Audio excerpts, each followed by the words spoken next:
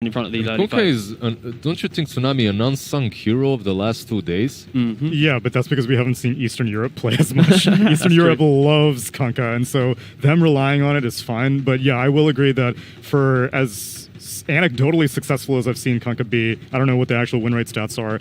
I'm surprised that he's not emerging more as we see more team fight oriented comps show up. And on the topic of team fight, I would not be surprised to see a Faceless Void be paired up with this Invoker, depending on how Team Spirit want to play this Weaver. Well, this Weaver so far for Team Spirit has only been played as a position 4, and they do really like the Tide Weaver lane in itself. So I would imagine, unless there's something crazy going on, I think, game 1 of a best of 3, stick to your guns, you play what works. Kunkka, you probably don't want to have a core Weaver. There's Catch with the X marks the spot, there's Lion to follow up. You still could go for something crazy like a lot of minus armor plus electricity plus Weaver, but it's not that necessary for you. And they go with the Bane. I think this is one of the strongest position 5s for Team Spirit.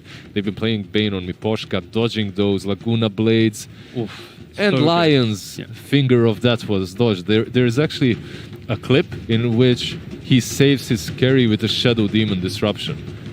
With Bane, it's even easier. Yeah, especially because players, of course, like to do like the 1-2-3 build, so you're trying to get Nightmare as high level as possible, have that additional cast range. It means you're going to be able to, from a safe distance, have that save. And right now, it just feels like they're going to pick up this one core on Spirit that's going to be kind of pushed into the engagement, cushioned by the Tidehunter with the Solar Crest or the Ags on Weaver to kind of save the core. And then you got that Bane as well. So very much Spirit looking to just group up early after an okay laning phase with their pretty decent heroes. And that's why you see VP really just kind of doubling down on anti-aggression. Yeah, but the issue is them going for the Bane now means that the Faceless Void was banned out, and Yatoro's options... I guess, like you were saying, so there are different approaches on how an Invoker could enable a carry. You said that, Alacrity just buffs in general are nice. I still feel like you want a strong teamfight ultimate, because I imagine the main incentive for picking Invoker was EMP against the Medusa, burn off the mana shield. She's going to be able to walk away from most of this, because, the Tidehunter Ravage should be able to keep things in control for a little bit, but I want the carry to be able to provide some control. You're 100% right. I feel the same way that Virtus Pro's teamfight actually looks way stronger at the moment. Meanwhile, Team Spirit is a team that needs to outplay you and stretch you out in these teamfights. And they do have spells and abilities that allow you to do that. You sleep one target, Weaver is completely somewhere else, Invoker is isolating a Lion, let's say. The Ravage follow-up is decent. I wouldn't like seeing a high cooldown dependent carry as their last pick. Could do something like a Sven, because against ET, Agi cores aren't great, but with Warcry... Let me just toss a hot take out there. Versus Medusa, I always like a sniper. I was thinking a Drow, but yeah. Drow also an option. With throwing out hot takes, I think Team Spirit is one of the few teams that pulled out an Arc Warden. There you go. Actually, that's a pretty decent idea. So right now, like if you look at Yatoro, he's played 16 different heroes in the 23 games that Spirit have played. Like he has a very wide pool in the carry, which is very helpful in this scenario, right? Like the heroes that we're mentioning, Arc, you can delay the game against a Medusa. You can never really siege as VP. If you go for a Drow, you have really good kite in the fight to try and kill off that Medusa. You don't really care about her items, but you are afraid of. I just like Arc so much now that Shiver has mentioned it. I really like the pick. I would love to see it on the side of Team Spirit. Arc for me is not... He's not a real carry. He's this niche pick that you can pick in 1 out of 100 games and this feel like that one. What Spirit is GPK playing? Because of course, Spirit has last picks of VP right now. They need to pick the generic hero. I believe all of his options are pretty much banned out. Do you really think that he would get his hands on... There's Ember, Storm's banned already. GPK, he's playing Kunkka. Yeah, Kunkka most likely for GPK. Course, yeah. So I think we're looking for a DM hero, and they will go for an Underlord. But DM did play Kunkka in the DPC. Whew, getting myself out of that one. So yeah, carry time for Yatoro. What's he thinking? This is the best part of any draft, because you set your carry up to pick the hero he wants to play, right? So if you lose, you can blame him. You know what's interesting? Monkey King is still in the pool. Like that hero has been touched. Like I said, it's a series meta in this one, not a tournament meta. You were completely right. I still wouldn't mind the Arc. We're probably not going to see it. They picked it only once so far. Monkey may be an option, not perfect, but could work for them as well. other highly contested tournament heroes also. Like Terrorblade's completely MIA. I don't know if you would. I don't think you would pick it. No, this you game. wouldn't. No. So right now, the reason why Spirit's taking a bit of time is one, the tournament lies on the line, and they do go for the monkey. Yeah, it's easier, right? This hero is way easier to execute with than it is with an Arc Warden. And it doesn't put you on this weird timing later on in which you're defending high ground versus a Medusa, you're not even pressuring her, and the moment you go towards the low ground and abandon your defense, you get picked off. So Monkey is much easier to play. I guess with the Monkey King as well, like you still can buy that Diffusal Blade to really punish the earlier timing of Medusa. The question is, like, we've seen Echo Saber, Basher, BKB be like the staple of the games at least we've seen today. So it will really be on Yotaro. What type of game is he feeling? If they're winning early on, maybe they do go for it and just try and force that timing that they get, or he can just farm up. And it's fine. isn't Monkey historically been extremely good versus Underlord in the lane? Yeah, for sure. And also Medusa, because Medusa, you see her as a hero where she wants to stand her ground, A-click, get the split shot everywhere. Of course, Monkey King, you put down the Wukongs, you don't really want to stay in that area. So yeah, this is an excitingly close draft, and I think Spirit, they need their good lanes to kind of catapult themselves into the game. All right, Team Spirit need good lanes in this game one. How about you, Lizard? What are you most going to look at for this game to come? I can agree with that. I think that on the side of Virtus Pro, you need GPK to be making those moves because no one else on his team can. So it's all on him. I think the cooldown dependency on Spirit is going to be their downfall. I think every single time that Ravage is down, then VP are just going to mow everything down because there's nothing really stopping them from proceeding down lane to lane. Yeah, we've very much seen Spirit and teams like this sometimes struggle against these big defensive style of lineups. And VP right now, like, they just lost to this exact kind of ethos in the draft, right? That's true. You farm your lanes, you park up, you wait, they run at you, and you just kill them over and over again. And then when you get that one fight where you have the advantage in resources, you cross the river and you assert your dominance. And that's kind of on Spirit now. They've got to see this type of gameplay, which is currently dominating all of the TI meta, and they are now up against the wall, up against the strongest kind of strat. And they have to make sure every move they make is, disciplined and executed to the highest level because they will get punished. All right. It seems like the pressure is on Team Spirit for game one of this best of three. Let's find out how it's going to play out together with OD Pixel and Insania. Thank you very much, Shiva. Yes, game one here between Virtus Pro and Team Spirit. Insania, what do you make of the two drafts here so far? Are we going to get all the action that you'd expect from two teams of this region? I absolutely think so. I think this is probably the opposite of the last series where you have two teams that are going to be running at each other non-stop. And they have the heroes to do it, right? You have this Elder Titan that's going to be really, really strong. Weaver and Tidehunter that are matching up against each other. Well, let's see. Let's find out already. VP ready to rock and roll here with a smoke straight off the bat. Yeah. They want to get aggressive, make sure, so what's important here for them is to get vision out in the start, right? They want to try to get the right setups so they have the lanes that they want. And what sort of specific matchups are you trying to avoid here, do you think? I think they want to try to avoid getting like any sort of weird lane setup from Team Spirit. They have the Monkey King that they could match up 1 versus 1 against the Underlord and try to get an edge that way. And I think they want to make sure that, everything's going to be normal, everything's going to be standard, and they're getting the vision they want in the start. Well, we'll come up and they will spot Miposhka up here. Not quite able to start a play there. Save holding back on the stun. Just in case Spirit did have much more waiting round the corner. Yeah. You have the Tidehunter Weaver, which I think is their answer to this Elder Titan. We saw Enchantress come out earlier, but this is like a different approach where you're going to try to kill him when he runs at you and stuff. Save Mirror. Thinking about trying for the bounty rune steal, but not going to go for it there. They had a little bit of a poke here on Miposhka. They're trying to set up some damage, but there doesn't really look like anything's going to come out of it. Monkey King's close by to cover him. And then we'll get the information on how the lane's going to start. Itora on that carry. Monkey King being backed up by the Bane here. No surprises in that front. And then this mid lane matchup, GPK on the Kunkka. This Kunkka versus Invoker should be pretty good for GPK right early on. Yeah, I think generally speaking against Kunkka, you want a hero that's like constantly putting harassment. And Invoker doesn't really quite fit that bill. He's more of a passive hero that tries to like out-sustain you to the lane. So I expect GPK to have very good fun. I see, so VP indeed deciding to start things with Nightfall farming on the top lane with the backup of Kingslayer constantly running at Spirit to get that space that the Medusa needs. Yeah, DM. This is the ET, right? They were trying to dodge the ET into Tidehunter, and just by putting their heroes top here and doing this initial smoke move, they forced Team Spirit to react to them and then move the Tidehunter up top. And they're already set up here with 3 to try to punish. Coming Poshka. He's going to be in a bit of trouble here. Save gets the stun, and that'll be the setup. First blood for VP. As the musical lanes may have occurred, but VP, they'll still get that first blood to start things off. I think in any sort of CI Eastern European matchup, the laning phase is always going to be really, really important. And this is why this initial smoke move came out. And you see VP rotating up their heroes towards top.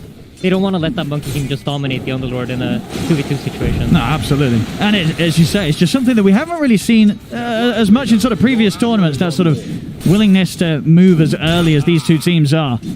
I think that's a reflection of the fact that they know each other so well, right? These two teams have gone up against each other a bunch during the DPC. They probably scrimmed each other a ton before this event too. CS-wise, has been killed. so the courier here being sniped. As mid lane. It's kind of playing out like expected, right? GPK is just managing to out-sustain the Invoker for now and sit there and farm creeps. And now he finally has his bottle, so, you know, he's going to be good. I think that's, like, really the only tough part of the lane, if you're able to maybe shut him off before the bottle. But from this point onward, it should be smooth sailing for the Kunkka. Absolutely, yeah. Pressure really mounting here for Toronto Tokyo early on. As you said, GPK with the levels, he'll be able to clear up the lane and the small camp. Hasn't been blocked this game, so lots of potential golden XP for GPK to clean up quite early this game. Yeah, and DM is managing just fine bottom against the Monkey King for now. Like, you see the Monkey King is starting to... Once he gets lane control, it gets a little bit trickier for the Underlord to lane. But Save is here to pull back the lane and just make sure that the lane is constantly swinging back and forth, so Underlord can use his fire to secure CS. 14 for 5, 13 for 4, the 2 cores. Well, VP off to the slightly hotter start here right now. Yeah. Save. Well, we'll get taken out by Mira. Able to push back the line in a lane where you are going to constantly see these two supports try and go at one another. DM, of course, will be much safer as the Underlord. A little harder to go on. Yeah, I expect to see the Lion TP mid here and refill the Kunkka's bottle. This is something that I think VP do a lot. Actually, he didn't. So, okay, so they've deemed GPK's fine without it. He does still have that bounty rune to go pick up, so... Yeah, that's true. I guess, yeah, he's just having such a good time. He said he doesn't need that sort of extra refill. Yeah, seems like they're really valuing DM's game, right? He doesn't even want to go mid to refill the bottle. They really want to get that back down there and make sure the Monkey can't pressure. That makes sense. At the moment, DM, the one that's just a slightly bit more behind than the rest. Yeah, he's also been put in the toughest matchup, right? You got the Monkey King, you have the minus armor from the Weaver, so it's a tough lane to play in. And you notice they're just constantly shoving the wave out to be able to pull these hard camps and the small camp. But Mira's really on top of it. He's going to run over to block the small camp, and then DM's in perfect position to pull the hard camp. Really, really smart play by them. See another go here onto Save. Save. He'll be able to hold back Mira, but Yatoro jumping in with the Primal Spring. That'll get the kill done. That's a huge kill. He doesn't have his teleport ready yet, so that's 20 seconds of DM being alone in the bottom lane. But because they did this pulling thing so well, you notice that DM's going to be under his own tower, and he's going to get all the farm anyway. So great play from Team Spirit, but VP were set up for it, so it doesn't really hurt them too much. I mean, and what's sort of the game plan for Save in this early game? Because it seems like this bottom lane it's sort of guaranteed death. It's very hard for him to stay alive as a Lion against these two. Yeah, I think what he's aiming to do is just make sure that DM gets some sort of farm out of the lane. We see No Tail from OG do this a lot, where like he will die a couple of times, but once you take a glance over at the CS, you notice that the Underlord he's doing fine. He's managing, even though he's 1v2, because a lot of resources are being burnt in zoning out the position 5. Or 4 in this case, in Save. Indeed, Save. Straight back over here towards the bottom mid lane. League continues here for GPK. 36, we'll see. Again, Save. That's got the Hex. Let's see if they want to try and bring the Monkey King over. No, they won't. The creep's getting pushed in now underneath the tower. DM with the levels. The Firestorm able to keep that wave pushed in. As top lane. Collapse. I'm going to go down there. Kingslayer getting away with that one. Not even losing his life in return.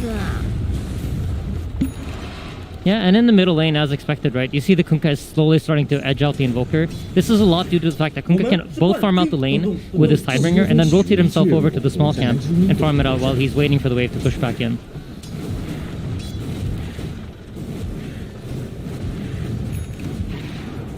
I mean, and as it goes for these two mids, who's going to be looking to make the move first?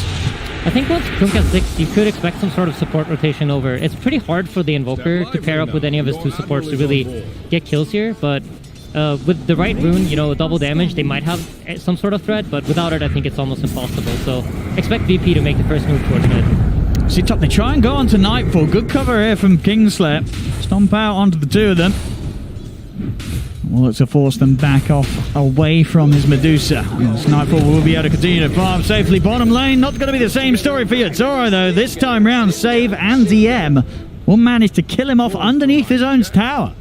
Yeah, and this is huge for them. You pick this Monkey King to zone out the Underlord, right? You want to make sure you shut him down, but they're managing to find this kill. And I think this is a lot due to the fact of how Save played the lane. They've managed to pull XP into the Underlord, and once he hits level 5, they have the damage to take out the Monkey King.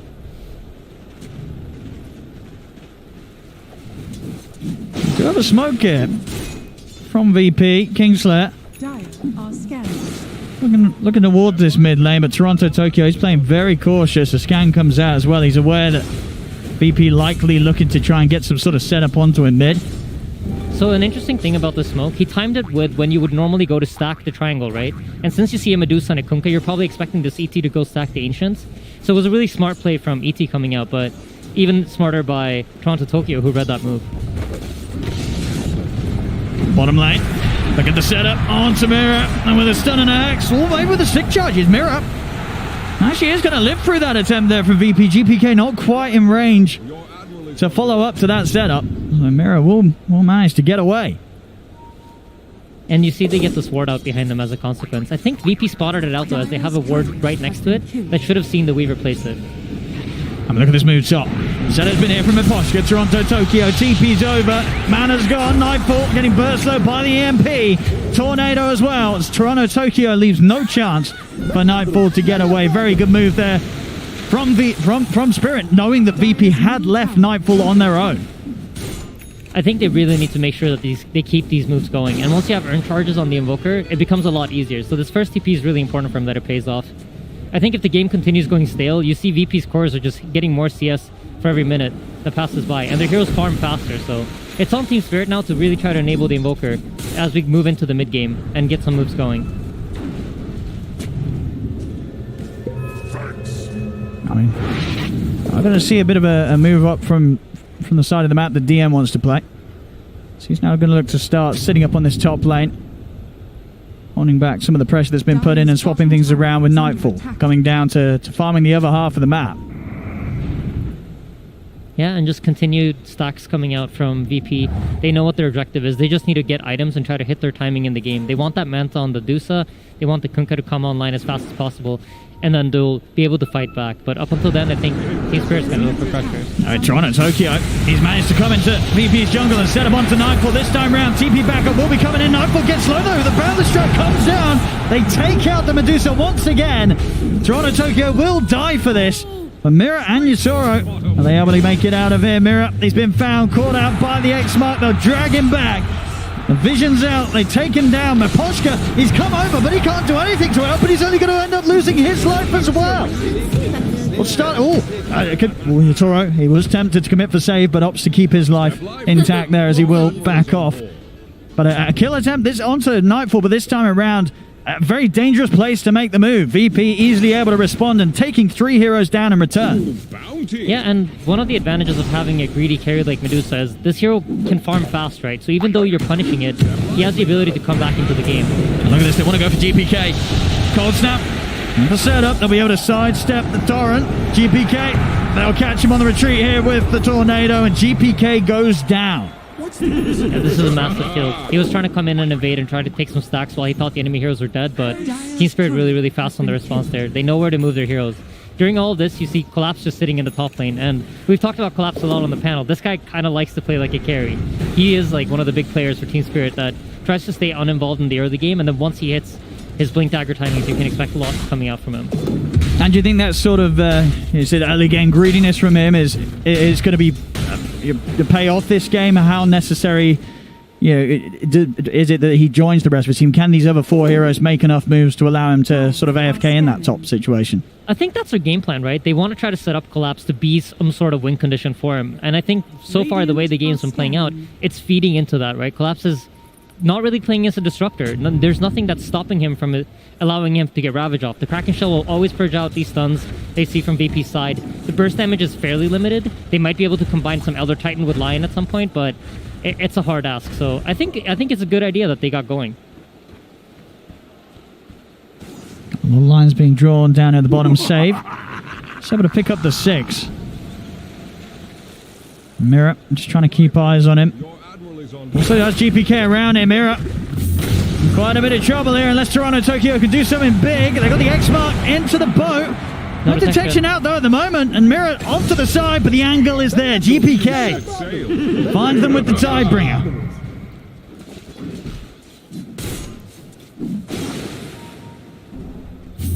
A nice little kill there, and still having that finger of save ready to use if they want to try and push on. Bracket for some more action. That's what OG is indeed, but we're back to early eliminations here in the morning at TI. He's there to provide a little bit of support. They are going to try, most likely, eventually, to get a side pull going. As that one is more active in the early game, and then later on he'll start taking the farm body blocking as he's forcing back collapse, but a little bit of chase down. They have Skewer as well as the Shockwave tries to bring him down low, and no, still barely walking away from that one. Instead, Mira that gets the first blood with the right click and also going to get collapsed out of it. Top lane, they're looking to try and get the kill onto DM. See DM trying to get the ultimate going, but they've got a lot of disable. Cold Snap kicking in. DM can't get the ult off. So by moving all these heroes top, they brought 4 heroes top. Let's see what VP can do on the response. For them, it looks like they're going to try to invade into the triangle, secure some sort of vision, or check the stack situation. And during all of this, you see Medusa's just slowly farming away at the Ancients in the triangle. The space created from DM. It certainly is, and now we'll see the other 3 members of VP look to continue to grow that space. Kingslayer, GPK, and Save. Off with the smoke, but as it is, Spirit very much grouped up. Not going to be caught off here, and we'll see with Spirit's strength and the farm that Collapse has. It's a little careful and difficult for VP to make moves into Spirit's 5-man lineup as Collapse. He'll always be there ready to pop that Ravage and potentially turn things around with a good combo from Toronto.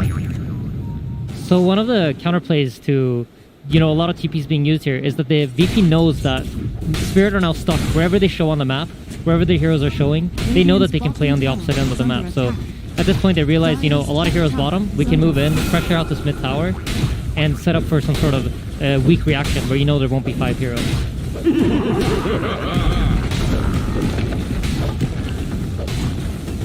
Well, here with the tower trade, as soon as they take this, the TP already coming up top.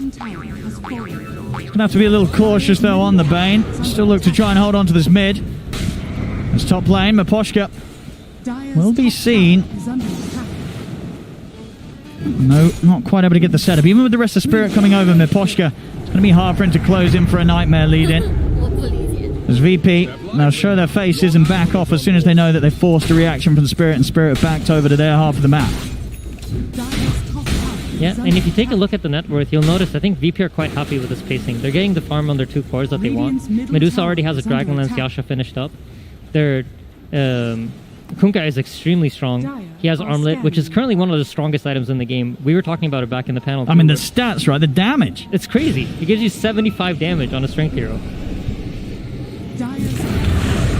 GPK. Going to try and start things off here. They've got the grip to lock him down. He needs help. Have they got anything to stop this grip? They don't. GPK caught out from the high ground there. And top, Yatoro, he's going to look to try and pick something more out of this as well as he's heading over to save. See the tornado angle coming from Toronto Tokyo, and he lines it up brilliantly. Another catch here for Spirit.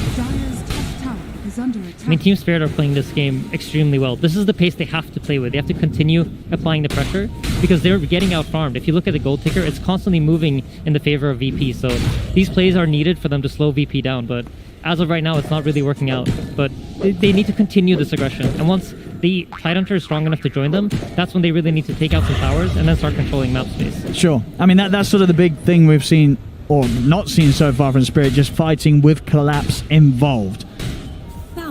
He's still sort of kept to his own devices.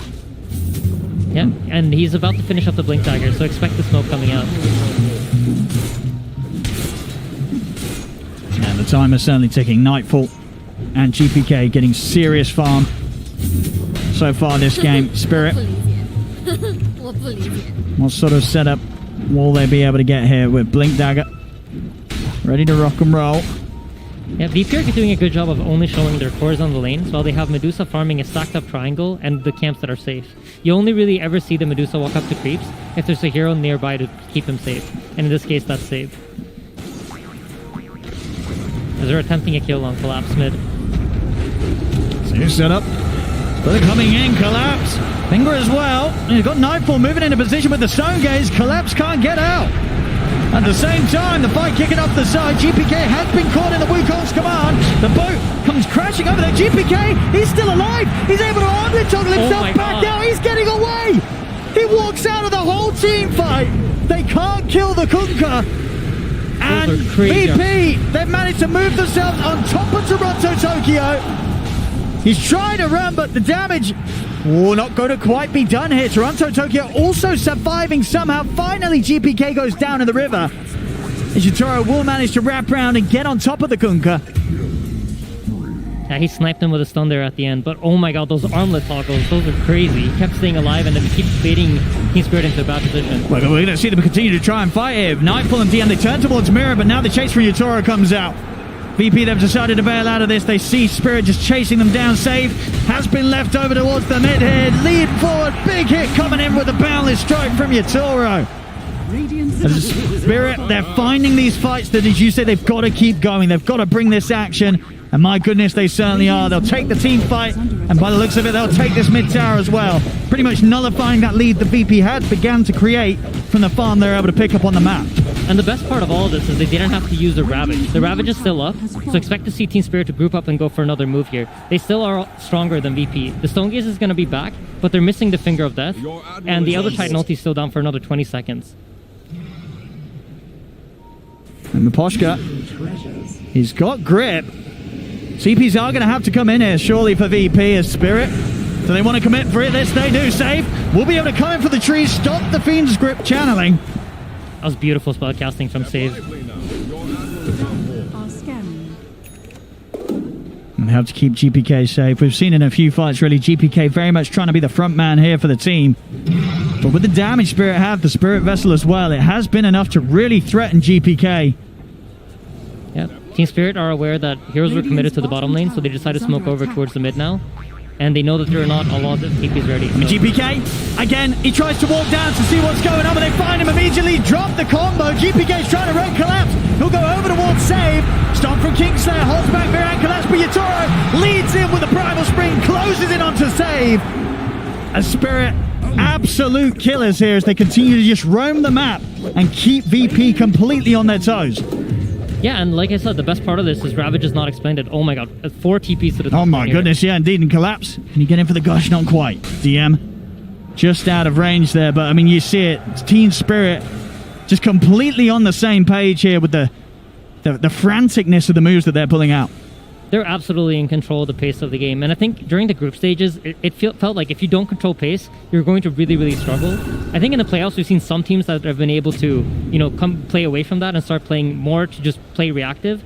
But in this series, between the two of these Eastern European giants, I feel like whoever has pace control is going to be determining the pace of the game, and that's going to allow you to get more farm. So, yeah, it feels like Spirit are really doing everything they need to do to stay ahead here.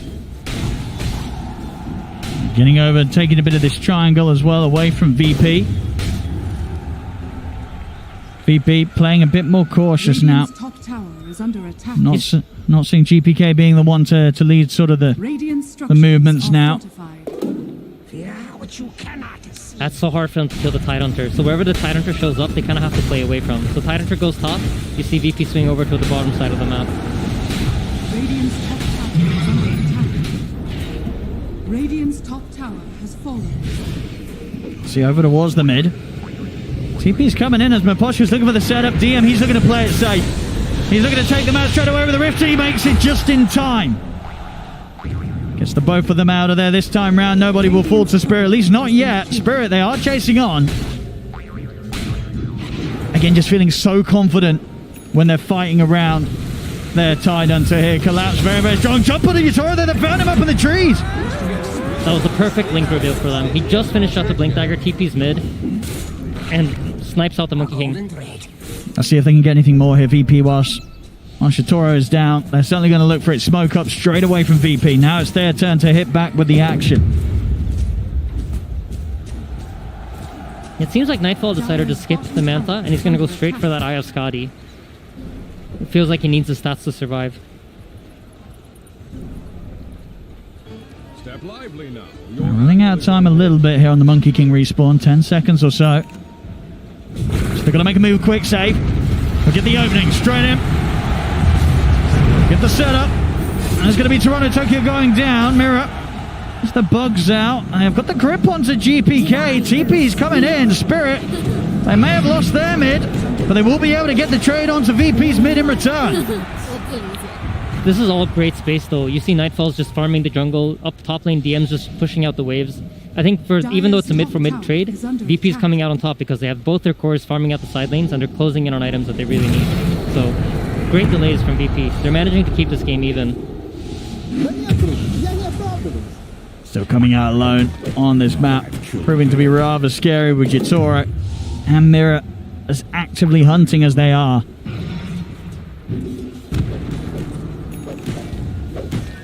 Skadi finished up for Nightfall now. Yeah, things have definitely become a lot more difficult for Spirit if they try and fight close to this Medusa. Nightfall ready to stand tall. There's also Lotus Orb just about to be finished on DM, so this is going to be a big timing for VP. So if Team Spirit are not careful and try to run into them, VP are definitely ready to fight back now. Smoke out from the Roche pit. Starting off things in the mid, no jump. Collapse, committing with the Ravage. They want to blow up Nightfall before any sort of backup comes into play. Stone Gaze is used, but they'll quickly avert their eyes and they'll be ready to turn back in and slam down the Medusa as Nightfall goes down. With them out of the game for 50 seconds, the space is going to be there for Spirit to head straight into the pit there. Nightfall maybe feeling a little too confident with the Skadi complete, pushing out quite far from the rest of his team in that mid lane. No hesitation there from Collapse to start off the action with the Ravage. Yeah, and this is great to see. I think you got to be on your toes here, ready to make that jump. I think a lot of teams probably wouldn't have made that jump, assuming that there's cover. But Bane is top bottom lane now. See bottom. A little bit of an attempt from a setup from Mipochka. I mean, Mipochka is still alive. Brain step onto the creeps. Is that going to keep him living? It's not. Goes down, but time's been bought. DM, he'll take the two of them out of there. I think in this game, you see both teams really able to punish each other's timings. Right as the Tidehunter had his blink earlier, VP took a great fight in the mid lane, and now, as soon as DOTA finishes up the Skadi, Team Spirit interrupt that timing by using a Ravage to blow her up and just constantly delaying the game. But I think that really does favor VP. So even though a lot of things are going right for Spirit, I think this is really their time to shine. So once they get the Ravage up, I expect them to go try to take over the enemy side of the map and really force VP into their base, which I feel like they haven't really quite been able to do, even though they're getting a lot of really good kills. VP, smoke up for the low ground save, straight up with the initiation. He's got the opening onto Collapse. Collapse is pretty tanky. Have they got the damage to take him out? It's back up on its way. It is Tornado, not going to hit anything. Misses them all. Collapse still being run down here. I mean, he's falling low, but he's not quite dead. He's finally going to go down. They will get the jump done, but now Yatoro is in with the BKB, jumps along the backlines. That's the Wukong's command out. There's Nightfall, Stone Gaze, and is attempted to escape. DM also able to head off to the side mirror, keeping themselves on top of the Medusa. Just got to be careful of Nightfall with that Skadi. Hitting back hard, so Mirror will back off. So you're noticing in every single team fight, once the Monkey King ult comes down, Medusa's going to want to respond with Stone Gaze to force both teams to disengage from each other. It's a great tool for VP to just zone everything out, make sure that they can't get chased down, and just get out of that Monkey King ulti and force Yatoro to chase out of his ult. I mean, such a close back and forth game. Exactly what you would hope to see between these two teams. It's 1k gold in it, 13 to 17, 25 minutes in. And my only worry is about the scaling. I just feel like VP's draft just keeps scaling up so nicely into this game. And if they can already kill the Tidehunter, that means that, you know, as the game goes on and the Medusa starts buying items that actually allow her to deal damage, it's only going to get easier for them. Absolutely no, as you said, Team Spirit's attitude this game, and has been in many others, was to put that increased priority on getting Collapse's game going early. Has had a couple of solid ravages, but other than that, the fight's not looking easy for him to perform. Yeah, I just think VP's been doing a great job of just disrupting Team Spirit's game plan. Even though Team Spirit's been getting these kills and, you know, they're applying the pressure, which their draft should be doing, there is always an answer back. And I think Save has like really been leading the charge. As soon as he got the blink on Lion, it felt like the momentum of the game kind of shifted. And you saw VP have the ability to fight back, and especially for map control. Dire are scanning. Dire's top tower is under attack. Radiant's bottom tower is under attack. Spirit. Still 2 minutes left on Yatoro's Aegis. They want to get something done. But VP, as strong as they are, they're right up by Spirit's tier 2 tower. So quite the walk Spirit's going to have to take if they want to run into them. This is great discipline coming out from VP. Their vision is in the top area of the map, so they're only willing to fight here. So they're just basically setting up their hero's top, and they're saying, you know what, even though you're damaging 2 of our towers, we're going to take out your top tower faster, and this is where we are willing to fight you. So you need to come back to us. They understand that these 2 towers that they have in both the mid and the bottom lane aren't that valuable for them as it is to fight under their own vision. So just gonna happily give it up while they keep farming it and reaching their timings on their heroes. Radiant's middle tower is under attack.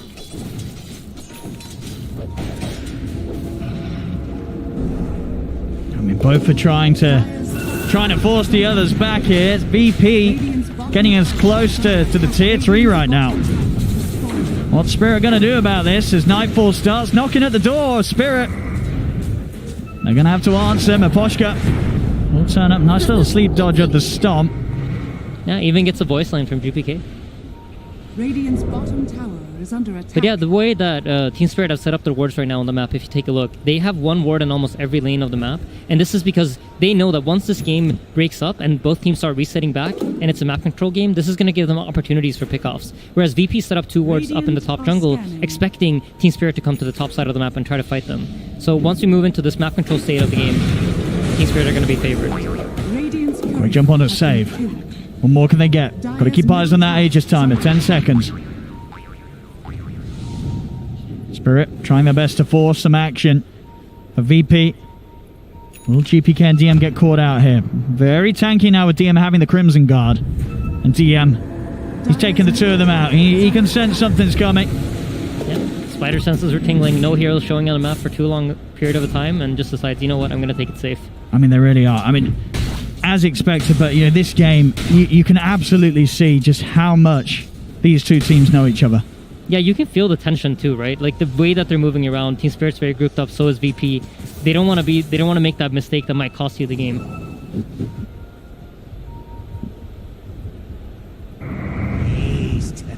VP noticed that the Invoker's alone as the Monkey King shows top, and I think this might be their cue to try to make a move once Save is caught up to his teammates.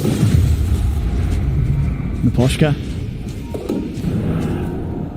I'm sure that he's got the grab there from the low ground. So VP, whether they're being spotted, and with the information that the vision's up to the top half of the triangle, they smoke up from the bottom half of the triangle. Knowing it's much less likely that Spirit would have eyes there as well. Yeah, they're trying to attempt the wrap around, but the tier 1 middle lane tower is still up, so this might be a difficult wrap to have. It's so low though, it only has 50 HP, and this 50 HP just might make the difference. And you see VP back off, recognizing that, you know what, we can't make this move. Now Spirit instead. Trying to fight into VP, but they have a ward up, so this could be a difficult fight for them, if they're not ready. As you notice, just the standoff between both teams, this is respect coming out for the understanding that, you know, if we fight into the enemy team's vision, it's going to be difficult. Miposhka's pinging out these, like, I think they have a ward here on the minimap, and they're really, really careful about not fighting into the enemy team's wards.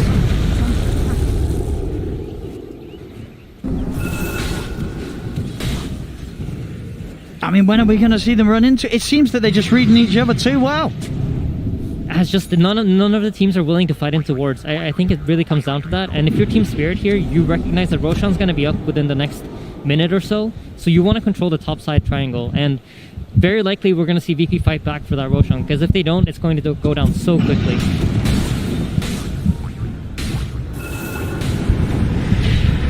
Looking down bottom again, but DM is out before anything happens here. Spirit might get the chance to just take this tier 2 tower. Radiant's top tower is under attack. It's Toronto.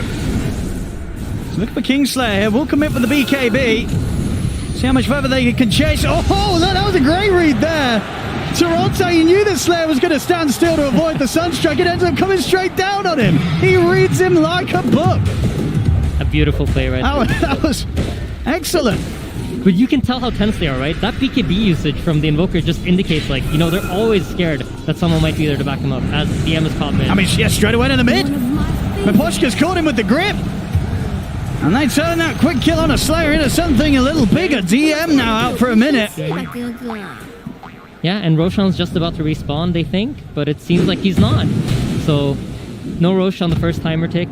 They're just going to continue to sweep the map here, I think. When they have the dominant, they have the numbers advantage, this is the time for them to just make sure that they keep applying the pressure to keep VP in their base. They're finally getting that map set up that they were looking for in the earlier portion of the game. And it's reflected in Monkey King's farm. He's caught up to Nightfall, which is huge for them.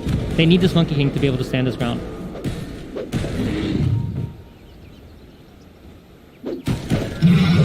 See if they answer them this time here. VP. 20 seconds until DM's back in. And Spirit. I'll certainly try and finish this tower before anything comes in regarding DM. And it will be theirs. Another objective taken. Closer and closer now towards Collapse being able to pick up his next item. That's the next one done for Yatoro. Skadi on the way. In fact, it's just been delivered. So Skadi up for him. Evasion's going to be online very soon for Nightfall. Yeah, and VP are so lucky that this Roshan hasn't spawned. It's going to be just long enough for Nightfall to finish up his item before it comes up.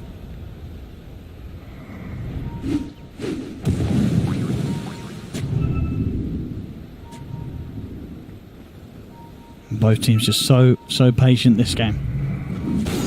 And it really has. It's just kept so close. Normally we see some sort of lead up and then swing around, but it's been a few thousand gold in it for the last 30 minutes or so.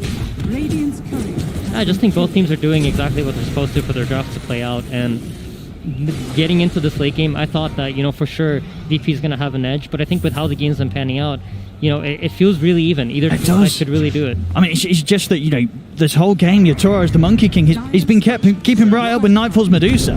He is massive. And now into the pit they go. So far. I think Yatoro's really been playing out of his mind for the entirety of this tournament. This is an very impressive carry.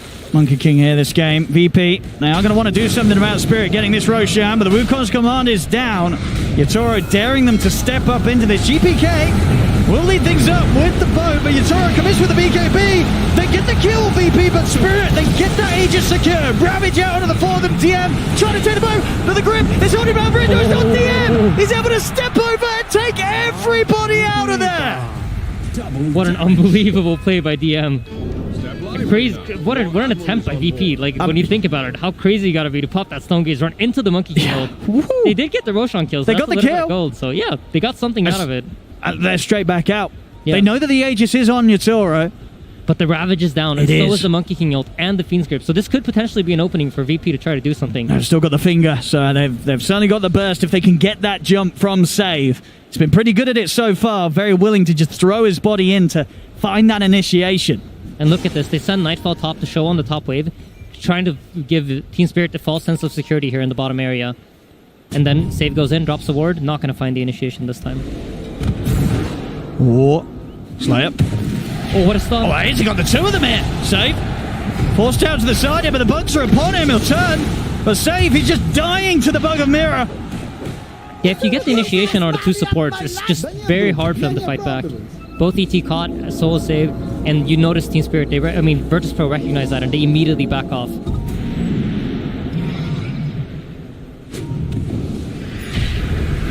Let's see what they've got here now. There's GPK. He's going to charge him with the bow straight down onto the beam. And Poshka, he's gone. See what they can get from the jump from Collapse. The Collapse, he's trying to get in on top of Nightfall, but Nightfall's focusing down Toronto Tokyo. The BKB comes out from Toronto, trying to run. GPK looking to try and get the catch on him, but he's too fast. DM, he's been left behind by the rest of his team. This time, DM out to start off the action. See the buyback from Poshka as he's already heading immediately over to see if he can get some sort of grab onto the two of them. Now watching for the high ground, but the stun comes out for Yatoro. The Balance strike straight in on top of them. Sunstrike's going to miss. GPK's got to reset for now, falling a little low. Yatoro looking to get on top of Nightfall, but the Stone Gaze is out. Yatoro jumps back up to the trees. The finger straight in onto Maposhkas. It's a dieback on the Bane. But this was 2 buybacks from VP committed to make this play. Yeah, they needed to. I think if Nightfall goes down there, they're in a very, very hard position to play the game. But now they have a dieback situation going on the Bane. So that's 60 seconds where they can try to set up the lanes and get map control back and try to finish up their round of items. Because you see 3,000 gold on the Medusa isn't really helping her do anything. But as soon as that 3,000 gold turns into a BKB, that's a pretty big advantage they have. Because she's really getting controlled by this Invoker. We'll see a recap of this fight again. I mean, what sort of stood out to you the most about this move here? I mean, it's a great initiation they find on the Bane. As soon as the Bane is taken out, you notice VP feel very comfortable standing the ground. And there's no Ravage, so you can see Nightfall's just very easily able to chase. But as soon as a Bane buyback comes out, their position here is kind of broken from VP. You see DM on one side of the screen, and you have Nightfall and Kunkka on the other. And this is just a little bit of miscommunication, I think, coming in towards the end of that fight. We've seen a few times now where DM's ability to disengage has been huge. And without him there at the start of things, a very, very hard fight for VP to back out from when things don't start to go their way. As now, Spirit able to push up a bit of a lead here, up 4k. Yatoro still standing there, pretty much dead even this whole game with Nightfall. Both of these carries just on the completely same level. Yeah. Medusa finishes up the BKB. Now this gives her 9 seconds of where the Invoker can no longer Deafening Blast her, because that's been her biggest problem in the team fights. Just constantly getting Deafening Blasted, not allowed to output any damage. So I expect this next team fight that comes out, eyes on Medusa, because she's finally going to be able to be allowed to deal damage. That top lane save is caught. No, he's going to be gone for sure. Saves out. Yep, and Spirit's already in position to make a move with both Tidehunter and Monkey King here. Smoked up, gonna jump on the Kingslayer. Whoa. This time off the mark with the Boundless. Bit of a rare miss there from Yatoro compared to some of the fantastic stuns he's hit so far. Yeah, absolutely. We have an Aghanim Scepter also finished up on the Tidehunter, so anyone that's caught in the Monkey King ult with Gush on top of them, that's gonna be real tough. Oh my goodness, the physical damage coming out from those two. I mean, even just sort of a Gush and a Boundless. Some of these squishier heroes are going to disappear in a flash. Yeah, absolutely. If you see either DM if you see either Kingslayer or Save get caught by that Gush, yeah, they're gone. It's a lot of minus armor really across the board when you factor in the Forge Spirits and the Weaver as well. Yeah, absolutely. Nightfall. They're going to commit, collapse, in with the Ravage, he's back, caught the fourth of them, this is giving them good time to fully focus onto the Medusa, the brilliant grip there from Naposhka as well. There's no way to VP to stop it, and now they've got to run. The guys shout onto the two of them, Torrent off the mark, but Toronto Tokyo's how do you get to the high ground with the BKB, Shim's got an ice wall, he's got the three of them, Boundless strike down, the pushback for the Deafening Blast into the meatballs, as DM dies inside the base. And they're not even done yet. They're looking towards the tier 4. Shitoro is going right up to the ancient. GPK's back to the fountain. Go quick blink into the mental sunstrike. It'll hit. They're diving in. They want to. They've got to be a little careful when the fountain dies. But my goodness, the power there that Spirit just charged in with.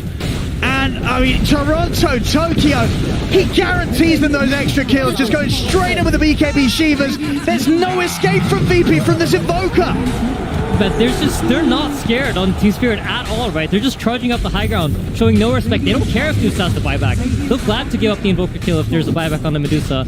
But I want to say, that's all started off with great initiation coming from Collapse, right? Does not hesitate at all. You see the Medusa up in front, blink Ravage, that allows Poshka to keep that perfect position to get the Fiend's Grip off. And just overall, the team coordination coming out from Spirit right now just looks really, really nice. The way they're playing off each other is crazy. And straight up the top lane, no buybacks on the members of VP here. Spirit taking so much here away from Virtus Pro. That's his Mega Creeps for sure, and maybe even more. I see Spirit, do they want to stick around for further fights, or will they chill out for a bit? Looks like they'll back off. Yep. Very happy, of course, they are with what they've achieved here. No need to push it, as this game has just gone completely in their direction right now. 93% on the win probability, 16k lead. Mega's out. I mean, VP, they do have the DOTA and the Kunkka. You know, these are cores that aren't too bad at pushing back the Megas.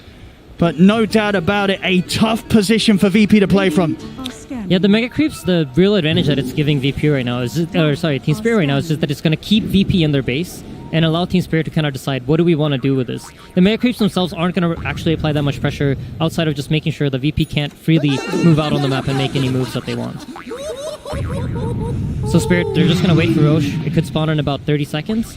So from now on, just expect Spirit to try to farm out, play together, play grouped up. You don't want to give anything away for free.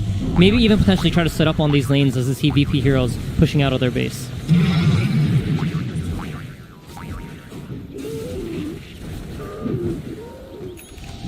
I would imagine the communication right now is just like, hey guys, we just wait for Roche. If I get the Aegis, I'm confident that we can easily end this game, but for VP's sake, you got to be thinking, okay, can we defend our base and potentially contest this Roshan, or is it too hard? I mean, what do you do here if you're VP? That's such a hard choice. But do you get out or do you have to sit back? DM's caught. I mean, who knows? It's hard. It's a really hard decision to make, and I think it's like comes down to your attitude as a team. What is it that you want to accomplish here? It looks like they're trying to come out. They don't want to give it away for free, but Team Spirit's on top of it, and they're not letting them really gain any ground to try to set up for a potential Roshan fight. I mean, what's the best hope for VP in these team fights? Like, which of these heroes are you saying, Save, you got to get in on top of, we've got to blow them up to start off the action? I think ideally you want to get on top of the Bane, but he has a full BKB finished up. So oh my goodness, if you don't catch him at the start, that's a full grip that's going to go off. Yeah. And we've seen so far Miposhka's grips. Fantastic. Oh, beautiful by Mira. Pops the smoke here, and this should force Nightfall and VP to fall back, but it looks like they're going to try anyway. I mean, they're coming out. Putting on a bit of a brave face here, VP. Toronto Tokyo. Just going to give them a bit of a tickle to start the action off. Yotaro, he's ready to jump in. There's collapse! Immediately with Ravage, second Ravage, locking down the four of them as Nightfall, completely out of mana, trying to run away with the BKB. The Earth Split will hold back Yotaro for now, but Nightfall, can he really escape this? He cannot! The Medusa dead! No buyback for Nightfall, as this should be the window that Spirit needs to charge down mid and end this game. Yeah, this is, I don't know how you hold this off. VP thinking they're like, you know what, this is probably the best fight that we have. So they decide to move out of their base. They feel like the Aegis is too much to hold, and it just doesn't work out for them. I think for VP to have a good fight at this point, they really need initiation. And showing two heroes on the middle lane like that, I'm just not sure that's going to give it to them. We see actually a Spirit that they're going to hold off from pushing down the mid. Obviously we here at home, we can see Dusa dead for a minute. It is on the monetary side of things, so maybe assuming that the buyback was there and not wanting to make the mistake of pushing into a potential buyback from Nightfall. So they'll hold back for now, and VP, they will get the breathing room to keep this game going. Yeah, I mean, they probably assumed that the way the VP came out of base, right? You don't really do that play unless you have buybacks. It's too crazy otherwise, but VP are simultaneously not showing any respect to Team Spirit either, right? They're looking for the opportunities they have to win the game. It's alright. BKB committed here for a quick one. Kingslayer's gone, but Toronto Tokyo is already in the base. He gets the lead in onto GPK. 20 seconds and Nightfall's back in action. The buyback from Kingslayer. Yeah. Well, they're looking for save. He's looking pretty dead here. Apply the damage that he can in the form of mana drain. Yeah, Roshan about to spawn in about 5 seconds. I expect some player of Team Spirit is going to go check it out, and once they get that Aegis, it should be a pretty easy high ground push where you just drop the Monkey King ult to cover your heroes, and then you fight on top of the Monkey ult as you have 2 refreshers, I believe? No, it's an Agnum Scepter. Still very good though. I expect the Monkey King to pick it up now that he's 6 spotted. Just a case, of course, for VP. Sitting back in the base there. There's not a lot they can do to stop Spirit from getting this. A lot of money being built up on some of the cores again from Spirit. I mean, Toronto Tokyo just walking around with a straight 5k in the bank. Dude, he's eyeing up an overwhelming blink on Invoker. I mean, we've seen, the way he jumps in. You combine that sort of jump with the Shiva's Guard, the Ice Wall. When the BKBs are down, you're not moving anywhere. Yeah, absolutely. And there's no instant disable, right? When he pops his BKB, he's safe. There's only that Stone Gaze that will slowly take him into a stone, but the way he's been playing it, he's going to have all the time in the world to reset back after he blinks in. So really nice crowd control coming out of this Invoker, which is great against what VP has to defend with. So. Oh, he's been having a fantastic game, Toronto. We have a Dagon on GPK. They just want that one kill, right? They're recognizing that we need to kill something on initiation, so Dagon GPK on Kunkka. I did not think I'd see that on the TI main stage. Oh, not at all. Nightfall, how's the Divine Rapier progress looking? 2600. Right now, he's going to need a fair bit more time, and I don't know if that's going to be given to him as the smoke ups here from Spirit. Behind him up the rear to get collapsed. Straight over the first round, he pulls the refresher into the second. Nightfall is gone. Has got buyback this time round, but the GPK has been caught by the grip from Pochko with the lockdown. GPK's out of the game for 2 minutes. TM, he's trying to take it back to safety here with the rift, but the Ancient's exposed.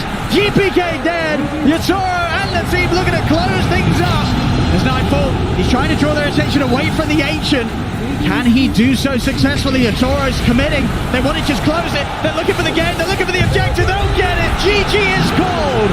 And Spirit will get the Game 1 victory here against VP. That was a beautiful game. I think the part of the game where you saw both teams standing off, not really being willing to run into each other's vision, that was probably my favorite. You saw a lot of high-level decision-making where both teams recognized that, you know what, we're stronger if we're fighting on our own vision. And VP even giving up 2 towers just because that's how unwilling they were running into the enemy team's vision. So a really, really cool strategic game and a lot of action. I really enjoyed watching this. This was great. No, absolutely. I think fantastic sort of read from Spirit. I feel like a lot of other teams in that mid-game position would have maybe continued to push it a little too much, maybe worrying about the threat of the Medusa here from Nightfall. But they knew. I mean, Yatoro 16-2 and 11. This man's carry performance on the Monkey King was flawless. Yeah, it's been absolutely amazing watching Yatoro. I think this is just a breakout first TI for him. Well, there we go, ladies and gentlemen. As the series begins, it will be Spirit starting off with the first game victory, up 1-0 against VP. Thank you very much, Odie Pixel and Insania. Yeah, what a crazy start to this first game of the best of 3. We were expecting these two teams going head-to-head and basically having a brawl from start to finish, and I'm very glad that that was on point as well. I want to start with breaking this game down by talking about the fact that we said after the draft, Team Spirit is the one that has to bring the aggression. They are the ones that, based on draft alone, should be the ones setting that tempo. Lizard, that is exactly what they did. With what style did they do it as well? I was impressed. Toronto, Tokyo, and Yatoro on their 2 heroes on Walker and Monkey King were able to dismantle the enemy team throughout this game. It did look a little bit scary at the beginning. You are playing versus a Medusa. You don't know what's up, what's coming for you, even with the MP. But the coordination that these high mobility heroes allowed them to have in team fights and just separate GPK on one side, Medusa on the other, and just pick them off one by one. I loved it. Oh, it was the beautiful balance, right? Minute 16, you see VP with the armlet toggles. Big fan of armlet, by the way. There, there. Big fan of armlet, by the way. Anyway, so it's really close where you're having this one fight where VP goes aggressive, and then from that point, it's in this kind of perfect balance of who has cooldowns. If they don't, they're then smoking in, trying to make the plays. And I think the biggest undoing for VP in this game was, I think it was around 23 minutes, when Medusa died mid lane, you give the Aegis to Spirit, and that gave him that confidence of, we know how to play this game now. We know how to run at them. We don't have to really respect timings. We can just be in their face and just kind of ping pong around the map, kite them out. And I don't think I saw Medusa at any point stand still and A-click properly in these fights. It was, very, very good from Spirit. Yeah, she wasn't allowed to stand still and fight Tsunami. No, but VP didn't take it sitting down. Half the time she was disarmed because of Deafening Blast, and then once she finally got the BKB, you saw VP trying to take advantage of the gaps between Tidehunter Ravages, or they would even fight into Yatoro's Aegis half the time, because they were like, it's okay, I think we have the capabilities necessary to win a fight, but I have never seen so many return trips in a Dark Rift before. That dude was just going from the airport back and forth. He doesn't go around the city. He just has one destination in mind, and it was the fountain for 80% of his Dark Rifts. I must say, some of those were very on point. Yeah, I do like seeing Underlord being utilized in the proper fashion, even if the only stop is the fountain. The proper fashion, I think, is using it offensively and defensively. That's fair. You wish you kind of maybe done some in, but again, I think it boils down to Spirit, and I think their ability to just decide when they want to go Roshan, it is it's what's gotten to this kind of position of top 6, right? Yeah, Yes. winner of this is top They're 4. already guaranteed top 6. They Yeah. already got 1.4 million. We're fighting for top 4 right now. That's an extra 1 million, by the way. That's a lot of money. But it's just, like their ability just to go to Roshan with confidence. Like even if spells are up on the enemy team, they're like, okay, cool, sure, fight us here, please. We want you to come to us. And they just go there, they mark their territory, and it has carried them through multiple games now. It has carried them. I mean, we saw that the stats. I mean, we know it was already crazy that they got the Monkey King as the last pick because this hero has been so dominant the entire tournament, Lizard. Yeah, that's and they insane. just got it. I was looking through the carries, and you mentioned Arc Warden, and it seemed great. I loved the Arc Warden pick. But Monkey King has been the most contested hero of the tournament for the majority of it, for a reason. At least the most contested carry as well. And once they got it, it felt like GPK, he just had way too much work. Like you're playing this Kunkka with an offlane Underlord. Yeah, you can buy an Atos, but it's not that instant cash that you need on your side. And because of that, this team that consisted of Monkey King, of Weaver, and of Invoker just constantly being in Ghost Walk, moving at 500 movement speed around you, you couldn't catch them. And why wasn't Medusa able to hit anyone? Because the moment they find a place, a position that's good for them to fight, Monkey King jumps on top of her and uses Wukong's command. Then you have to disengage. Yep. I also want to highlight GPK's Kunkka because he is a very good Kunkka player. Let me put that first and foremost. He is a really good Kunkka player. One of his signature heroes definitely started out. Here's the butt. But that is something that Team Spirit was also respecting in the sense that he was often the hero that was targeted first. Yep. And I normally, whenever I feel like there are multiple Invis heroes, in this case the Weaver and the Invoker, then I'm like, oh great, I have so much Sentry Ward efficiency then. One Sentry Ward covers both these things. But the problem is, for GPK, he was trying to initiate fights as Kunkka, because the Tidehunter, he was just the watermelon that we know him to be. You can't initiate on him. You have to go for the backlines. They're a million of miles back and invisible half the time. GPK was really the only thing that Spirit had to be concerned about. Yeah, and then you jump in, and at some point the boats help, and then GPK lives. But at some point that just didn't happen anymore. I loved this Team Spirit versus Virtus.pro. We talked about the history between these two teams earlier, T. And we know that Virtus.pro has been the winner of this series more times than not. 29-1, Shiva. 29-1. 29-1. Now it's 30-1 now. Or no, sorry, 29-2 now. No. It's series. Oh, series. I thought you said the game count. No. Spirit, okay. If Spirit win this next game, not trying to jinx it, they will go 29-2 against Virtus.pro in organization history. That is mental. Let that be a lesson. No one beats Team Spirit 28 times in a row. 29 times in a row. But isn't it crazy how we've seen Virtus.pro do very, very well, but it feels like Team Spirit is just... They've learned and adapted more, right? That's fair to say. Yeah, for sure. I think, Yataru for sure is, popping off. Toronto Tokyo is popping off. And then if you look towards, VP, it feels like their adjustment from yesterday of aggression, they kind of double down on defense now. They have the Kunkka mid, they have the Underlord, both buying auras, both trying to be tanky. And then you have this Medusa trying to do damage, who's getting kited. So it's just Spirit reading the opponent, reading in the moment, and just playing so well. And I don't mind that. I don't mind that they're trying to take the secrets path, because it looks like they carved out the meta and they have the right idea of what's supposed to be played. At the same time, if you're doing that, you have to really reconsider the carry-to-carry matchups and if you actually have the ultimate win condition. Yeah, and of course, on the stage, there were 9 players on the booth there for the first time. There's 9 first-timers in this series, and on the side of Virtus.pro, actually, everybody, including the coach, is a first-timer there. So you can imagine if you might not know these players super well, but that's okay, because we got you covered with a rapid-fire question with Virtus.pro. Можешь ли ты, пожалуйста, мне зачитать последнее текстовое сообщение, которое ты написал своему тиммейту какому-то?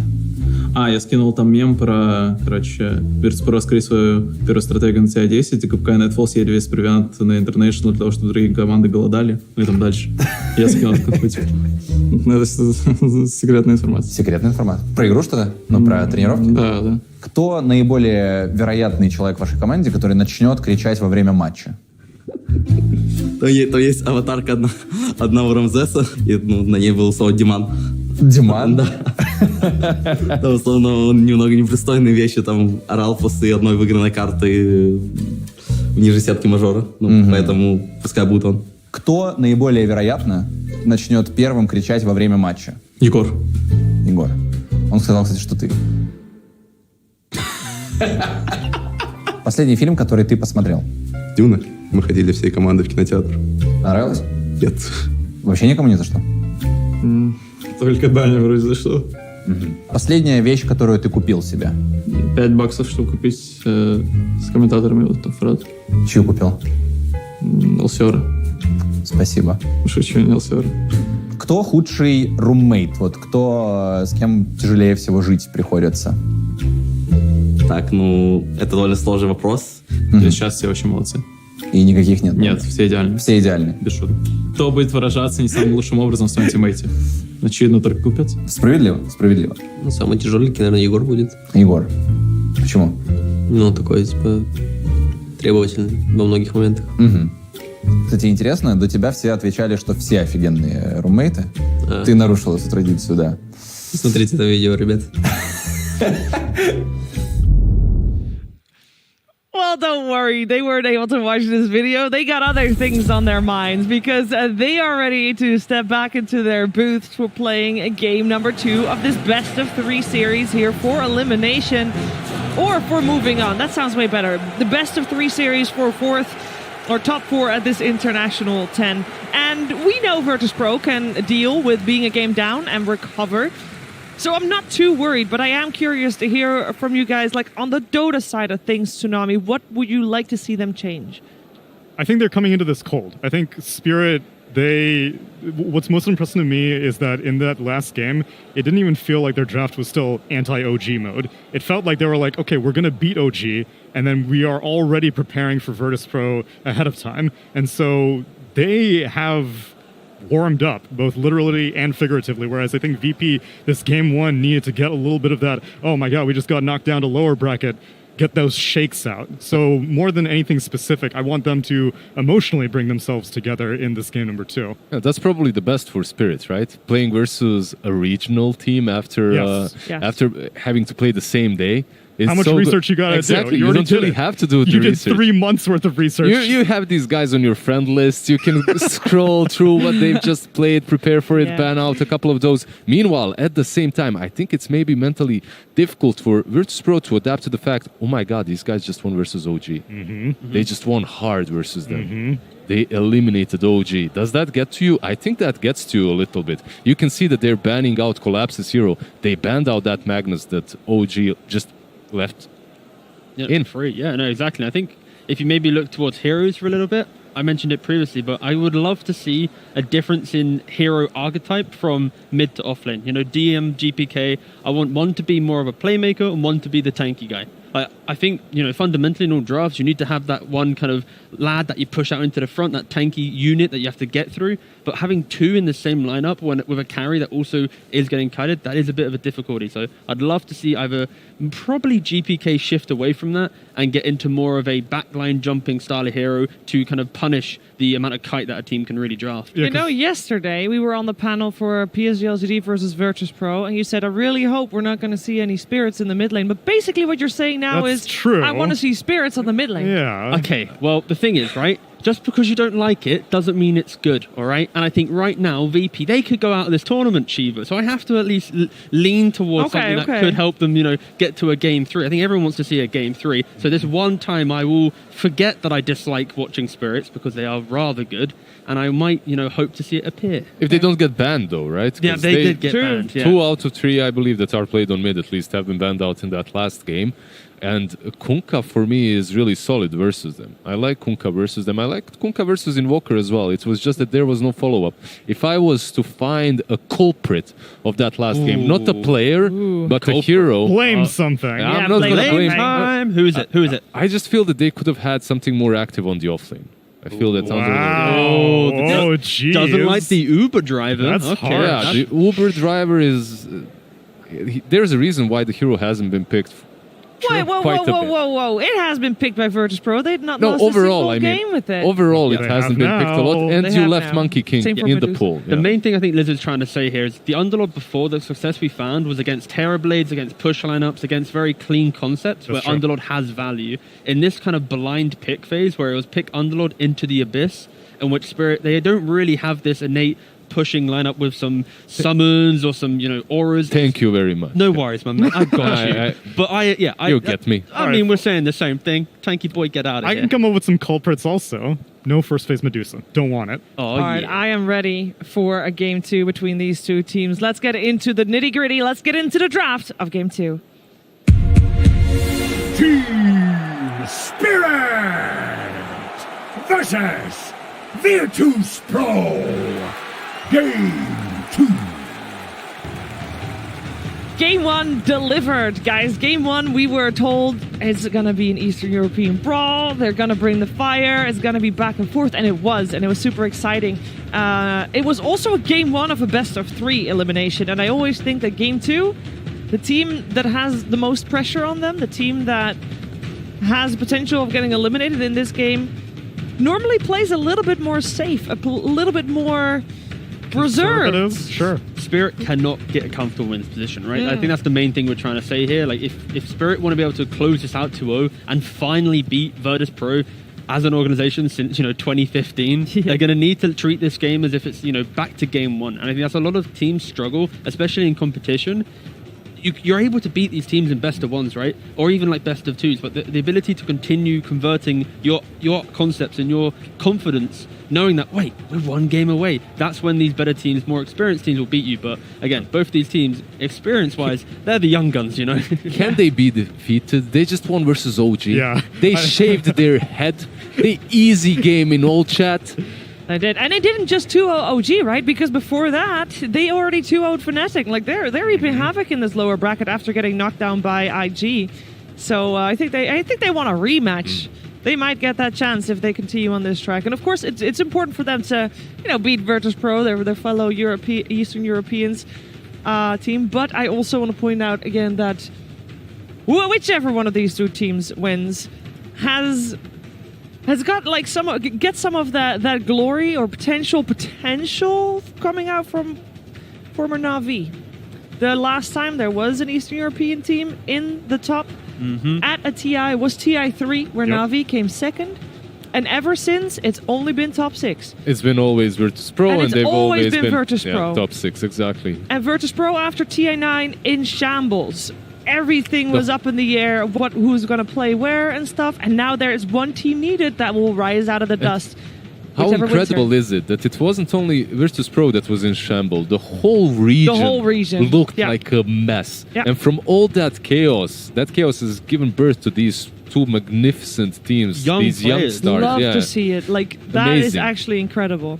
We have a draft. Will we see Night Stalker from Spirit? This is all I'm interested about right now. Okay. You think about IO pairing so far. Spirit has put on a masterclass with IO Mars, and they've also run IO Night Stalker before. But the idea of a strong offlane that enables the IO for forward aggression is what I love to see. Not like kind of these farming heroes. I want to see into the enemy jungle, take away some of this farm, take away this kind of map control, and make VP have to react. You like Night Stalker, I like Slardar if you're looking for a pairing like that.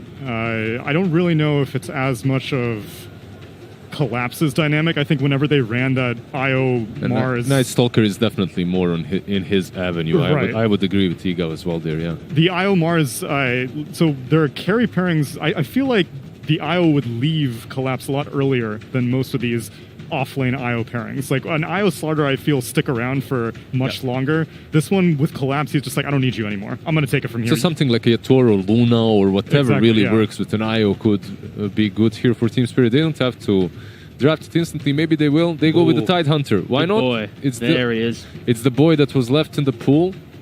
He is not the greatest combination with IO. Yeah. So maybe they won't even be laning together. Yeah, that's the main thing here, right? Like, you'd assume in this scenario that it's going to be Tide being paired with maybe some ranged 4 position or, support where I then plays elsewhere. But also, the Spirit, they've been very, not creative, but they've been very annoying with their IO pairing. So maybe this is just like the super unkillable Tide in the off lane. He's just going to be farming, skipping towers, really just taking over that jungle. And it's like a new form of Tide Hunter. I wouldn't be surprised if they were to bring that out. A hero that Secret would pick versus the other Titan would be Enchantress.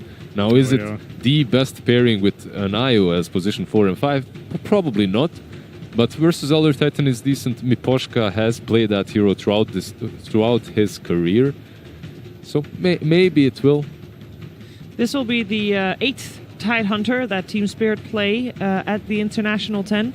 All games wins. 100% win rate. Wait, 100% win rate. 100% Very win rate. good. Like the way that they play, even look at that previous game, kind of the mannerisms that they had, it was always Collapse parking himself up front, baiting out so many spells. And when VP even went on the aggressive and they caught him in their own jungle, it took like 20-25 seconds to even kill him. Like it is very much, I think, a Collapse specialty alongside, his Mars and before. And of course, Tide is very much a tournament favorite right now.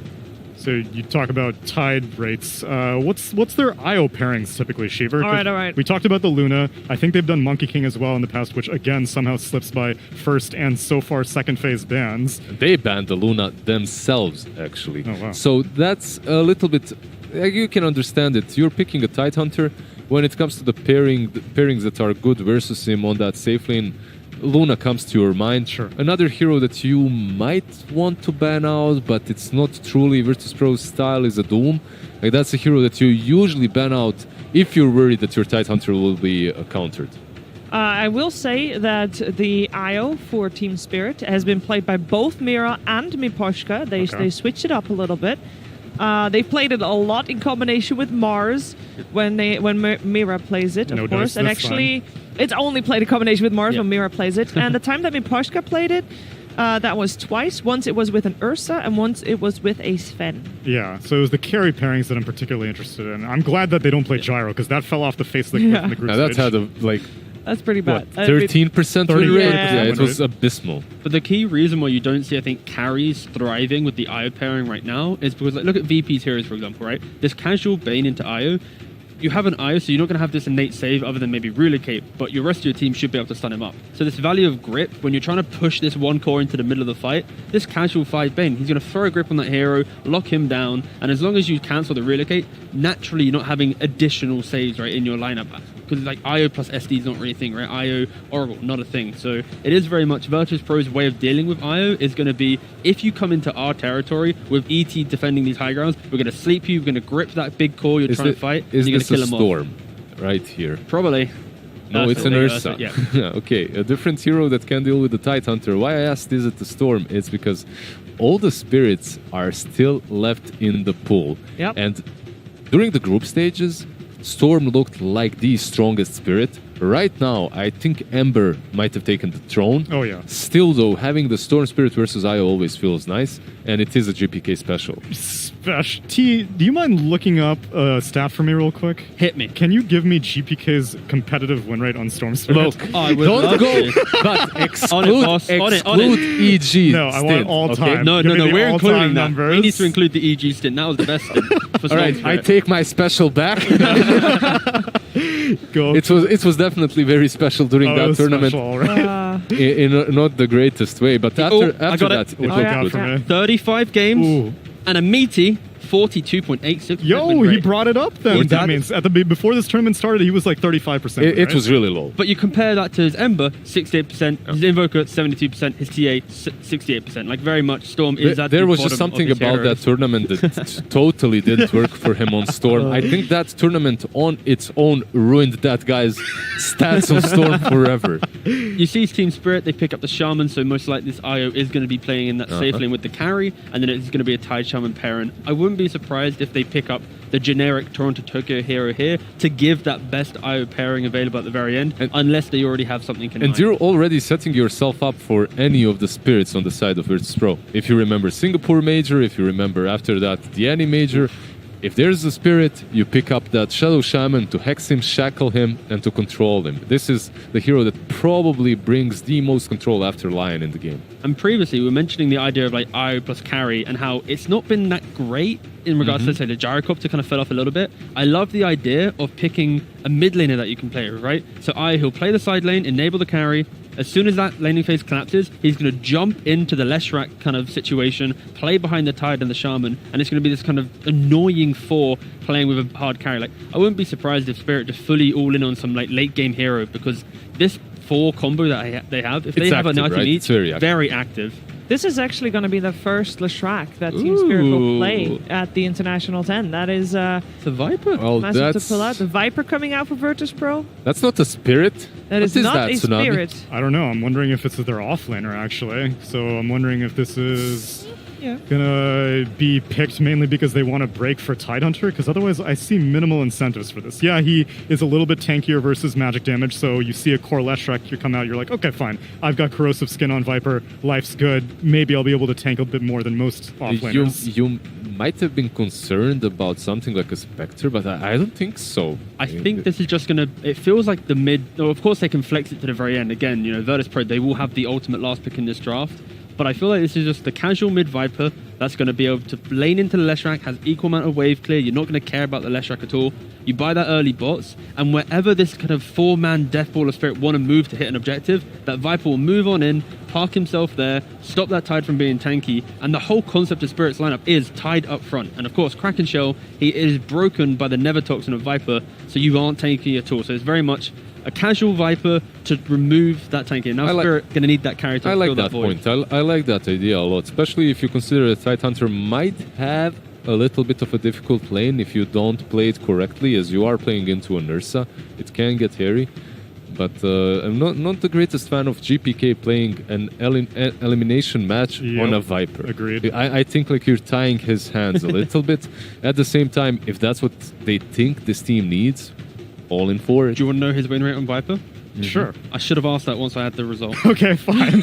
Great setup. We'll wait for it. This is Phil, Tsunami, Phil. Right, it's shades of how I felt with T1 picking DK for Carl. It seems that when it's in elimination time, you're like, I don't know, man. I won't lose on Viper. I won't lose on DK. Yeah, Just you give go me for the that. safe. Right. You go for the safe play, and that is, as we've said many times before on this panel, sometimes in a game, you have to not play to not lose, but you have to play to win. And Right. Viper feels like a hero to play to not lose, and generally that is not actually a strat that works. Yeah. But I think as well with Viper is the fact that the itemization on the hero has shifted a lot. You're not really this kind of magic damage style hero. You are going for Dragonlance, BKB, Skadi. You're becoming a core in your own right. And when you have heroes like Ursa who get naturally kited, this Viper will be able to kind of prop himself up into the fight, sort out kind of where people are to enable Ursa with his blink or whatever to find the hero he wants to kill. And unfortunately, my internet has died, so therefore I cannot give you. Just give me a number. What do you think it's above 50 or below 50? Above 50%. Oh yeah, of course. The GPK is a beast on Viper. It's the kid's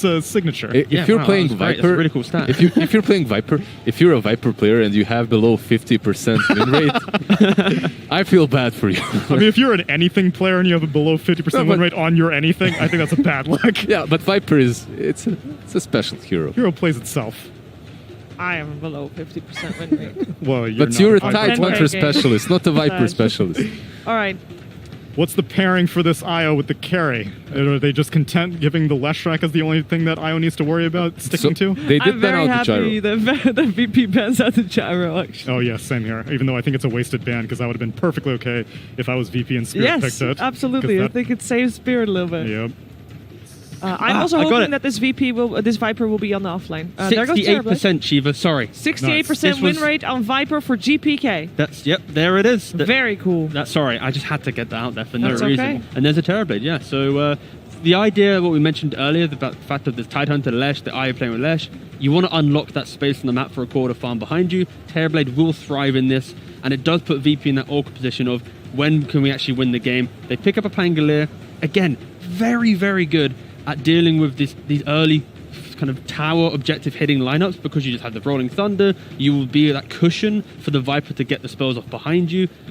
And it allows you to at least deal with Terrorblade to some degree, but this is a pretty good Terrorblade game. It's a pretty good Terrorblade game, but Virtus.pro do have that upper hand in the early to mid game, and if they are able to capitalize on that and collapse all over Team Spirit, I believe they can pressure the TB hard enough to take that safe lane tower, that mid lane, and keep pressure on the triangle. It will be difficult though. You guys keep using that name as a verb. You gotta stop saying collapse. You keep confusing me. He's going to collapse. And they are going to collapse. This is a terrifying push lineup. You've got Metamorphosis Terrorblade. You've got the Shaman Serpent Wards. You've got Diabolic Edict on Leshrac. This is fast, and I don't know if VP are going to be able to draw them off their. So you actually like Team Spirit's aggression? I like Spirit's aggression. I'm gonna go the opposite way. Okay. Let's get some change it. I'm going VP, I think, a little bit. I think they've got just enough in the tank to deal with the early fight, and I don't think there'll be enough room for TB to farm if VP are decisive with kill a hero, invade the jungle. If they kind of hit these rhythms, I think they should be in an okay spot. All right, so basically all we want is for VP to be the one to set the tempo this game if they want to come out ahead. But they've got a good setup for them. Last game I said that GPK has a huge burden. I believe it's Toronto Tokyo this time around to carry it out. All right, well, we are going to witness it. It should be an exciting series, exciting game rather, regardless of who will take it. But we will find out who will take it together with ODPixel and Insania. Thank you very much, Shiva. Yes, ladies and gentlemen, game 2 coming up now between VP and Spirit. I'm ODPixel with my main man, Insania. Insania, what are you excited to see? I'm seeing a Viper. Not a hero we get to see a lot, but it is one of GPK's hottest back in the day. This was a hero you would never let the man have. No, absolutely. And I think this is their idea to deal with the Tidehunter. I think they probably felt like the Tidehunter was problematic for a certain part of the game, and they couldn't fight into him, and now they're trying to solve it with the Viper. But I feel like generally when you do this, you want to have some sort of stun to keep him inside of the Nether Toxin. And when I look at their draft, I don't really see a lot of it. There's a Stomp from ET, there's a roll through from Pango, and then there's Fiend's Grip from Bane. So I think that's going to be a challenge for them, at least in the early game. And sort of overall, looking at the carries, you feel Terrorblade, good game for it? I mean, it's a great game for TB. The only fear for him really is that Elder Titan. But I saw this earlier actually in the tournament where VP played his Bane against ET, and it was Save playing it that time as well. And he kept finding it. He kept being able to click that Fiend's Grip on top of the TB. And that was also against the Tidehunter, I want to say. So it's a pretty similar situation. So I think VP probably think this Bane is quite strong into this specific matchup, even though I would imagine TB has the edge. Oh, we've definitely seen some fantastic Bane plays. I mean, Save in himself has had some excellent games, turning fights around and starting them off. You know, one of the more aggressive supports it seemed here on the main stage. He's always ready to just jump headfirst into 5. We're going to see quite a clash here, but it looks like at least the attempts of some both teams. It's really eyeing each other up around this fight, around the early vision control on this mid. Now they're back off here for the bounty runes, and we'll see what sort of lane matchups we got. Of course, last game we did see some early mix-ups in the lanes for both teams trying to find that favourable start. Yeah, and I think that's something that Eastern Europe, laning phase is really, really important to all 10 of these players in this lobby. So I wouldn't be surprised to see some sort of mix-up again, but I think the standard lanes should be expected here. It's most likely going to be the Pangolier together with the Bane going up against the Wisp and the Terrorblade on the safe lane. And how well does the Io and the Terrorblade deal with that pressure? I mean, I think generally speaking, when you play Wisp, you want to play against lanes that are trying to harass you out of the lane, and that does fit like Pango's concept. Pango's very rarely a hero that tries to kill you from full to nothing, so I think they should manage to do fine. However, the Bane is like the X factor here, because Save trades extremely well into both these two heroes, so when the meta's down, I think they might have a hard time getting all of the CS, but how you manipulate that with the pull and stuff is going to be interesting to see. We'll see how how much Yutora can find out early on in the lane. Looking at the other lanes, the mid lane matchup, Viper, Lesh, early levels, how does this look? I think it's a pretty rough lane for the Leshrac. He's going to have to use a lot of mana, as you're seeing, to just try to secure some CS, but he saved up gold for his bottle, so he's going to try to play that regen game where he's just using mana to get a lot of creeps, trying to get as much as possible out of the lane, and then have the water runes refill it. And if somebody happens to die in the top lane, I wouldn't be too surprised to see Mira TP mid and refill that bottle, or see Miposhka do the same thing. So that bottle's going to be crucial for Toronto Tokyo.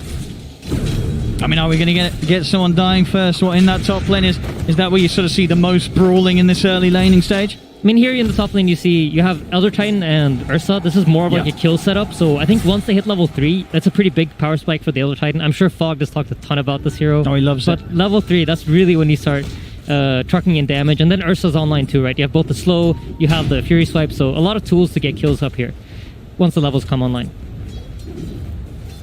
So far, on the early CS, nobody falling too far behind, really. DM just having to slow out the starts, but we saw the same thing really happen last game.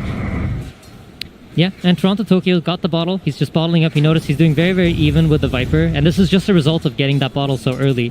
Rune control is going to be really important too, I think. This bottle, for me, is like so crucial, because if the Viper is able to dumpster this mid lane, that's going to lead to GPK having a huge timing in this game and VP able to control the pace, so I wouldn't be too surprised to see supports helping out with the 4-minute runes and the 6-minute runes. And what sort of is the aim here for GPK's Viper this game? Is he going to build to control? Are we getting an Atos, or is he going to tank up so we can join these early fights and enable the Ursa?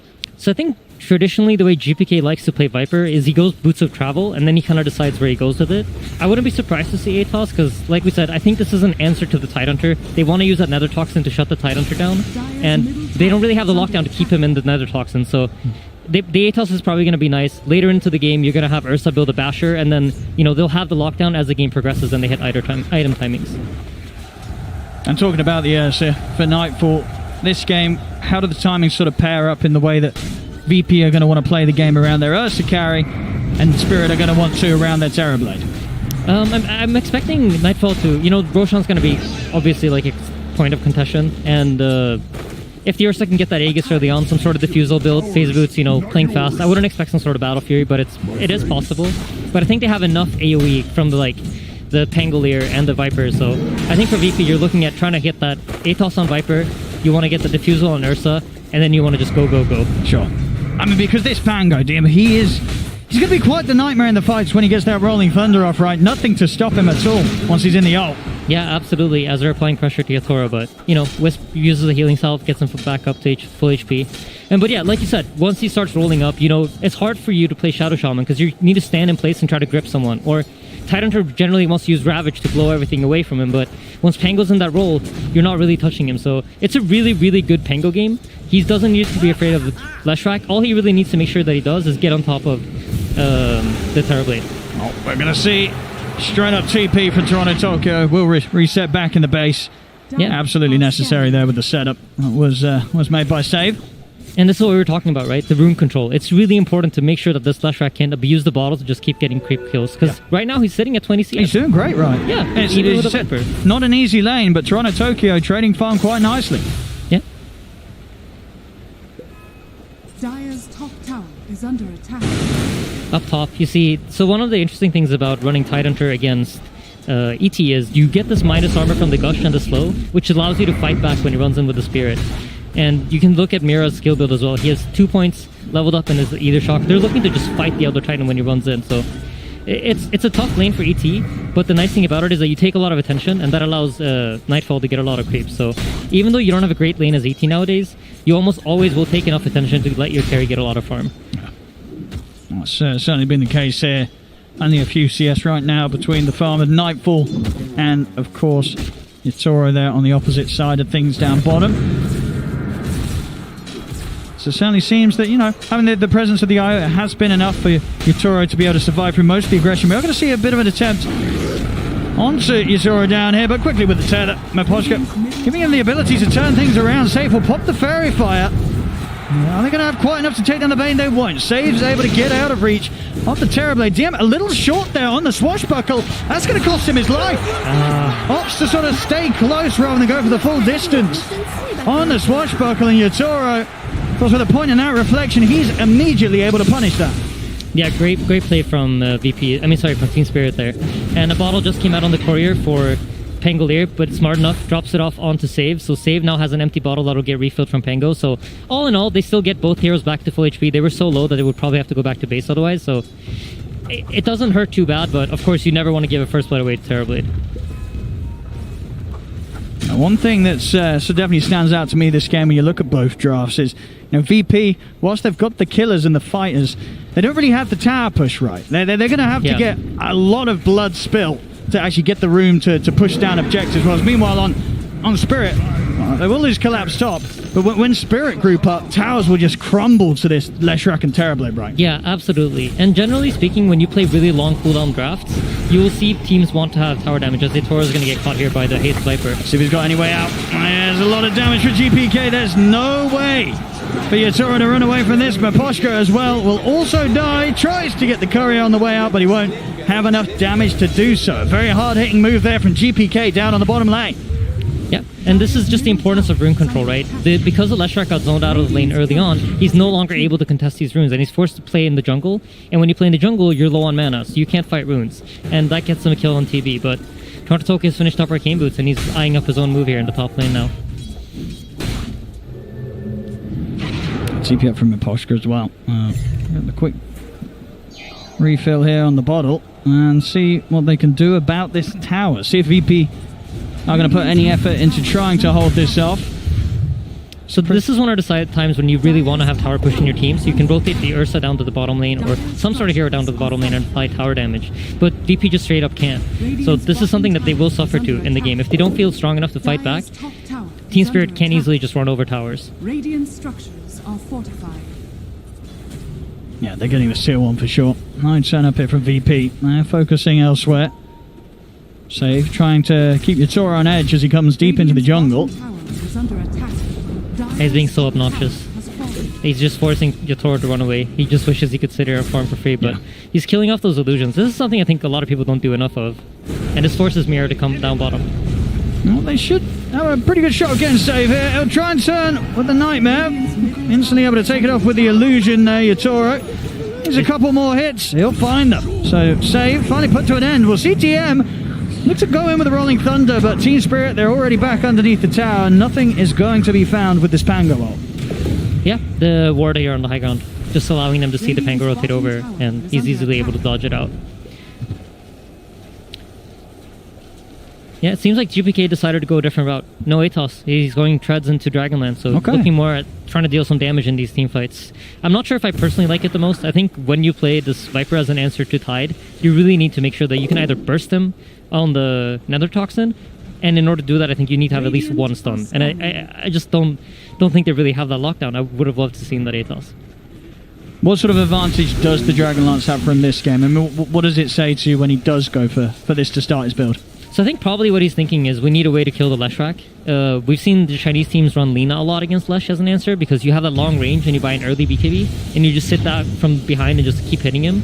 So probably GPK's plan here is to buy the Dragonlance, sit back really far, and try to hit down the Lesh as he tries to charge straight in. So it makes sense, but I think the Tide just might be too big of a problem, but we'll see. I mean, Collapse last game did have quite the impact. And we'll manage to catch him on his own. He is rather tanky. They should get the job done here as long as Collapse does live. He does still end up eventually going down. Yeah, and Team Spirit immediately on the response, right? Toronto Tokyo runs up the mid lane, pressures that tower. As soon as VP makes a move, he's been in the right place to apply tower damage, and this is really good by them because they keep forcing the VP heroes around. Another quick grab onto Save. Yeah, the three-man of Team Spirit are doing a great job. The two supports together with Toronto Tokyo just running around applying pressure, and if he gets a rune here, that should lead into a play. Luckily, GPK gets it, so Invis rune. Now this puts the pressure on the Tide again. He's probably pretty scared. They know that there's a bottom rune spawn since Toronto Tokyo didn't get a top. And we'll see if they might try to fight back with the Ravage here. Depending on if Collapse leaves the lane or if he stays here, that should be a pretty clear indicator to whether Team Spirit wants to fight or not. And how strong of a timing is it going to be this game for Nightfall with the Diffusal? Is it as simple as Diffusal's picked up, he can join the fights, or is he going to have to play on and farm for the BKB before he really gets stuck in with the team? I think most likely with the Diffusal they'll try to take some sort of engagement. It's a strong timing as Tidehunter gets caught now. But you see, they can't stun him on top of the Nether Toxin. Yeah, he's straight out of the Nether Toxin, and now there's been a chance for the response to come in from Spirit. Toronto Tokyo's been brought in, but the damage is actually too much here. As Spirit, they try and take this fight, but that's going to be one, that's going to be two going down. As maybe just overestimating their capability to get kills with the damage of the Leshrac. We see Lesh just getting destroyed on the front of the action. I think they need the Ravage to go off, right? Once the Ravage goes off, you're going to see the Leshrac drop a stun, and then GPK can't pump damage into him. If they are able to have GPK stand back and deal damage, then, you know, any hero other than Tide is just going to melt to him. So, for that reason, you know, Dragonlance does actually make a lot of sense to me now when I see it play out. So, up until this Blink Dagger on Tide, if he decides to go for it, it should be a pretty smart item choice, actually, by GPK. And we're definitely seeing this game in comparison to the first one VP, they seem a little more active in terms of just making sure that the collapse, he's just not getting the space that he did in game one, right? This is going to be a much slower beginning for a Tide that had such a long time to ramp his game up in the first match of the series. Yeah, absolutely. And I really do think like Collapse comes in at a really clutch timing for their team. Up until the time that he gets his blink, you rarely see Team Spirit kind of group up. And in game one, you had Yatoro playing a more active hero as he's caught here at the top lane. He is huge. He has got us under if he gets out, but there's nothing to stop the grip here. Mira was trying to find save. Nightfall, he's already out through the tree line. He's going to be fine. They'll turn for save. Should get the Bane. But of course, the bigger loss being theirs. Yatoro taking down VP at the same time. DM applying pressure on the mid. Toronto, Tokyo not able to find the lead in. Yeah, just good. I think this is something VP does really well here. They learned, the last game we had kind of roles reversed, where it was Team Spirit applying the pressure to VP, and now VP's in the commanding position of, we need to make the moves. We need to be the ones taking space. And we mentioned the heroes don't really have tower damage. DM's right on top of the mid tower. As soon as a play happens somewhere else on the map, he's in the tower space, making sure that he forces reactions and just gets that chip damage that is really important for them. Top set up from Mira. He's got the grab, the opening. TPs are coming in to try and back up Nightfall. Can they burst Nightfall in time? Nightfall, he's got no ult for 20 seconds and no chance to survive. Great setup by Mira. We're going to relocate back out. You see the positioning the VP has on the map right now, there's one core on every lane. They're just trying to farm up as much as possible and control map space. And this forces a lot of the Team Spirit heroes into the triangle here. So they don't really have anywhere to farm. Even though they have heroes that farm faster than the VP heroes, if the game stays static like this, VP is going to be heavily out farming them just because there simply aren't enough camps. And Team Spirit recognized that and decided to smoke up right away. Yule's finished on Toronto Tokyo too, so now he can finally make his own initiations. Doesn't need to wait for the Ravage to come out. I mean, they're making a run straight towards GPK, but GPK is aware. Yeah, and he has that illusion rune bottled up, so that can be used to disjoint the Leshrac stun out of Yule's if he times it perfectly. They still want to get something here, Spirit. Kingslayer. He's going to walk into the action, but GPK is around to try and help them fight. A Hex out. Good ward drop as well, though. Mira just lays down the Serpent wards, and GPK, he'll quickly follow after the death of Kingslayer. I mean, I guess they felt that they could get a kill whilst the outer time was being focused. I mean, it seemed a little bit of wishful thinking there from GPK on trying to turn that play around. I mean, Mira's been playing a really sneaky game if you think about it. You expect the Wisp and Leshrac to play together, and normally when Wisp and Lesh show on one side of the map, you expect the team to be on the opposite because they relocate threat, right? You want to put your stuns on the other side of the map so you can relocate over and get pickoffs. But Mira's next leveling it. He knows that VP is going to assume that, so he's running with the Wisp and the Leshrac. And I don't think GPK expected him to be on that side of the map, simply put. Oh, absolutely. Not at all, it seems. DM is ready to go. In with the blink. Good setup and a good angle here, catching them close to the stairs. The Sleeper's well allowing for a further bounce back and a third into the splitter. Perfect showing there from DM, jumping in with his blink pickup. And this time it was Spirit that weren't prepared for the moves of VP. Mira as well, also to go down. DM leads the way, and they couldn't have set it up any better there. Nightfall picking up every single one of those kills. Yeah, and now they're definitely going to be eyeing up Roche. There is a Ravage ready for Team Spirit, so they might try to set up the defense in time. I think they're going to have time to TP their heroes if they run straight away, but that's going to go down like they're moving. Yeah, it's going down really quick. So the timing, VP playing for. See Nightfall even eyeing up getting the blink first before the BKB after the defusal. Got a huge cash burst after that. Those last 3 kills, of course, and now here we go. Aegis ready to roll. Level 12 as well. VP, we could definitely see them step things up and get even more aggressive now with this timing that they're hit. Yeah, Pangolier roll up in 20 seconds. This is going to be their cue to try to set up a fight. I think probably going to eye up the middle lane tower. Some sort of smoke wraparound is most likely what's going to happen next. As you see, this is something I think is really interesting, because normally we don't really think of Bane as a hero that farms, right? But VP have done this multiple times where they set him up to farm in a side lane. Stun slightly off the mark. But yeah, they will farm up this Bane. They recognize how strong of an item this Aghanim Scepter is for the Bane. And I was talking to AOI about it as well. Like, we don't really think there's any Ags that changes the hero as fundamentally as the Bane Ags does. It's just impossible to stop that Fiend's Grip when he has the 2 illusions up. That makes it very hard to play into. Consider the stuns they do have at the ready. I mean, maybe if they get a good Ravage. Sleep in the top lane. just burning the Leshrak's mana. Mid lane. I mean, they found Collapse again. Collapse trying to get a bit of peace here. Will be able to force over the terrain to try and get up to the triangle. Mirror locking back Nightfall with the Hex. Collapse. He's looking to turn with the Gush. They're bringing in the backup. Miposhka's brought to run a Tokyo in with the ult. It's already out for Nightfall. Turns over towards Collapse after Titans are going down. Miposhka torn apart by the claws of the bear. Nightfall, he's not done yet either. Over to Viper. Now towards Yatoro in the stop. Allowing BB to set up around. The grip's in. They've caught Yatoro. They may have lost Nightfall the once. But Yatoro, he's dropping low. Stick. Sunder. Back up to a decent amount of HP, but Nightfall's back up. Second life from ready to roll. The Hex momentarily holding back the bear, but Kingslayer and the rest of VP just smashed down the Terrorblade. A beautiful play from VP there. During all this, the reason that relocate comes in so late is because the Leshrac slept. They can't relocate in the slept Leshrac, so just beautiful map coordination there from VP and communication. You know, Save runs up top, sleeps Leshrac, they take a fight in the middle lane. Just the understanding of the macro game from VP to play this aggressive is beautiful to watch. Yeah, excellent usage here at the first Aegis.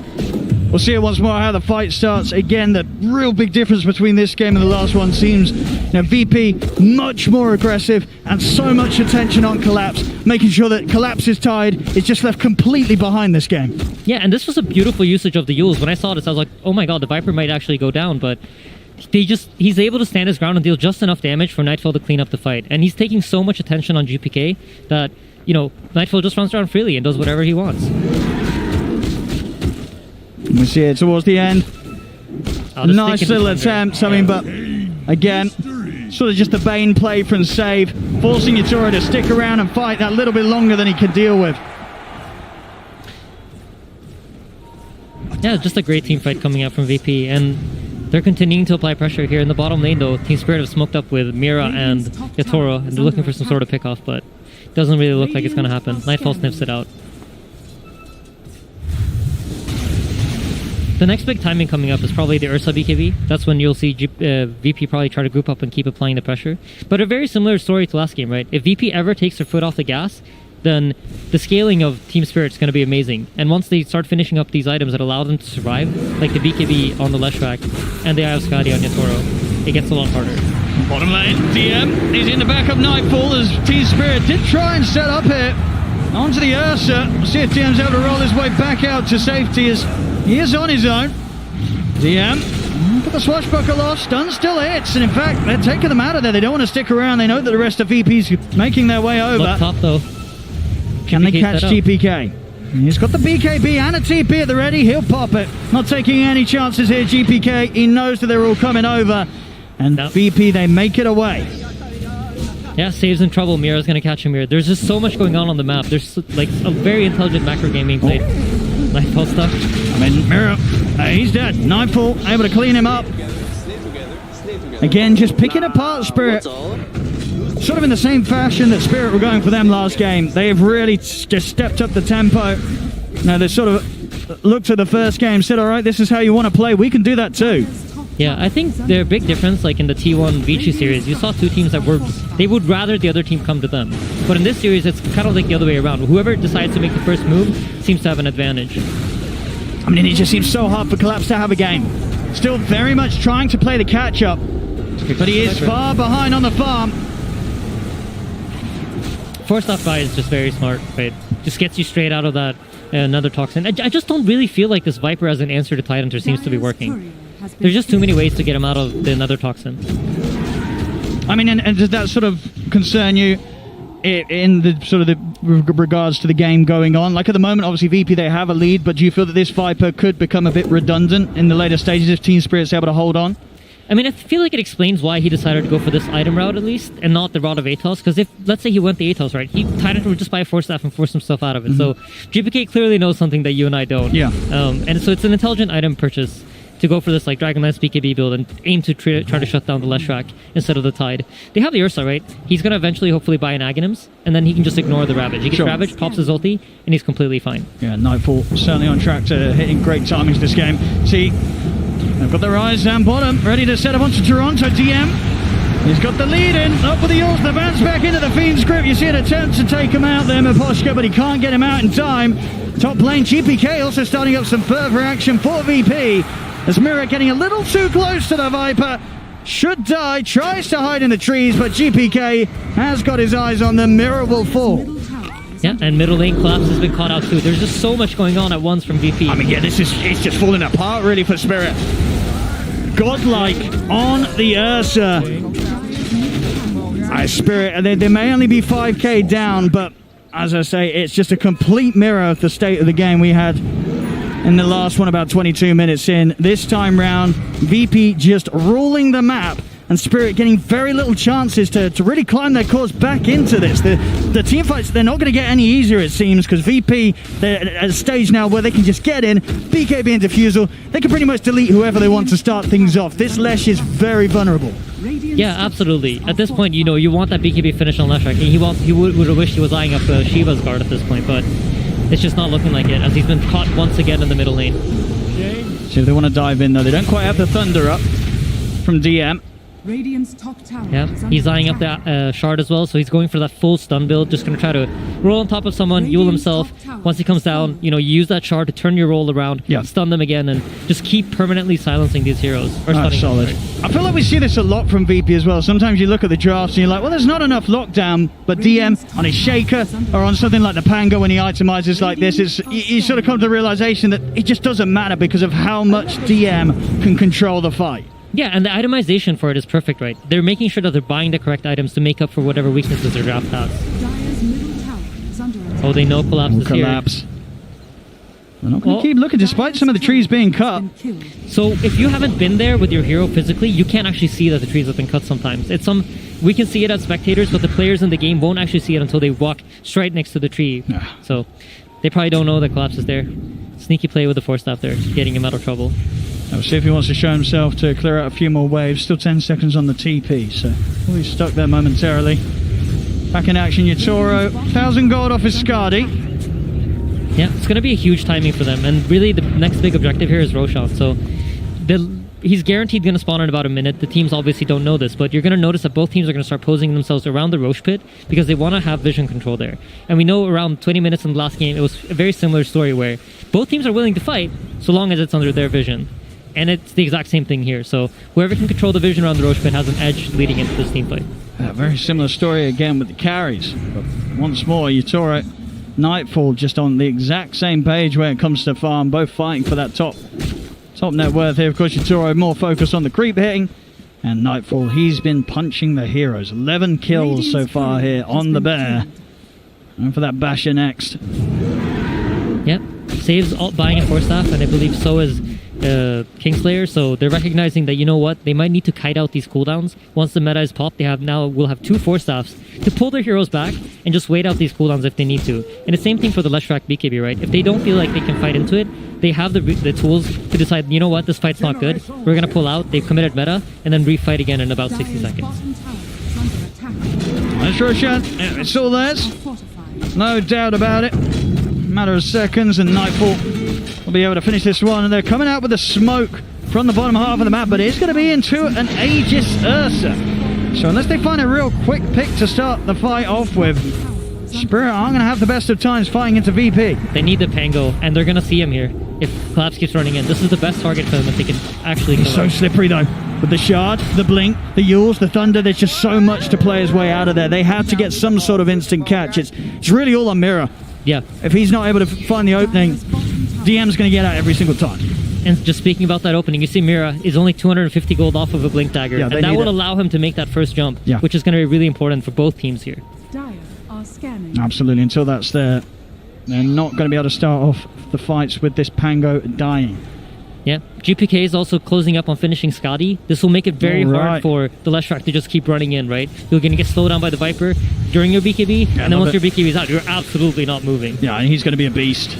Really itemizing up to be the second carry, really, for the team.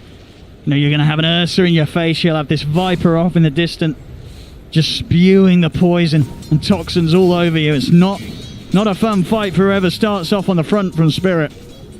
Yeah, absolutely not. I wouldn't want to be a Spirit frontliner playing against these heroes. I mean, what is the game plan for Spirit now? They must be realizing that every minute they are losing more and more control of the map to VP.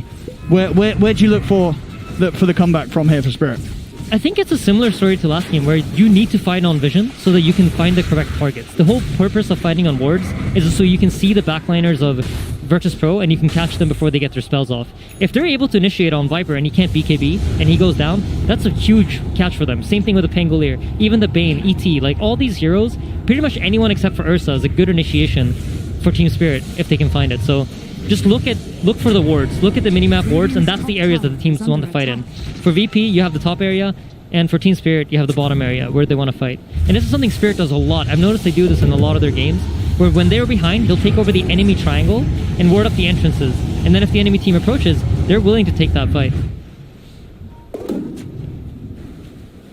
Radiant's middle tower is under attack.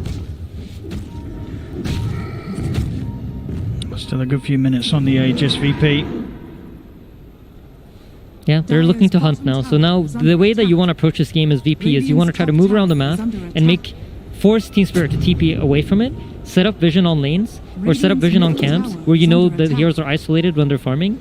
And then once you have forced the heroes into their base, then you can start forcing them into a team fight. And you see here, Mira's going to TP out, and now VP feel like they've gained control of the bottom side of the map, and immediately they're going to move over the heroes to top. Nightfall TPs into the tier 2 top tower, and now he's going to be on the hunt.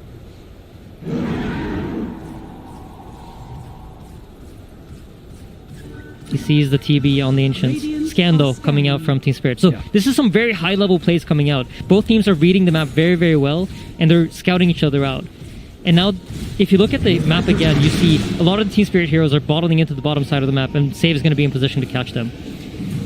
Oh, grip as well onto Toronto Tokyo. GPK is in with the damage. They need backup. They need it now. Toronto Tokyo, how to put the BKB to get out of there. Mira, he'll be the new focus as GPK turns over towards the Shaman to fall. The Spirit, they've got to run. Nightfall just charging at them here. Right up to the tier 3. Spirit being forced back up to the high ground of their base. That's just really intelligent macro gameplay from VP. How they move their individual pieces around the map to force the Team Spirit heroes into their base and then find a favorable fight. Now you're going to expect to see them just constantly chasing after them. They get the bottom tower, they know that there are no heroes from Team Spirit bottom, so now expect them to start moving towards the top side.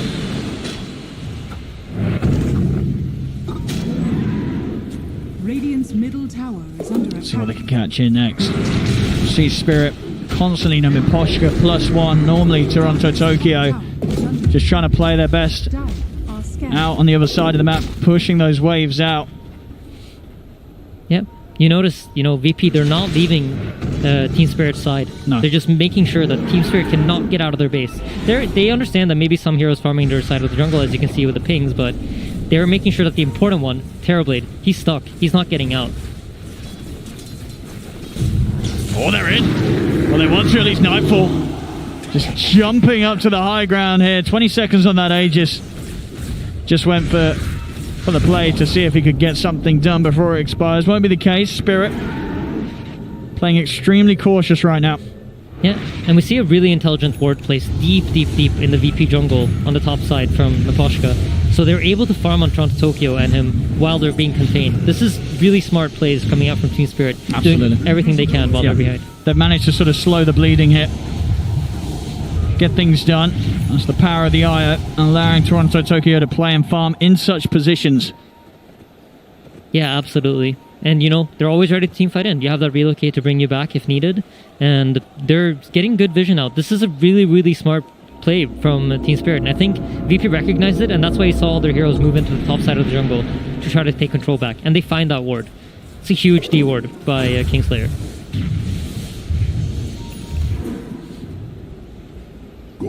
Game state's kind of slowed down, and it's just both teams, they're waiting for that right fight. They know that they can't be impatient and just run into the enemy team in a bad fashion where they will throw the fight away. Just making sure that, they're fighting in areas where the enemy team will not have wards. Let's see to the mid here. Both teams opposite side of the lane, waiting for one another to show. Nightfall will step up. Finding under the tier 2. It's probably going to be too much of an ordeal here, though, for Spirit. There are pings about smoke wraparounds, and here we go. VP smokes up. Okay, they're going to try. So now here's the question: which angle is Team Spirit not covering, and are they going to find it? The collapse is watching with the high ground. Toronto Tokyo's actually going to blink in straight away into the river. Gets the stun on the other side. Collapses in with the Ravages. Caught the three of them. It's going to be Kingslayer going down. Immediate buyback. Now tell you, Yatori PKB for the Feast Grid. That will get cancelled for now. Mirror taken out here. As they'll try and go for more GPKs onto Collapse. Forcing the tide away. TP out safe. He's able to get in. Nightmare. Puts a stop to the TP. Collapse. Trying to hide in the trees. Oh, he's actually going to be able to make it out with the blink. They're going to still try and chase it, VP. They have seen him in the trees here with the Spirit out. Kingslayer will spot him out. GPK takes him down. Bottom, Toronto Tokyo also taken out by Nightfall. Great read on the map. Recognizing that he's there. So now Metamorphosis has been used. Ravage has been used. Virtus Pro's draft basically doesn't have any cooldowns, right? So once DM is back alive, they're most likely going to look to continue the hunt and make sure that you don't allow Team Spirit to farm. Because as long as Team Spirit are farming with these illusions and stuff, you notice the gold lead isn't really increasing. It's just staying at 8,000 gold. It's a battle of who can take over map control. And that's what these fights are really all about. It's not about the kills, it's about who gets map control in the end. It was a solid start with the Ravage, but Yutoro, he just couldn't get the damage out to start things off. Yeah, they really need the Terrorblade to be outputting damage, and the Leshrac had blinked in and just immediately been forced to reset out, so there was really no good follow-up on the Ravage, but they get that fight with Terrorblade on top of the Ursa, or Leshrac on top of him, it's going to look very, very different. But what an amazing blink out from Collapse, right? Unfortunately, he gets found out in the end, but still a really cool play.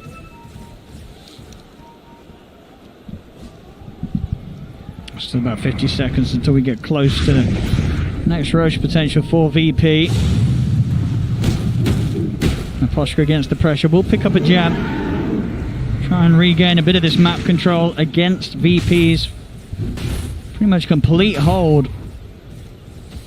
Making it very difficult indeed for Spirit to step out. We've seen it's really Naposhka +1 being able to play the opposite side of the map right now, whilst the vision is as low as it is. They can't really get the rest of the team out. Yeah, and again you see, once Roshan's starting to spawn, VP move their heroes towards the Roche pit, try to control out that triangle, and they set up their vision here, knowing that, you know what? If you want to fight us as Team Spirit, you're fighting under our wards, you're fighting under our conditions. And this is just exactly how you're supposed to play when you're playing from ahead. Roche is up, early spawn. A DD rune as well outside of the pit. It's going to be a quick one. Spirit though, they're smoked up. They're looking to take the fight. Terrorblade meta's up, Ravage is back up. And initiation's everything here. They've got to get it so quick. With this TD, it's falling so fast. Spirit, they'll start things off with finding Save. Not a bad way to begin the action. Bane's gone. Save has the buyback if he wants to pop it. Toronto Tokyo has been caught out there by DM. PKB and Yules up into the air. Collapse. He's never going to get the Aegis. He gets the cheese as well. Collapse. Just walks in. Cheese. It's actually been left behind. He doesn't even want it. He starts to back away. Yatura gets fully focused by Nightfall. I mean, Collapse may have got the Aegis, but they've lost their carry. They'll lose Collapse. They're almost certainly going to lose him again here off the respawn. But more blink. He's not making it away with that TP. Basher from Nightfall kicks in. He will go down. Cheese is still there, but he gets it. He takes the Aegis. Who got the Aghanims out of that? I believe the Ursa got the Ag. He did. He did get the Ags, yes. But yeah, is she still in the pit? Yeah, still in the pit. I mean, I feel like it wouldn't be a TI with a game without a game where there's been something left inside there, and this time it's the cheese once again. Yep, it has a tendency to be the cheese, right? It does. Cheese is the item that people leave behind the most. But a great opportunity now for VP to go high ground. There's no Ravage, and there's no meta. And could you ask for a more timely bash than the one that Nightfall got? Right as the TV wants to look for that Sunder opportunity, bash. Yeah, Yutoro just has such a hard time trying to get a fight going. It's just so much controlling him, even with the BKB. Bashes, grips. It's not an easy game for this Terrorblade to play whilst he's as behind as he is. Now 18k lead overall for VP. That was a very costly team fight loss for Spirit. They can't afford to lose another like that, otherwise this game's done for.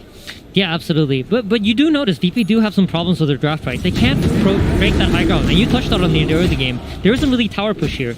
So VP are going to need Team Spirit to come out of their base in order to be able to get this high ground push. So what you'll see VP do here is they're going to split up, try to farm up as many resources as they can, and Team Spirit, knowing that, at some point will feel like, okay, we're falling way too far behind, and force them to come out of the base. But not having Aegis basically bought them 10 minutes. They gave up a fight, okay, but they bought themselves about 10 minutes of like being contained in their base.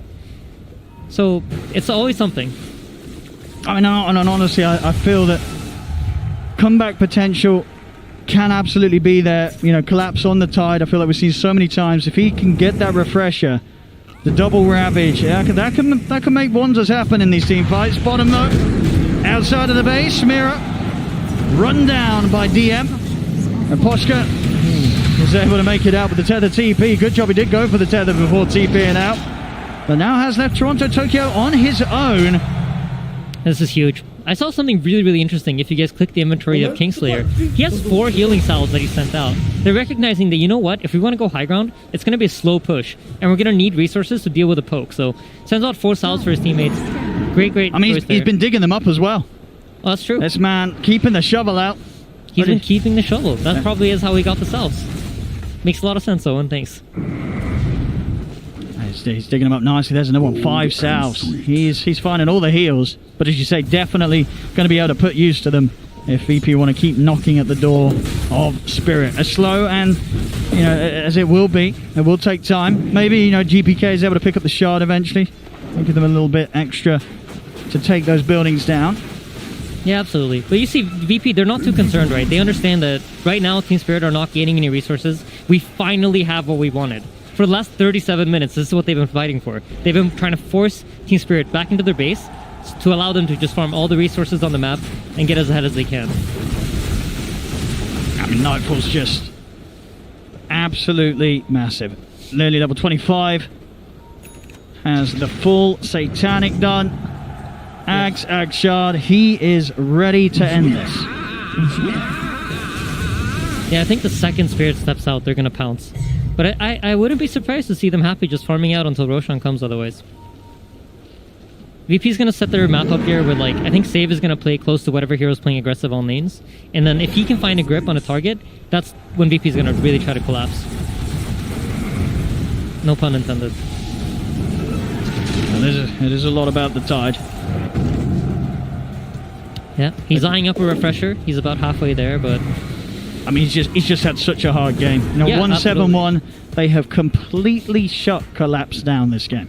Yeah, he's been involved in 2 kills in 38 minutes. It's not a fun game to be the Tide Hunter. Yeah, especially when you say, you know, for Spirit, a lot of their game plan does revolve around Collapse being the main playmaker. Yeah, I really think he's like their mid-game piece. And if you think about the story of this game, they didn't have a mid-game. Their mid-game was just running away from VP and trying not to give away kills. Oh, look at that. Okay, yeah, okay, he's up to the 89. I was going to say, yeah, that 66 was earlier. So, yeah, up to 89% of the win probability. And also, Miposhka's out. Toronto Tokyo will take out Kingslayer. They get the Serpent Morts down as well. Mirror with the grab onto save. There's both the VP supports gone. Can they get more out of this? Shitoro, he's in with the Metamorphosis and the BKB. Jump for collapse, has the Ravage. Nightfall knocks down. Stop from the Toronto Tokyo. Nightfall getting low, taken down. They get the answer. A big kill here for Spirit. What more can they find? Up to the high ground, they're trying to chase GPK, but GPK's got the backup. Kingslayer fighting back in action for Yatoro. Sunder back up to full HP, tries for the TP out, but the damage is done. Yatoro will fall.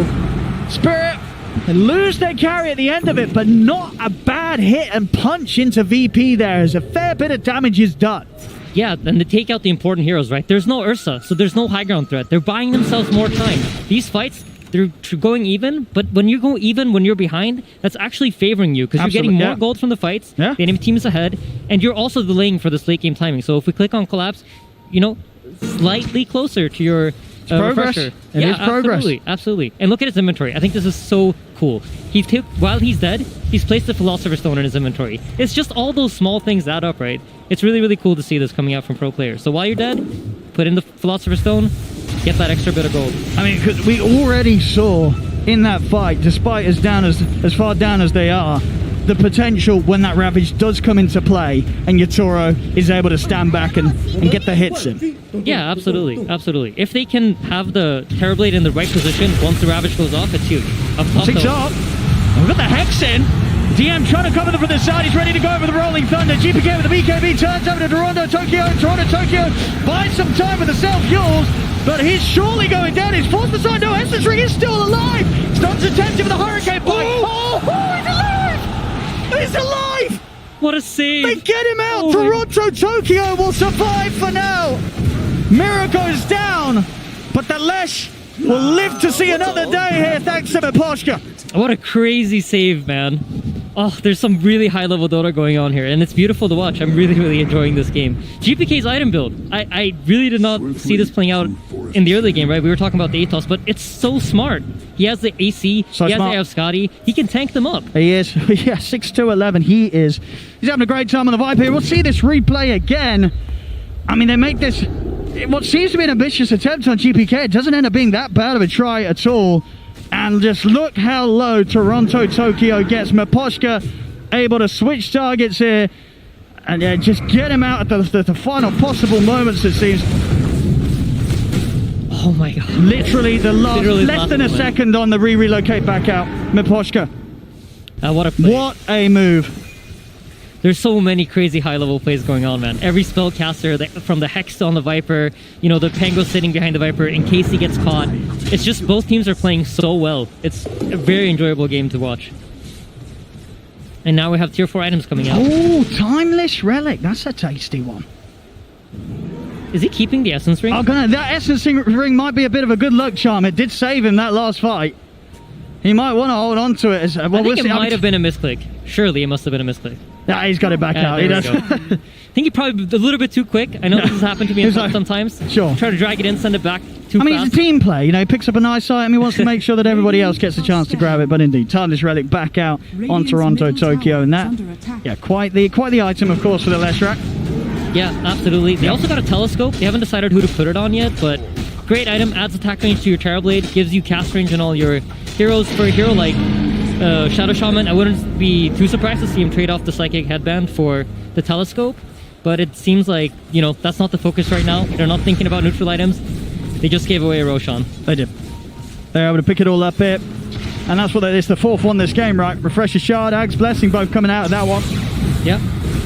See, Ursa well managed to get the enrage off, but now the meta's up. Yasura wants to try and fight this. The BKB is shortly coming to an end for Toronto Tokyo, though. He's got to start running Miposhka. He's ready to take him out again. We'll bail him out as they manage to back off there from VP, trying to run him down. And of course, off that return to the pit as well, they do now have the 2 cheeses on VP. DM's got his Kingslayer as well. That could be huge for Kingslayer. When you're playing Elder Titan this late into the game, your biggest problem is getting on top of the Terrorblade for long enough for your natural order to deal the damage that he can, right? If they can combine, as it looks, I hear sleep. That's just an illusions. Yeah, if they can get that natural order on top of the Terrorblade and then have the Ursa hit during that period of time, that's like if Cheese gives them 2 seconds, that's enough. That's all they will need for the natural order to deal its damage. Yeah. And that last the pickup, the Ag's Blessing, going to save as well, as you were talking about. Very strong Ags. So this is going to be an excellent addition to VP's team fight here, especially with the way that Save has already been able to make those big ults happen. And, you know, Yatoro's life getting harder. He's got to keep himself completely away from this Bane, otherwise Save will look to lock him down. Yep. Trying to jump, but alright, GPK, he's gone in as well. Slides himself back down to the low ground with the Hurricane Pike, mirrors out. DM diving under the tier 4s with the Brotherly Thunder. There's the grip. Save has the control onto Yatoro. Yatoro needs help. He needs it now. He's not going to get it. The splitter comes out. Kingslayer takes down Yatoro. No buyback on the Terrorblade. He hasn't got the dollar. It's huge opening. Just beautiful. You see how fearless they are. Immediately they see Mira out of position. Go. Entire team commits to it. Collapse. Trying to draw their attention away from the base. He does have a buyback, so they're just trying to buy time for the Terrorblade to spawn, but I don't know, Owen. I don't think it's going to be enough. Oh, just so much money on GPK. GPK just rolling around with 7,500 in the bank. Yep. So much money. They're going to look to try and end. I think they recognize it, you know, the way the Titan was playing, that's just not normal. If you have buyback on TV, that's not the kind of play you're going to make. And VP can read that off of the movement, and they recognize there's no buy. What can they do without their Terrorblade? 30 seconds. The towers taken out here. Top 4. Nightfall is in onto Toronto Tokyo. Goes up to Toronto Tokyo. And live for now. Nightfall is low. They'll turn over towards Mirror, but again, just dropping these wards down. Everything they can possibly do to take VP's attention off the base. 15 seconds. GPK committing with the BKB, but Collapse is able to slide back to the fountain. There is a refresher shard on the Viper though, so he will have that BKB back up. 10 seconds until the Terrorblade, but VP, they're looking to end it. Refresher shard in the second round of the BKB, that's got the grab, but the grab is chosen for Collapse. It doesn't matter with the BKB, as VP can focus the Ancient and end the game. As Game 2, Virtus Pro will manage to keep the series even. 1-1 now between VP and Spirit. We're getting a Game 3, Aiden. And this was just a masterclass from VP, how to play from ahead. What do you do when you have the right heroes that can kill the enemy team? And it was perfect. Can't wait to rewatch this replay and learn from them. Yeah, absolutely. The way they controlled things right up until the end. Great to see as well on the main stage. We're excited at the start of the game. GPK back on his Viper and top form indeed. 6-2-14, Nightfall as well. 19-2-6, keeping up completely this game with Yatoro's Terrorblade. Yatoro could never farm himself an advantage, and it really just seemed we see VP hit back harder, if anything, than Spirit did in Game 1. I just hope in Game 3 we're going to get a clash of both of these teams going maximum power one another from minute 1. Yeah, absolutely. I want to see clashes. I want to see both teams trying to contest for control. Ladies and gentlemen, we're getting a Game 3. We can't ask for much more. Cannot wait. 1-1 at the moment between Team Spirit and Virtus Pro. Thank you very much, ODPixel and Insania, and indeed cannot wait as well. Very happy we get to see a Game 3 between these two teams. An absolute bloodbath once again here in Game 2 with Virtus Pro victorious at the end of that, and we're going to break down exactly why they were victorious. I want to start this time with the end of the game because I heard Jenkins said it in the green room earlier. There was 30k gold difference in favor of Virtus Pro T, but it still was pretty difficult for Virtus Pro to even breach high ground. I mean, eventually they did it, of course, but... Yeah, the main thing for Team Spirit in this game is the fact that they had these annoying heroes to play into high ground. And of course, VP, they didn't have that clean way to hit the buildings, right? Like you see the Viper eventually going for a shard, etc. But like the key thing for Spirit is they had this Terrorblade, they had the eye to make moves, and obviously the annoyance of killing them is really hard for VP. So I think VP, they respected their opponent because Spirit, even when they're down 20 or so K, they're finding these kills, they're finding these ways to annoy the game. But I think this was very much VP. Their backs against the walls, they're going to show them the respect. They're not going to just rush to the tier 3s and throw away this game. They're going to keep trying, get the Aegis, get a couple kills, and then look for it. But again, just a really, really good game. It's something that Insania said at the end. He's going to rewatch this replay to learn how to utilize that advantage properly, because famously Team Liquid, that Insania is playing on, has had some issues at closing out games with a huge lead. And back in the green room a couple of days ago, I was talking to him and Aoi. You don't go for the throne. That's not your main objective. Killing the throne is not it. Just keeping your advantage when you're 20k up constantly is the objective. You stay on the low ground, you continue fighting, you continue getting those pickoffs, and slowly but surely you amass such an advantage when it comes to the items that you don't really care anymore, and then you just blink in behind them and break them the same way that Team Spirit broke Virtus Pro in that first game. I think if they had waited a little bit longer, though, Terrorblade may have reached the point of no return. So a critical mass. Exactly, because there were just that Leshrac escape, for example, with Io just relocating out with barely any HP. These were not definitive wins, even with the net worth advantage. And I think that if you do try to milk the jungle for as much as it's worth and try to hone the enemy out of their area, it can come back to bite you. And so as encouraging as this VP win was, I think they were still like, if we mess this up, we are out of TI. So let's make sure we don't mess this up. Now, both teams are going to be on that same footing. So sure, I want to see a clash, but I want to feel the tension in these boots. You didn't feel that in this one? No, I felt it only from VP. I think Spirit were playing with nothing to lose. They're like, well, whatever, we're one game up. Life's good. Let's just go try to take a fight out in the jungle. I mean, whatever, we're going to lose this game anyway. But this is also one of those games where, like, if you look at Team Spirit's itemization, they're not able to really get, the Lotus Orbs and these enabling core style items to prop that Terrorblade in the front, right? How many times do we see this Bane hit this like big old grip, and you're like, how is? And it's not. They don't have that because Collapse on his Tidehunter, he's playing into the Viper. He goes really creative, he goes for the 4-star first, he then goes for, I think, a blink for some initiation, but he never gets to having that Lotus Orb, which you normally see in that kind of offlane Tide, or at least a core role. So it does put that Terrorblade out by himself in the field, like, go on, mate, you go do some damage, but you just can't do that. So it was very much, Spirit had to itemize for themselves in this game, unlike other games where you're always kind of buying Glimmers, Force, and Lotuses, this was very much like each man for themselves, and that's where kind of Virtus Pro punished that. But also they had the hero matchups to really force it home. Yeah, I want to talk a little bit about a mid matchup because we were.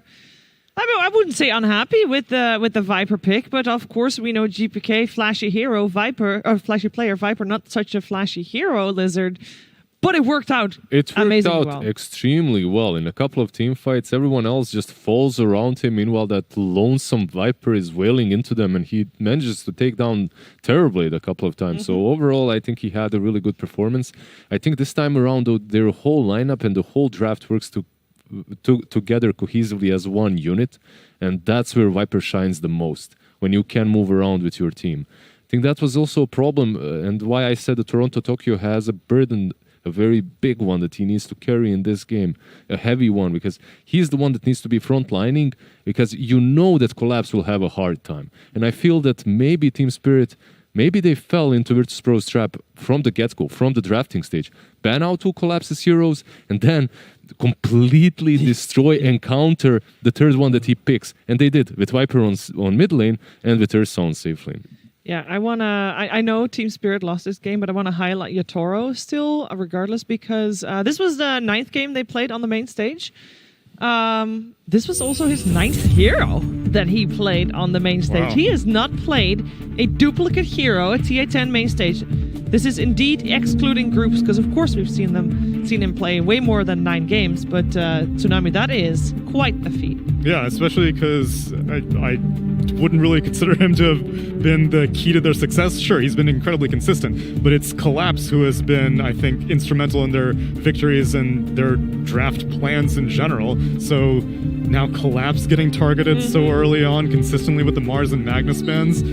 I want Yatoro to hone in on which one of these he finds the favorite. Stop taking the world tour. That Morphling, the first game that he played was on the main stage, and that is the Morphling he got the Rampage with, right? That's the DD one. Yeah.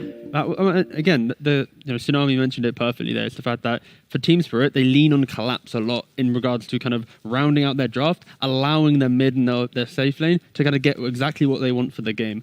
And I feel that's kind of where VP, they kind of just understood that in this game, right? Like, they have this really nice aggressive lineup, but it's for once at TI we've seen an aggressive lineup that doesn't feel like it's on this timer, because you're already like hard countering some of the cores. So the scaling potential of this aggression is also there. Can we just not understate what it means to have 9 different heroes played on position 1? That's so impressive. That's higher than most players' hero pool when it comes to TI.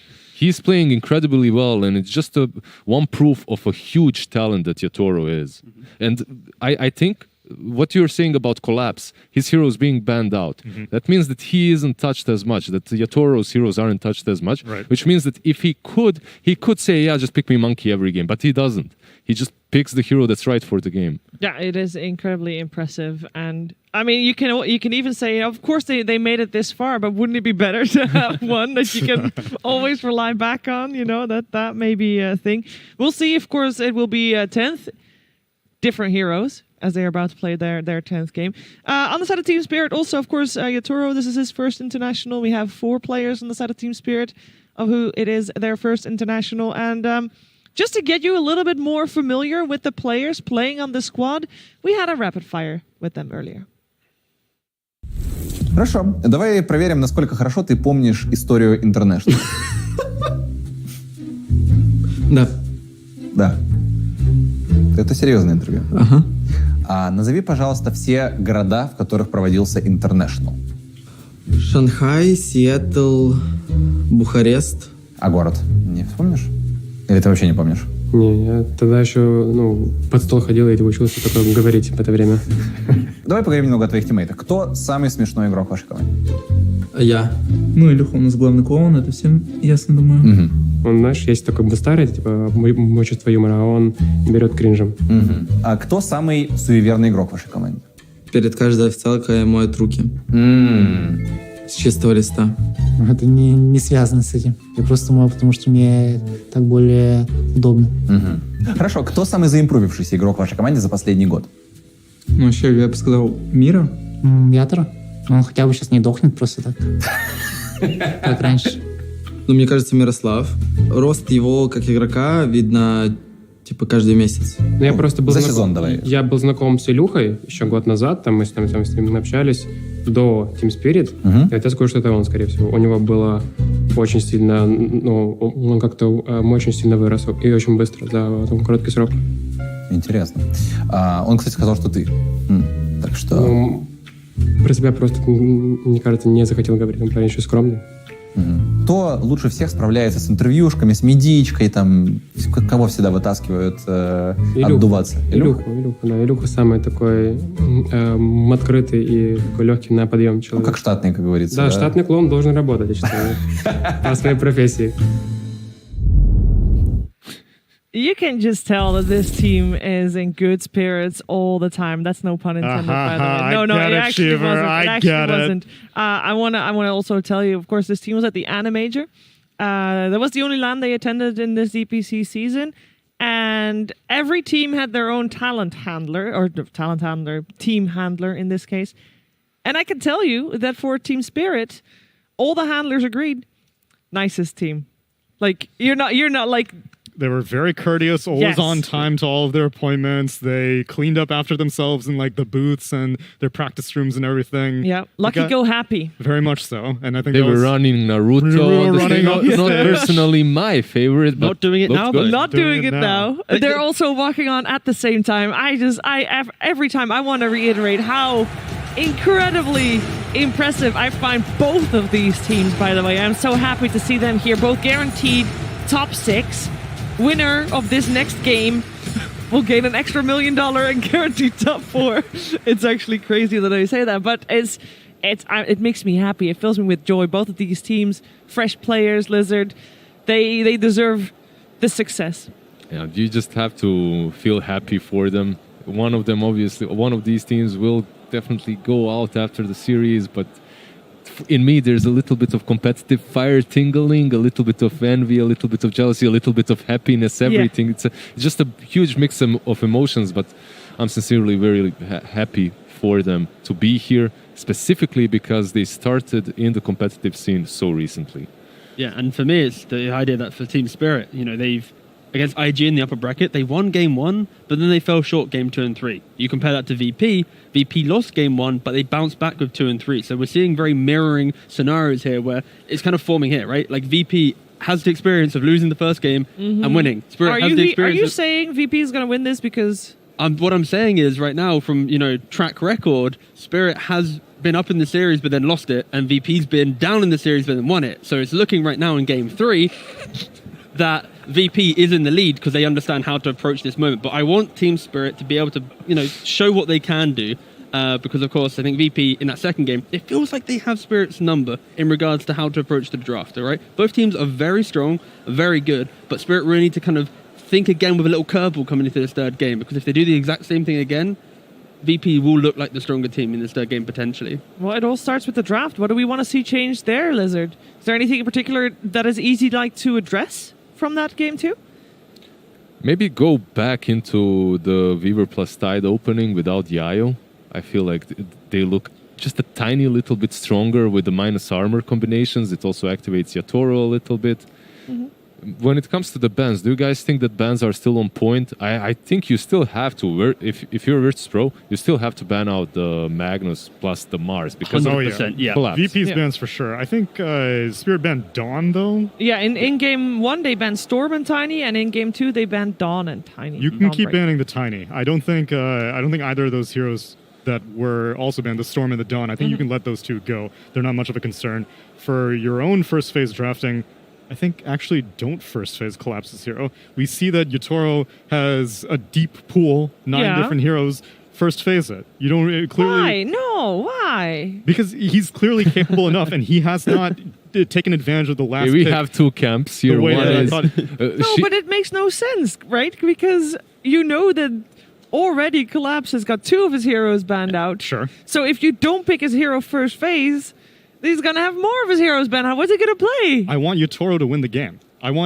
So you pick his hero last. Set him up for success. That's what I thought, but then VP had been first phasing their carries quite frequently. Yeah. And they had found success with it. Now, sure, I know maybe you don't want to turn your entire dynamic up on its head, but everyone knows that Collapse is going to win you the game if you're playing against Spirit. That's the player. All right. most So we're trying to figure out whether to ban out. Sorry, I just this is the big brain thing. Ready? We talked to Mars and Mag are banned. How about VP? They have the counter Mars strat prepared. The Mag strat. There's no countering that They guy. send it through. You know? How about that, huh? They ban out Io, they ban out a Mag, they give away the Mars. No. You still ban out Mag, but maybe you let the Mars through and you just pick up a Vengeful Spirit. Jokes aside, though, that is something that they could do in a game 3, and some experienced teams might try and do that, right?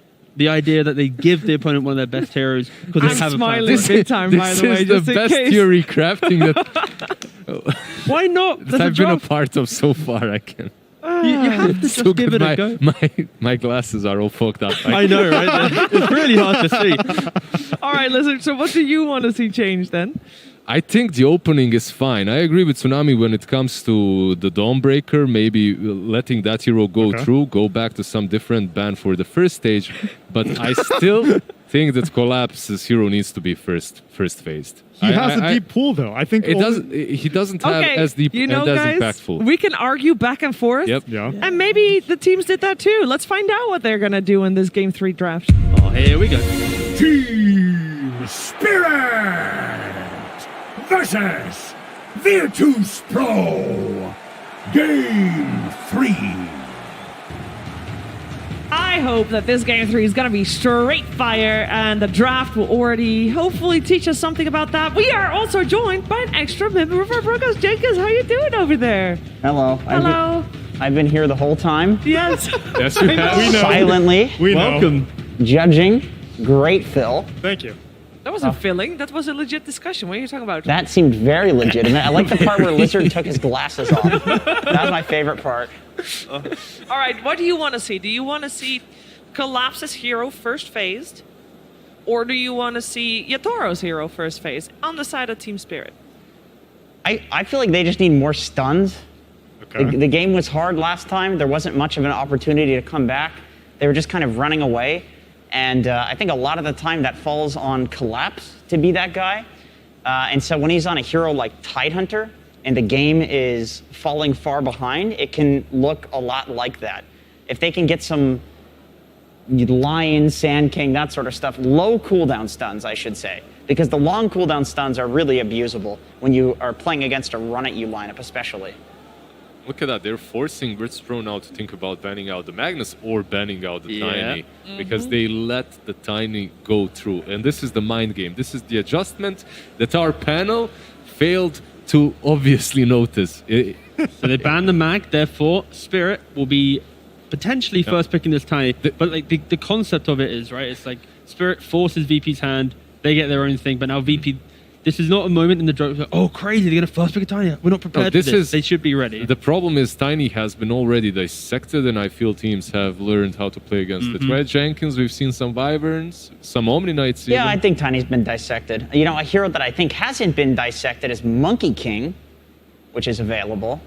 Also and available. okay, These or two they'll just pick teams. Tiny. Let's go Tiny. Yeah. In the first game of this series, we saw Monkey King Ignored until the end. very last pick. It was last pick. The last pick in the game was Monkey King. It also was their first Monkey King game at TI, at least. Of course, they've played it before, but maybe it was a little play everything. Exactly. Maybe it was a little bit of surprise, like the TI prep when you focused on TI, just looking at the games they're currently playing. When it's not there, you know, when it's absent, suddenly it appears, right? There's a bunch of players that I talk to that don't even consider Tiny to be completely broken. Okay, we can deal with it, and then you try and draft something against it, and it doesn't work. Okay, we can't deal with it. Percentage-based damage. Right. I think the Necro has actually been the most impressive answer to me because I thought that Necro would be near irrelevant at this TI. You have Interwyvern that does something similar as well, and the ultimate is nice. We saw Underlord also. We saw some Death Prophet, but it didn't find as much success. It was like a pop And quiz. Life Stealer too. Phoenix is a good another answer. one. I mean, I feel like these other answers like Necro, Death Prophet, these are like generally considered to be not that great of heroes. You just don't see them if they're not against Tiny. Whereas something like Phoenix is fine aside from Tiny. You know, you'll see this pick with the Mars, like some hero that can set up for the egg. So I do like this a lot, like having a support that makes the hero finally killable. Spirit here, like in history of DPC, they normally just snap pick a Morana when they see the Phoenix, right? The classic, you leap in, you kill the egg.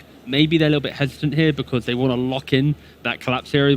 If you look at their drafts, right, it normally is collapse in the first phase, allowing for a later pick for the cores. So I wouldn't be surprised if they just go for a casual offlane, but maybe because of the tiny already showing. Some crazy Legion Commander 5. Oh, okay. Snap 5 is the other option. Yeah, that also works. Oh, that's perfectly fine. Insta kill the egg. Some follow up for Tiny. Snap Tiny's pretty good. You know, you cookie Tiny in. If this was OG, which it isn't, Legion 5 versus Phoenix and Bane sounds very tasty. But yeah, Snapfire is also very good. The thing with Snapfire that I really enjoy so far at TI is the value of ultimate at objectives that you don't really want to defend, but you can defend through just yeeting out that Mortimer's Kisses, right? Like the creep wave comes in, bam, that's gone. Couple heroes now half HP. You don't really have the resources to then hit the tower. So a single Snapfire, if in the correct position, can really punish any kind of 3 or 4 man moves to an objective if, of course, you connect on the Mortimer's Kisses correctly. Kind of a cool pick with Tiny, too, because you put the minus armor on towers, and Tiny's like already a great hero for taking down towers. Probably the fastest hero in Dota currently for killing towers. For killing anything. Yeah, that's true, actually. Yeah, it's disgusting, yes. Yeah, it's pretty nasty. You mentioned that you wanted them to pick a Collapse hero. Is there any reason why you... So Collapse played Tiny, I think once, at least during the group stage. Primarily, it's been a Toronto-Tokyo hero. Would you prefer an offlane Tiny, or would you prefer a mid Tiny? I think they lost that game. They did, yeah. This is, Tiny. I think, just throw it into the carry. Like, you could see some type of mid scenario, but I think we've just seen how carry Tiny, if with the correct enablers, is so strong. But so now with the Snapfire, this is kind of just, in our minds, just going to be the carry, the Tiny, you get your normal items, you get the Shard, the BKB, the Silver Edge, you throw up, you get the Aegis and you just rock up into the enemy face and just take their objectives, right? Like it's a very simple style of Dota. So the Tiny that you're talking about, Tsunami, probably was somewhere in the group stages, am I correct? Yeah, I think it was, yeah. The hero wasn't necessarily as discovered back then as he is right now. And most teams understand that if you don't put this hero on position 1, if you don't put Tiny as that Silver Edge carry, it just doesn't feel right. It's not as potent. Quickly mention Snapfire because yes, it's good against the ultimate of the Phoenix, but Team Spirit, even though they've had great success throughout TI10, just in general, this will be their 7th game. They've got 6 games so far with it. It's 2-4.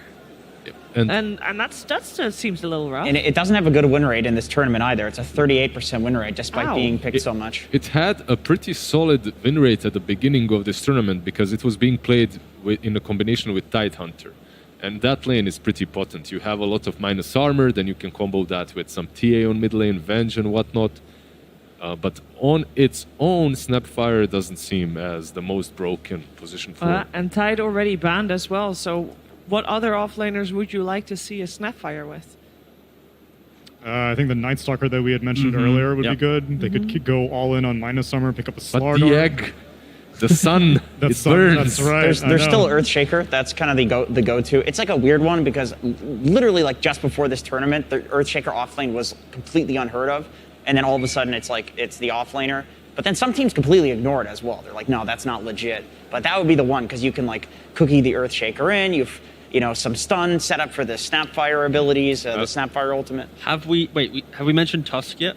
The collapse offlane Tusk? Not yet. Put that in with a Snapfire, just go all out skirmish. I'd like to see some One Punch Man. That you go dope. One Punch Man. Like, of course, Phoenix probably not the best because you can egg, but then you have the Snapfire already. But I could see that being an option. If VP fully lean into 5 offlane bans, Collapse might go, all right, lads, let's just have a bit of fun. Let's go for it. Curveball, they are banning out 5 offlane heroes. We've seen earlier this tournament the Tiny for Collapse. Yeah. I know it didn't win, but it's still on the table. This is what I was hoping for even before the thing started. At least now that you are blowing some flex potential on Spirit rather than saying this is going to be Collapse's hero. Now it's, I mean, all 3 cores of Spirit have played Tiny before. So now if they go hard in the paint on banning out offlaners on VP, you have to he's giggling. He's like, oh my god, they're banning out all my heroes and I so already when this got happens, as a player, you feel so proud. So you feel proud. so Yeah. good.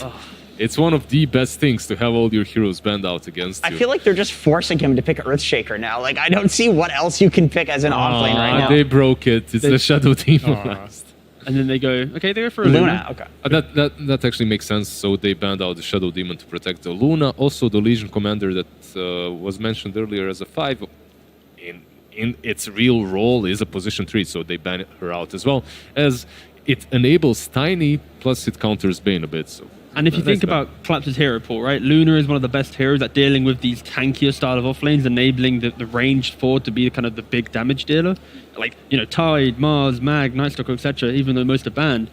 Any of the other melee heroes left for Collapse, which he loves to play, aren't going to be too comfortable winning the lane against a Luna, right? Man, they're running low on time. Yeah. Yeah, very low Ooh, on a time. Doom. Okay. Oh, double insta-pick. Doom Lina. Damn, this looks like a T1 draft. Yeah, I know, right? But that's only because of the Doom. I'm still not a fan of the anti-synergy between Eclipse and Supernova on the side of VP. That was the good reason why you guys were not too hot on the idea of a Night Stalker. Team fights look complicated for VP. And Doom, I'm surprised that they go for it. Is it day? Is it night? But yeah, it's not like Luna's has less day vision or something. It's fine. It's fine. It's not the big Night deal. Stalker's unplayable. The day and night. So the Phoenix egg makes it daytime, and that overrides absolutely everything. So Night Stalker is hard countered by that, even if Phoenix is on your own team, because you lose your Hunter in the night passive. Yeah. But Luna, you're losing the nighttime advantage of having more vision, which the egg gives you so much vision that I feel like it's not playable, It's it's totally playable. Night Stalker's like legit unplayable. Like abandon if you have a Night Stalker and a Phoenix on your team in a pub. I assume that this Doom, though, is going to be the offlane, right? Because with the Lina pickup, you want that to be mid, Tiny's your carry, Snap's most likely your 4. And yeah, it's just going to be that casual Doom in the offlane, most likely skipping some waves. You're not really going to be pressuring Luna, but you're just trying to get as fat as possible. So when your Tiny and Lina are ready, you join up together. Is there something on the side of Virtus Pro that they can pick for GPK here? If that's the case, to counter the Lina instantly, I don't feel there's too many heroes. We've seen some TAs, but with Luna it would feel a little bit too greedy. They go for an Invoker. Susceptible to being just doomed and then useless, but so is every other single hero in the game. But at least in this scenario, if it's a Quaswex Invoker, he can at least put everything onto the Luna, be it the Alacrity, a Solar Crest, or whatever. So if you are doomed, Luna can stand her ground and at least try and take whatever fight's possible. I just hoped that they thought about this fact that if you are banning out all the offlaners before you pick your own, yeah, that is a problem. you might be facing a problem later. And the key thing here is VP's offlaner, it kind of needs to be that kind of BKB piercing style of offlaner stun, because when Doom gets BKB, Tiny gets BKB, Lina gets BKB, they all want to buy it by 20 minutes. You're going to be dealing with a triple core lineup that actively wants to be in your face. So VP doesn't have that. You do have Bane at least. That's BKB piercing, right? But besides him, Beastmaster still in the pool. pool. This is a great Quaswex Invoker game. If you're Tiny or Doom, we talk about Tiny, what's the most important thing about this hero? The guy runs around with 4,000 HP, and you're like, you just can't kill him.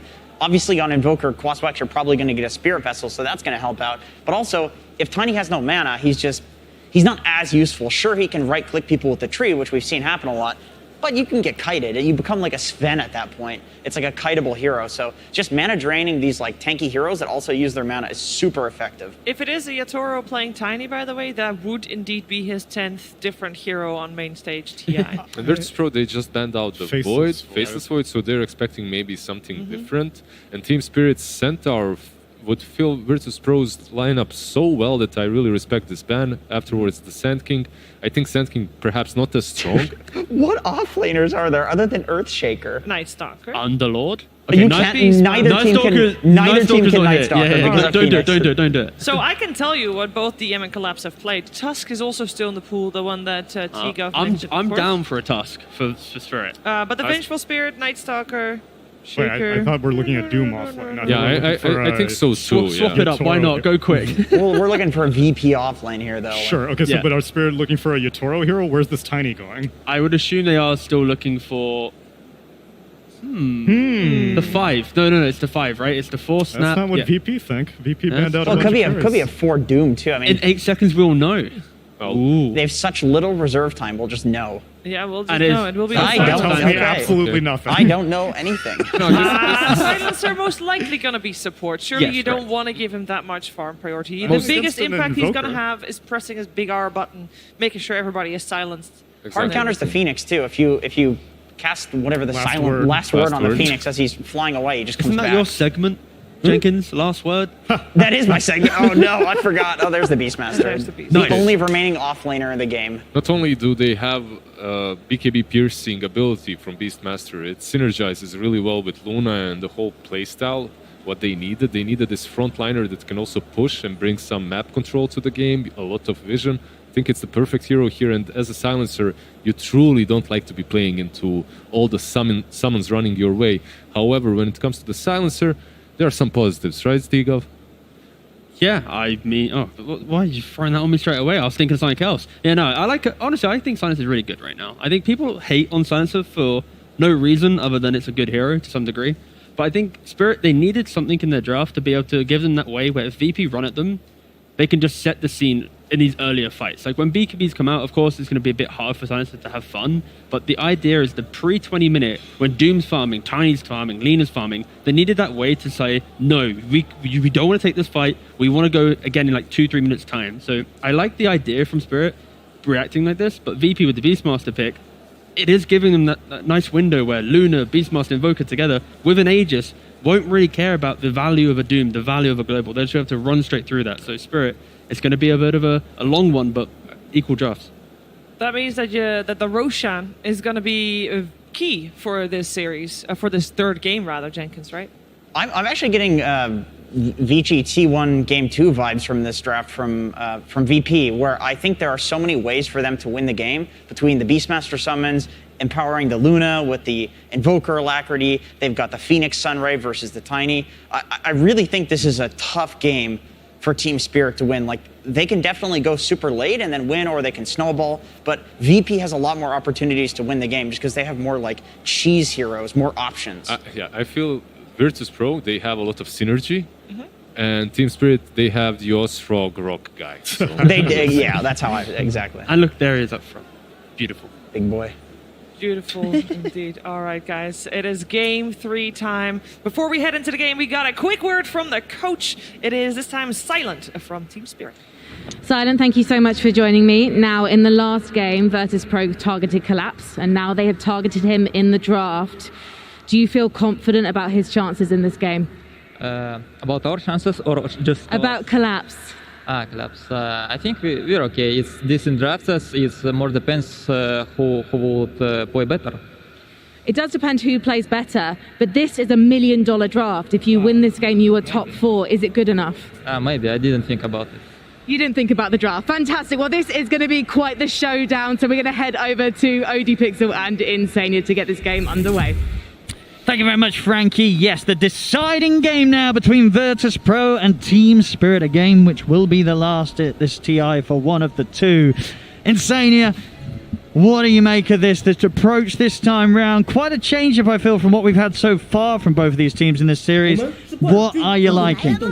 So, I think there are strengths to both drafts. I don't want to bias any viewers at home watching. I don't want to give them any feeling that either team is stronger or weaker, but I'll tell you guys what the strengths are. So I think VP, they're looking to buff up this Luna, right? You're going to have Alacrity, you're going to have Beastmaster Aura, you're going to have Sunray. It's going to be all about the Luna for them. I think stacking of Ancients, just like basically playing the macro game and the early game, and then having this 4-man of Invoker, Beastmaster, Bane, and Phoenix running around and applying pressure to Team Spirit. Whereas Team Spirit, there's going to be like this tricore. You're going to have the Doom with a lot of farm, you're going to have Tiny with a lot of farm, you're going to have Lena with a lot of farm, and then they're going to look to power through and try to kill that one target. So basically it is, if Luna dies without an Aegis later on in the game, VP's teamfight's done. They're relying heavily on the Luna to output the physical damage for them. And if they can't kill Luna, then 1v5 Nightfall is going to happen. Sure, and we've seen Nightfall do that many times before. Both games really. Both Nightfall and Yatora have been solid on the farm, solid on the carry. See what sort of timings they can hit this time round. Of course, Yatora this game on the Tiny, one of those heroes that's been first picked many a time here at this TI, and a lot of times taken away, getting it through here in this all-important game. Spirit almost certainly going to be feeling very happy, at least with the opening 2 from their draft. A great way to go into this. Yeah. I would expect Team Spirit to have a little bit of an edge in the middle lane. I think as the levels start coming out, Lena should be edging out the Invoker slightly, as she has the option of farming out that small camp and pushing out the middle lane. So expect Toronto Tokyo to be off to a great start. Top lane between Luna Phoenix and Doom Snapfire, you don't really have a lot of like kill threat from either side. So you're mostly going to see them try to contest a lot for CS. You're using that Luna aura together with the Phoenix. Pretty decent attack damage to just get creep control creeps. So both Doom and Luna should have a pretty good time up here top. And then bottom lane, I think, is where you might see some action happen between Save and Aposhka, trying to get some trades going. And this is really where I see kill threat potentially happening. If you're out of position and getting slowed by the boars, could lead to a kill. And do you like sort of the sort of the closing from Spiritual, the fact that they get this silencer in the support position? What is this going to offer for them in terms of timing and team fight? Right, so if you think about it, VP's draft, the way it comes together, it's going to be all about Luna, right? And they need to cover her, they need to heal her, they need to be applying these buffs to the Luna. And if they're able to just stop any sort of counter initiation, stop these buffs from coming out, stopping these heals from coming out, and they're able to burst them during that global silence duration, that might just be enough for them to win the game. So it makes sense, I understand what they're thinking, but you know, theoretical Dota doesn't always play out that way when you're on the main stage of TI, so it'll be interesting to see if they can get that execution right and find the fights where they're allowed to use their spells that way, as he's in a little bit of trouble here in the bottom lane. We have it. First blood for Save. Obviously trading. I mean, is any sort of support against a Bane in lane? It's never easy, especially when it's Save on the Bane. He always knows how to read the matchup and when he can push himself. Yeah, I would argue Save on these like ranged lane dominant heroes arguably is the best position for in the world. This is his dream playstyle, so not too surprised by seeing that. We see up top actually the Luna is falling a little bit behind the Doom and the CS. I didn't expect that this early on, so maybe they're able to push that lead. As Kingslayer's in a bit of trouble, but gets away just fine. Kingslayer is gonna be forced right back here by Mira, so plenty of room for Collapse to pick up the farm. Nightfall being forced to CS here underneath the tower. Money to burn. I think at this level, you know, that should not be too much of a problem. He has a level 2 Luna, Lucent Beam as well. I say that, I think he missed one of them. There we go, he's got this one. Yes. Easy peasy. Yeah, and I mean, the timing up here in the top lane is really the level 3. That's when the level 3 on the Phoenix, sorry. That's when they have the damage to potentially threaten a kill on Mira. I wouldn't really expect Collapse to have too much trouble going through this lane with the start that he's at. He's already up at 20 CS. And here we go, initiation on Nightfall. Yep. Straight in they go. Won't be able to stay on top of it. But the damage being done out. Yeah. How much regen they have between the two of them? They don't actually have any. Just the stick charges on Nightfall. One Fairy Fire on Kingslayer. Pressure definitely getting to them. Sorry. The worst part is the boots just got delivered to Nightfall, so his courier's not in base for him to get any regen. Definitely in a bit of a fragile position now, VP. These two being as low as they are. Yeah, I think the top lane is doing above expectation, and you know, we've been talking about Collapse a lot, and this is the reason why. He has the skill to pull out plays like this. And they go. They get the cookie connection. Nightfall will turn, but the range is there from Mira. Gets taken out. I mean, you knew that Team Spirit were going to go for that, sitting as low as they were up here. I mean, VP's just lack of regen getting completely punished. Yeah, absolutely. And just great find from Team Spirit. I didn't really expect this top lane to have this much action going on. I expected that more to be happening in the bottom lane, but yeah, top lane going very, very well for Spirit. 26 CS on the Doom, but you see at the bottom lane, DM's matching that. And these are both like very scary heroes to have a great early game on. A very even CS elsewhere. I mean, mid lane. Actually, mid lane, we are starting to see Lina being able to clean up the waves a bit more effectively than GPK and farm that small camp. Yeah, and that really is the advantage that she has here. I expect Toronto Tokyo, very standard build, most likely going to see the boots of travel into some sort of BKB into damage item. Might even sneak into Yules there, just because when you're going up against something like Bane or like that, you want to have as many disables as possible. You do have the Global Silence to cancel it, but ideally you want to have the freedom of using the Global Silence to cover your team fights and not be forced to save it to react to like a Fiend's Grip or something like that. Bottom save. It's going to start setting up on some Aposhka, but DM not quite able to get around and get any hits in. And now it's going to be Team Spirit able to turn back in. Toss underneath the tower. Save. But the Fairy Fire. And he's taking tower hits. He'll go down. Can't quite get him for another Brain Sap. A little too close there. And Yatoro ready to punish it with the toss. Oh, perfect gameplay there from Team Spirit. And looking at the laning phase now that's shaping up, I think most things are going quite as expected, but both the Luna and the Doom are actually quite low on the net worth compared to the opposite end. So seems like both heroes are suffering. I think that favors Team Spirit, right? Because if you think about VP's draft, they need this Luna to be fat. She's going to be the one outputting the damage. And Collapse has a recovery tool in his Devour, so things going pretty well for them up here top. But the Beastmaster definitely is a problem. Helm of Dominator just finished up on him.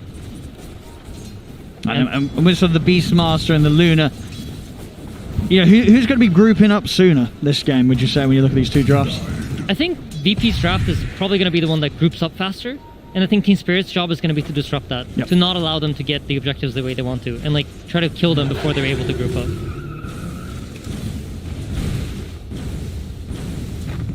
I do see in the mid lane, Toronto Tokyo did take the walk back to base to refuel. See if he heads anywhere other than the mid when he gets back out on the map. Nice, he's just going to return here, keep on farming. Yeah, and GPK is TP top.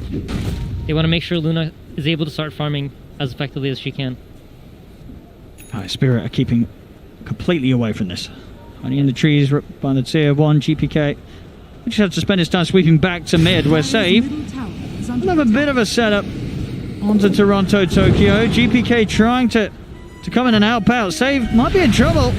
Toronto Tokyo has got that Laguna to commit with, and Save, oh, he tries his best to high ground the tree line, but Toronto Tokyo does still find him. He's in a lot of trouble for this though. Cold snap of the EMP into the stun from DM's Centaur. That's a really nice play from Save there, completely baiting him out. And then, you know, it was so close to him juking it out. If he gets that juke, he survives, what an amazing play. But really nice response there. You see, this first earn charge for Invoker is really important. And that's sometimes the hard part of playing Invoker. When you're stuck in your lane, you're unable to get it. You saw him TP top, not find a kill, but then rotates back mid and sets up the opportunity for him to get that. So now he has that earn. If he wants to make a move, it's much, much easier. Top tower is under attack. It's alright. He's able to find Kingslayer. And with the curses upon him, it's going to be quite the bit of damage ticking in, but GPK's there to try and help out. Curses still tick down Kingslayer. Yatoro burst out of mana. DM closing the gap in with the roar. He'll let the follow-up lockdown if necessary, but the right clicks alone, that'll do it. Yatoro trying to run, but completely surrounded by GPK, DM, and his Centaur. Yeah, pretty funny little interaction there as DM took over the Centaur that was already EMP'd by his own Invoker, so he couldn't use the stun. Top lane, Mirror does end up going down here. We see a quick move once more. GPK making sure to get involved in all of this early action, keep those charges up. Yeah, GPK just in the right place at the right time, and when he's not, he makes sure he has the TP ready to get over there. He's having a very, very good start to this game. You would expect around 9 minutes for this Lina to be the one that's ahead and dominating. DM, he just walks under the tower, kills off Miposhka. And TPing over to punish him for this. See if they're actually able to do so. The kiss is coming out, but DM, he's just going to go straight for the TP away. Yeah. And there is nothing to stop that man. VP are set up here. We have a level 5 on Phoenix with the Invoker, but their judgment here is that we don't have enough damage to kill the Tiny. So they're waiting for the Beastmaster to rotate back, but... They're going to try. But you're right, even with the opening, it's not enough to burn through Yatoro straight away. Yatoro's actually looking to turn back in with a cookie over towards GPK. Oh, he misinvoked. He invoked Cold Snap, so he doesn't have Invis for another 2 seconds. Can they chase him down, though? They've got the toss. He's got it back up now, but the curse is already in place. Sentry ready to drop as well as GPK will die. Oh, that one's got a sting.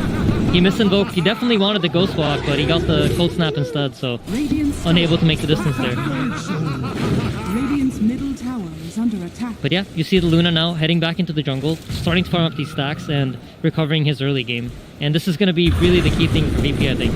How much pressure can they apply with the other heroes? They have Phoenix Egg back up now. They have Roar, Catapult Wave bottom. Beastmaster's gameplay, it sometimes just becomes pretty predictable because you're mostly going to look to push around the Catapult timings because that's when you get that bonus tower damage. And that is what I expect them to go for here. Most likely going to see the Phoenix rotate bottom, try to use that Catapult to apply pressure to the tower. And Spirit looks like they want to fight. They're setting up. So at the 600 Poshka, so global, we'll be ready to break through the combo that VP will want to play with. Supernova, of course, up for them on their side. So VP here, they're noticing that Nightfall's not getting pressured in the top lane, and this means that there are no heroes there, right? Nightfall's able to farm top, he's not getting pressured. That means DM's about to get ganked, and what do you see DM do? Fall back straight to his triangle, wait for support to come by, and now they're going to make the attempted push with all their heroes in position. Great plays from VP. They're reading the map so well right now.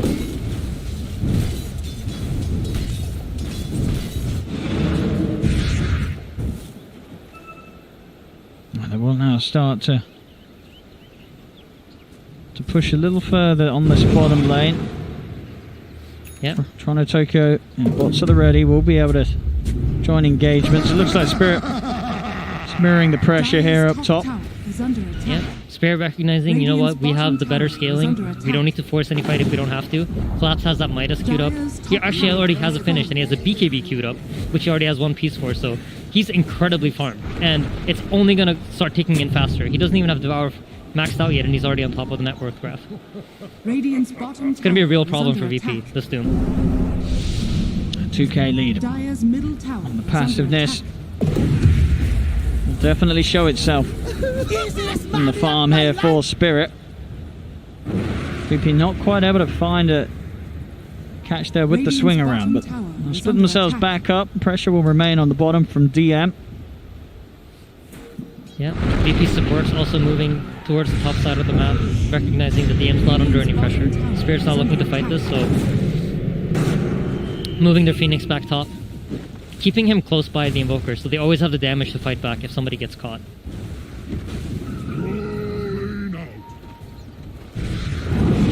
Spirit, they want to make a move. Yeah, they don't want to just have the Beastmaster controlling all their space. They don't want to get stuck in their base like they did last time. Not even just so the Bane save's been keeping them out of their jungle completely, so they've got to try and flush them out here. Radiant's bottom tower is under attack. But you notice, like right now, Tiny doesn't really have a lot of space to farm. He's dropping down. He was doing very, very well at the start of the game, but at this point, there's just not many camps for them to farm. So I feel like VP are doing a good job of controlling the pace, but I'm scared of this Doom, Owen. He's getting really, really fast. He's going to get massive. And even if Yatoro's farm gets shut down a bit, Toronto Tokyo on the Lina, we've seen it many times. The Lina can very easily carry a game on her own back as well with the damage that they can do later on. Absolutely. And I think Team Spirit, they're like one of the few teams that I see do this consistently, where the Yatoro kind of shifts between the 1 and the 3 position almost. He kind of plays like more of a supportive player from the carry position. He'll buy the carry items, but you see it, look at his item queues up. He has Echo Saber into Blink. He recognizes that's going to be his job this game. Top lane. Then attempts on to Collapse. There's a lot here with the burn of the Sunray. Using the Supernova as well, but Collapse is going to be able to walk out of the range of it all. So, yeah, the lack of the Urn Charge. They just don't have enough Urn Charges to chase him down there. At the same time that was happening, Spirit did have a bit of a poke at the mid.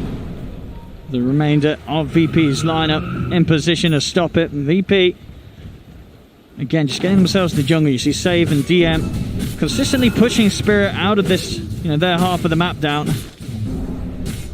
They also, VP recognizes, right, even though we didn't kill the Doom, he's out of resources, so he can't fight. What does that mean? That means that Team Spirit has to draw back on the map, and VP are allowed to walk up to this tower. They know that they have a timing until Doom regions up, until they have to reset back.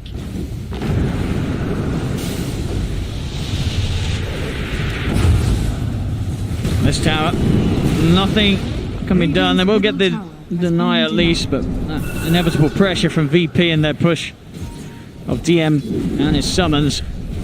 It's building up. Yeah. And if they can get these objectives, they will keep the gap pretty small between the farm of both of the teams. I mean, I think Team Spirit right now, they're just trying to greed up for their BKBs. As soon as they get the BKBs, that's going to be their timing to fight. But VP are controlling so much more map space, the way the map looks right now. And if you look at the Luna, she's just catching up. She started at the bottom of the cores, now she's in 2nd place and almost caught up to the Doom. So I feel like if you're Spirit, you're not too happy with this pace, but maybe you have to accept it until BKBs come out, as Doom's caught once more. It's going to have the back of a Yatoro though. Collapse, he's ready to try and turn. GPK into the trees to dodge Collapse, trying to get the ult off. Now the ult comes in from the Luna as Nightfall turns up to the fight. Not enough beams to burst through Collapse's Doom though. Both teams able to step back. An Eclipse and a Doom gone to waste for each respective side. Yep, expect the smoke here from VP, right? There's no Doom, they're weak. this is going to be their time to pounce, and immediately they smoke up. They have no cooldowns. They have this Quaspex Invoker that's constantly able to fight and run around. And even the mana situation on Team Spirit is something that we need to keep close track of, because if they burn the mana, the hero is no longer a hero, right? It goes for almost every single hero that they have on their team. Lina needs the mana. Doom needs the mana. Quick Nightmare to set things up as close to tier 2 tower, but they've got so many up here, they'll even use the Roar. Yeah, great kill. They just want to buy space for Nightfall. And he's closing in on that BKB. Just, I feel like every minute that ticks by, oh no, collapse. Oh, that was rather a greedy attempt at a TP. They'll hide in the trees, but they found him more money for the Luna. Yeah, this Luna's getting scary fat, and I think once we see the Luna ready to start team fighting, expect that Roshan attempt. This Roshan's going to be so important, because if you think about Team Spirit's heroes, Tiny has basically a spell combo the way he's itemizing, right? Going for the blink, not really going to be the big auto attacker that we're used to seeing during this tournament. Lina as well relies on her ultimate, relies on her BKB to fight. Same thing goes for Doom. He just wants to Doom a guy and push for him to die, so Aegis is going to be huge. GPK just been a huge nuisance there, forcing Yatoro back each and every time with that EMP. It really does feel like the GPK show. He's everywhere, right? He is. He's right in their faces. Oh, Fiend's Grip coming out on the silencer. Even giving the kill. Now we're able to blow up the Phoenix. So the trade is found here. Yeah. Laguna Blade used. So is Fiend's Grip. But yeah, for Spirits, it's just try to get this blink on Yatoro. Try to finish up the BKB. You have it on Lina now. You have it on Doom. And then once they get that blink on Yatoro, that should hopefully be their cue to try to find a fight for themselves.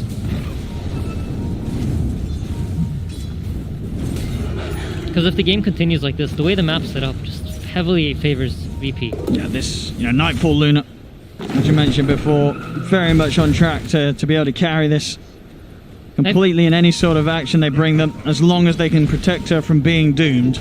And so far, things look to be pretty good for VP in that sense. Top lane, Yatoro trying to push out the wave. That's the Tiny going down. Nightfall again picking up the glory. I mean, he's been having all this space on this half of the map, and we're seeing him get some very nice kills here with the way that Team Spirit seem to be just sending one core up there at a time. It's just abusing the night vision from the Lunar Blessing, right? Luna can see you when you can't see her, so she's able to scout that out as she comes towards that camp and farm. And, this is the perfect kill for them. If Tiny doesn't get Blink, that gives them opportunities to keep farming and keep fighting and keep deciding what's going to happen in this game. And now they have that Aegis. I think this is massive for them. Game firmly in control for Virtus Pro, I'd say. Yeah. They're hitting the timings they're down for. Save. Forcing some TPs in here around the mid. So we'll be there to ensure that nothing else follows up from VP. Yeah, I'm sure Yatoro right now is saying, don't fight, I just want my Blink. I just need his 400 gold. And it's going to be hard to find. I mean, look at this. GPK starts the fight on top of the silencer. So Miposhka, no chance to return fire with the setup of a global. GPK is coming in from all the angles that Spirit least expect. That's just great recognition from VP, right? They know where the Tiny's going to go to farm. The Tiny was right there. I mean, this save Bane, so many games, it's just set up so much. And the show continues from the man. Instantly just able to buy time with the Nightmare for VP to join up. And VP, the triple kill on GPK. He's getting out of control. This Invoker 4-1 and 5, he is hitting full momentum. And it is, as you say, complete control of the map. Spirit, they've got to get a grip somehow. Yeah, they're hitting their item timings, though. It's important to note Team Spirit's team fight is not weak. They're very much capable of fighting back into this fight once they're able to group up. And in order to group up, they need to finish up these items, and now they have. Fine save. Save. Should be pretty dead here. Tries to juke his way out of things, but with a vision down, there's no hiding in the trees. Yep, Blink Doom, global ready. They still have the Snapfire ult. This is a good timing for them to start looking for some sort of fight. Ooh, they see the Luna. Seems like they want the Invoker, though. They feel like they can't go on the Luna with the Aegis without it being a bad fight for them, so... Yeah. They've got to do something about GPK. He's been getting away with so much, they'll find him! Jumping the combos there, GPK out of the game. Yeah, Doom wasn't even needed to be used there, so... They still have the capability of fighting into VP. And if you take a look at VP's wards, they're set up very, Team Spirit's words, they're set up very defensively in their own jungle. And that's really where they're going to be looking to punish VP if they overextend. As they're heading over towards their vision to play close to it. So if DM shows himself on these wards, expect to pounce immediately. Nightfall. Still, of course, very ready to fight with the BKB and the Aegis who commit onto Collapse, but Collapse has got the BKB, they turn straight away, they burst through the Luna. It's the first life of Nightfall gone. Yeah, 2 BKBs burnt though, so they recognize that they can no longer fight this, and they immediately reset back without any casualties. So VP now have an opening during the BKB downtime to try to find some sort of fight. If they can do it, this was an Aegis well spent.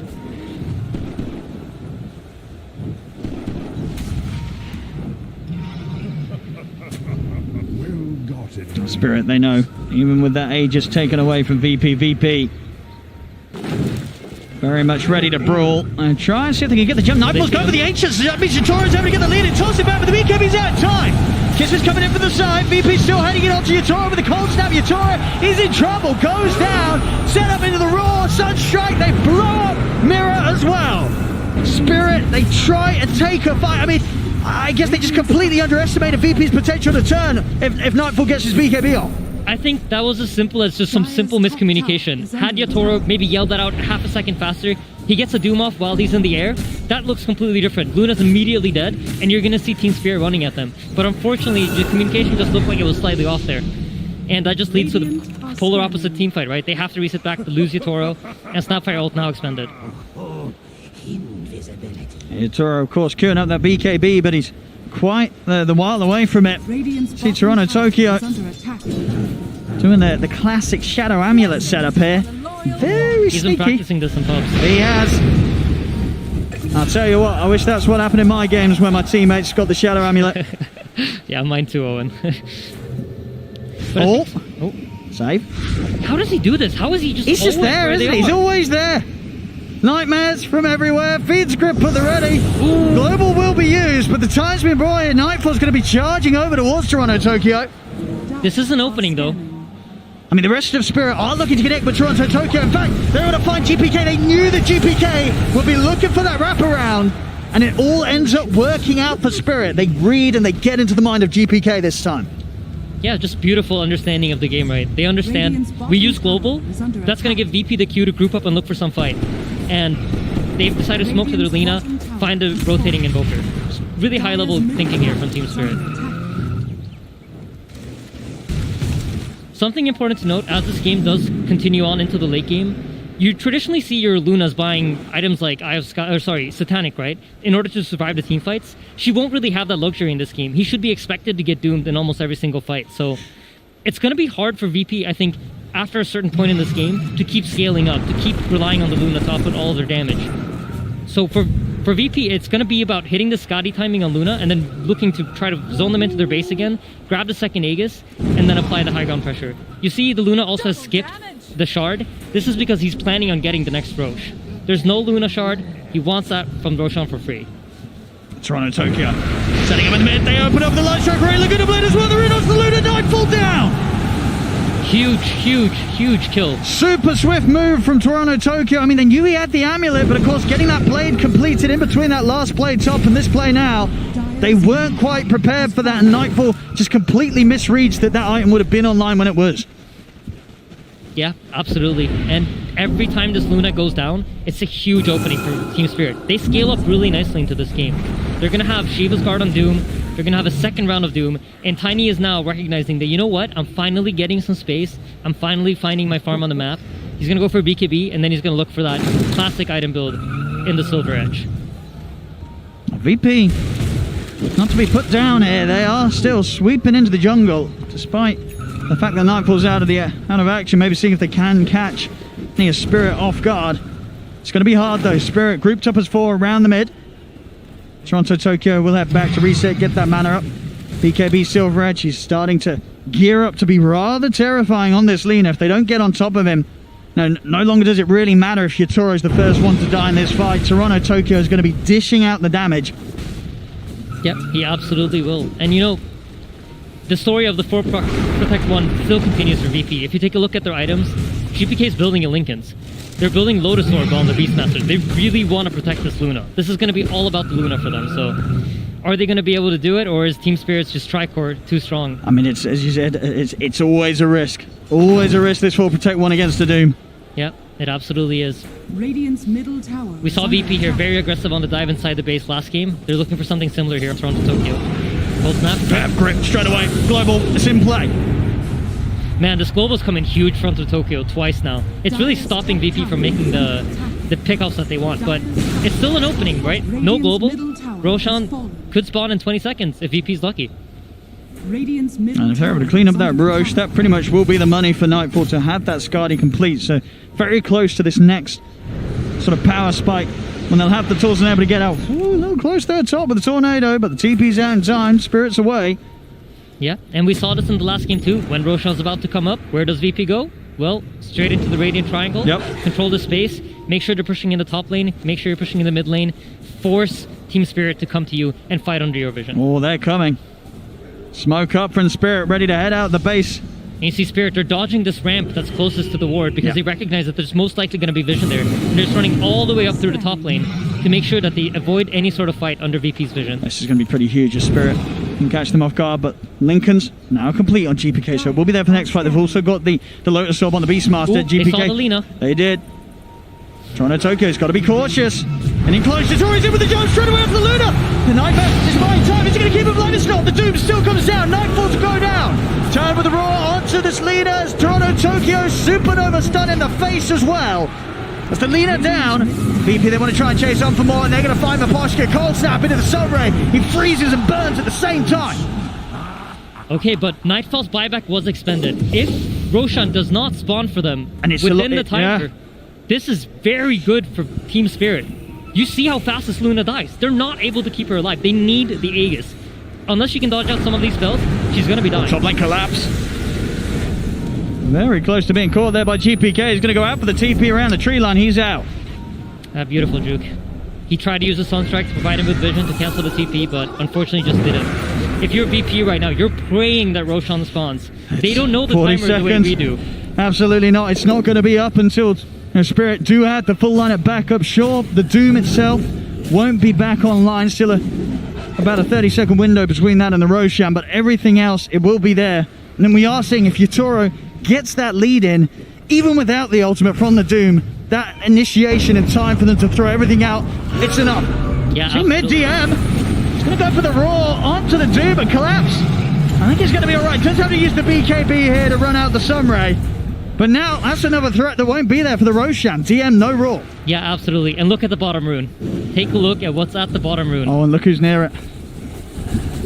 Nightfall is around if he catches vision of it. This could be exactly what they need around a fight. Now, this Roshan, as we said, it's not going to be too easy for VP, with Spirit being back up. Yeah, Roshan's up. I'm sure they're thinking about it right now. Who's going to check out that DD? It's still there. Need the team with eyes on it. Yep. No one going to check it. Save. You won't be here for this Roshan. No buyback on save. Yeah, this is an opportunity for Team Spirit to try to look to make some sort of map control play, de-ward the potential wards that VP might have in their triangle, gain control of that area, and here you go. Poshka finds it right away. He has a gem and 2 sentries. That's how committed he is to making sure that there's no vision on them. And this is going to be huge. The buyback comes out from save. They want to do everything to maintain control of the Roche. It's back up. GPK did see the DD. I imagine Nightfall is going to head over to pick it up. He's going to be able to grab it before it disappears. So DD rune at the ready. Yep. Still just 200 gold really off that Skadi. Would have been great for him if he could somehow get that online before the fight. VP, they're already smoked up around mid, ready for someone to step at Toronto. Tokyo's got to be cautious. He absolutely has to be cautious. He is their source of damage. He's their answer for the egg. If he doesn't get to stand his ground in the fights, it could be very, very hard for Team Spirit. Just the same as if the Luna goes down. Without the Lina, they just don't have that firepower to really finish targets off as the Skadi finishes, but this DD was most likely not going to get used for anything. No, it's going to run out soon.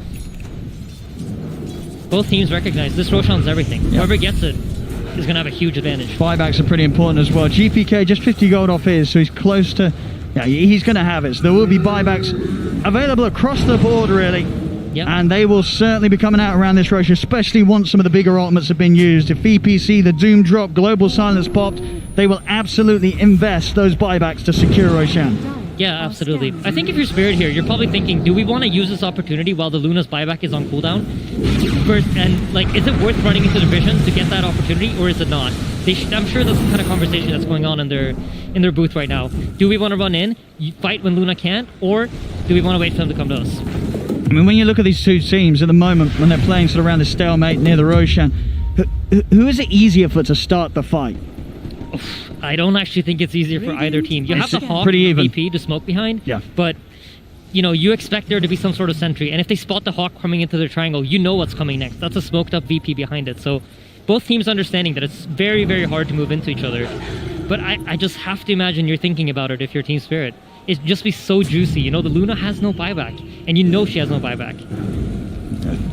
Nearly still 4 minutes on that buyback cooldown for Nightfall. See, DM, he did have the money for the blink. He's maybe holding off in case he himself doesn't want to keep the buyback available, so he can get back over to that outpost and offer up his services if he's the one that gets initiated upon. The VP, they're going to start things off here in the pit. They're going to... He's all right. He's not going to find Nightfall. Nightfall having the BKB up. The Tornado comes out at the same time with the group as well. They've locked down the Doom. Collapse has been found. Instant buyback from Collapse. DM ticking down low to the Curse. They'll try and get the Beastmaster out of there. Will DM go down the once? A bit of a heal from the Sunray. Will keep DM protected. So all in all, that's the Doom having to expend the buyback. The Lina still has BKB. And he walked straight into it. You see the step up for GPK. The Doom is down. Dropped onto the Luna. The Lotus was there, so having to deal with the Doom himself, but he got his job done. Collapse. He doesn't mind taking his own Doom. As that's Nightfall down for 100 seconds. GPK did buy back. But a bit of a very risky way for GPK to try and approach that fight. Walking in, he's got to be almost certain that Team Spirit have the sentry down. They actually did sentry their ward first, so just great positioning by Imposha, running in as fast as possible, dropping that sentry and ward. It's alright. Never going jump, he's got the silent. He's got him. Did they heal off? Great EMP. They're burning through. Yatoro took it around GPK. He goes straight over towards the Invoker. GPK tries to push it back with a deafening blow, but GPK goes down. Kingslayer will kill off Yatoro, but another light strike from Toronto Tokyo. Sets up for the kill on Kingslayer. He's now ready to go over towards DM. DM trying to step away. See if they've got the chase down. Able to remove the debuff with the Lotus Orb. DM. He's going to be found by the slope from Mirror. Break it comes in. The little shredder. It'll get the job done, surely. Immediate buyback. They don't want to give up Roshan. They understand. Maybe we can't kill them, but as long as there's 3 of us alive, they won't be willing to go into the Roche pit because it's going to cost them too many resources and it'll drop too low from trying to tank Roshan. So the stalemate continues. I think it does. VP, they survived the no buyback Luna here. It's huge for them. They did. Indeed, even in a situation where you look at the death timers and GPK and Nightfall down at the moment, as you say, with what they're able to hit back with, there's almost certainly going to be time for at least Nightfall to get back in before anything kicks off again. We'll see this fight once more. You said was just great read of getting that sentry down. They're attempting to get the Roshan. They are. Toronto Tokyo is trying. The Roar comes out, but the Lotus is there. The Roar back onto him on its own self. DM's in trouble. DM, he's still alive. The Sunray heal. Kingslayer keeps DM alive. Oh my god, how Roshan is so low. Toronto Tokyo wants to step back in. Light strike where it's going to miss. He doesn't catch either of those things because the global silence comes out. Toronto Tokyo commits to finish off the Roshan. They get it, Team Spirit. Oh, it's so huge. But are they out? All the birds. They're coming in on Toronto Tokyo, but he's out. Lotus and the Silver Edge, he'll disappear. Mirror will get left behind. They're tempted to go back in. Toronto Tokyo wants to take down Nightfall. He's in with the Laguna, forces out the BKB from Nightfall. But they got what they came for. Aegis on Toronto Tokyo. Spirit able to sneak in and take it. Absolutely. This is huge because it slows down VP's game plan. VP's game plan was to try to win the game on the second Aegis. Now if they're even going to have a chance to win the game, they need to make sure that they get the next one that comes up. And in order to even just get there, they have to survive the second Aegis. So for VP, you're not really thinking about your game plan anymore. You're off the win condition that you initially tried to set up.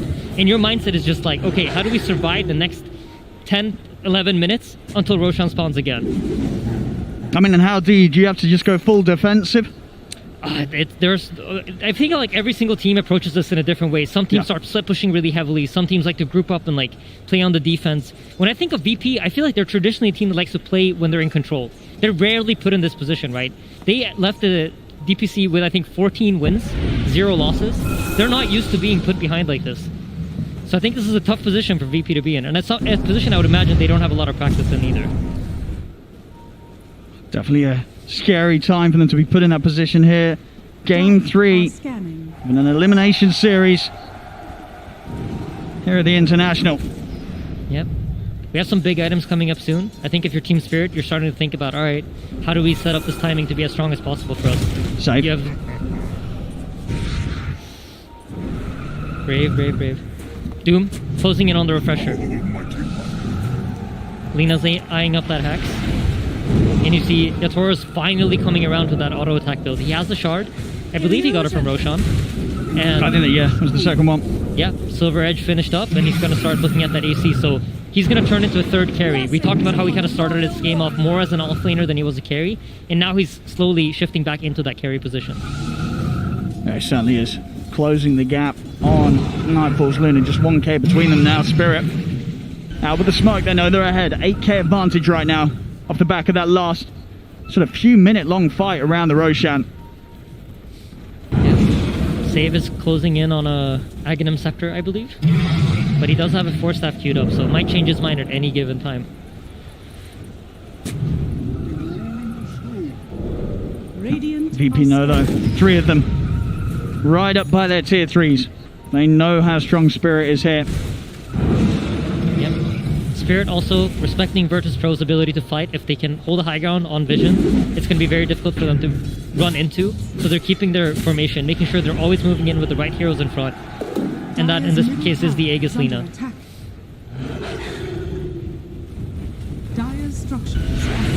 Also, Lincoln Sphere finished up on the Lina, so very hard for the Virtus Pro initiators to really get on top of her. The only real initiation they have to catch her is some sort of Enfeeble from Bane, coordinated with a Roar from the Beastmaster. So it's going to be a 2-player initiation. Got to make sure you have that coordination on point. As we're seeing one of them always put to a stop thanks to the global potential. So further limiting the way they can start off the action, VP.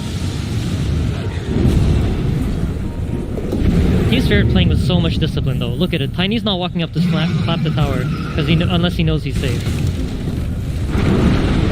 Really playing this patiently. Just walks up, hits it twice, backs off. You know, they understand. Yeah. We cannot give away the wrong target. We might be stronger, but it's only under the right circumstances. As long as we play it right, we will edge out in the fights. Make one mistake, and it's not the case.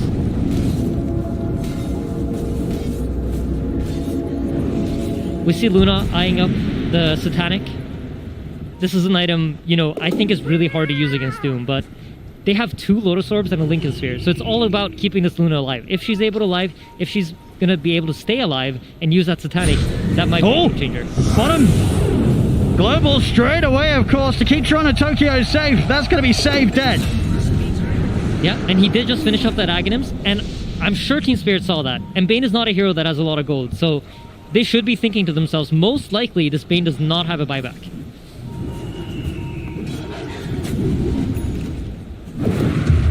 Especially now with the refresher done on Collapse. They'll be very happy to make the moves. Aegis timing out. But that ability to pretty much either guarantee a Doom on 1 target, or if Collapse is able to find them grouped up, get the Doom down onto 2.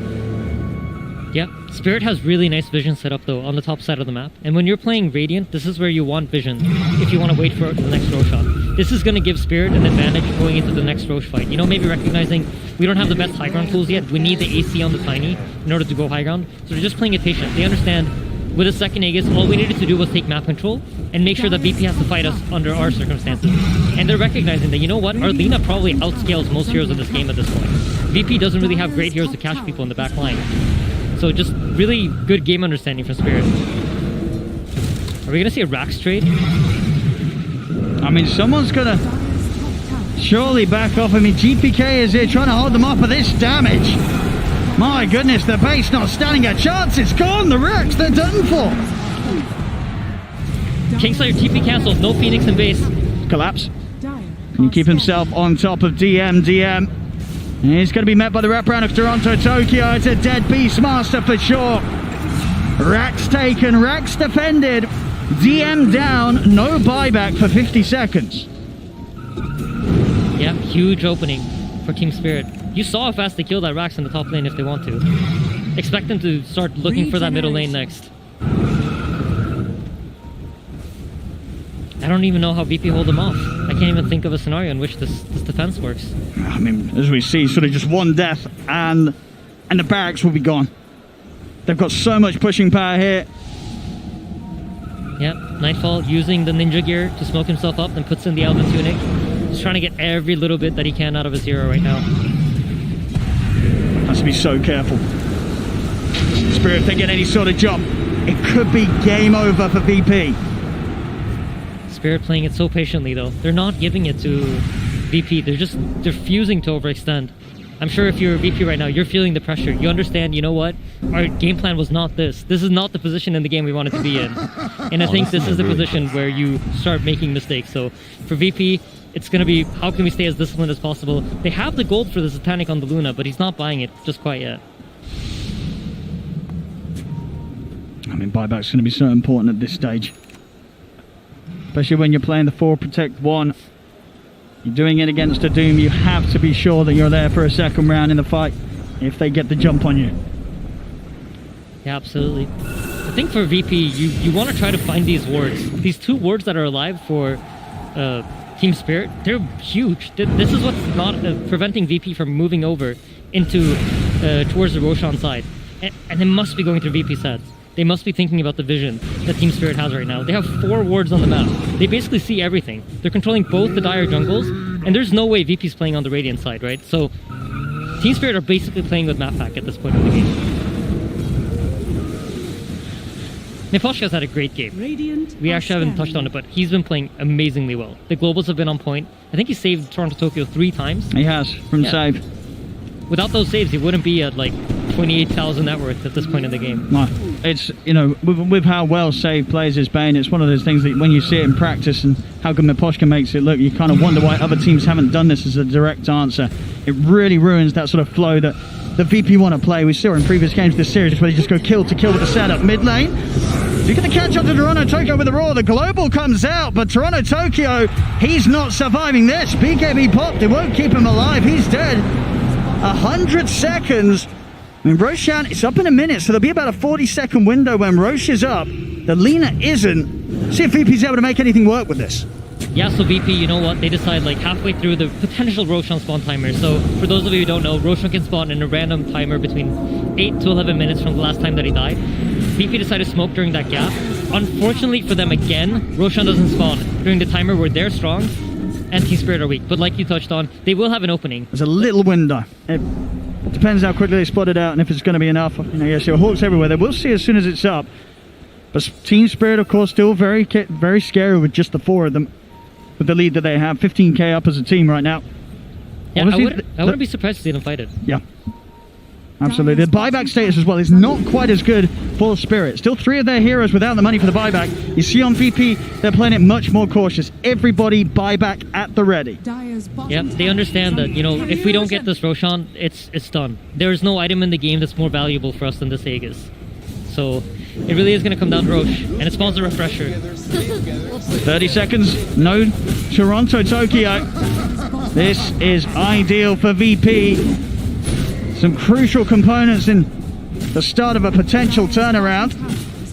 As the Roche, it's all theirs. Spirit nowhere near to be seen.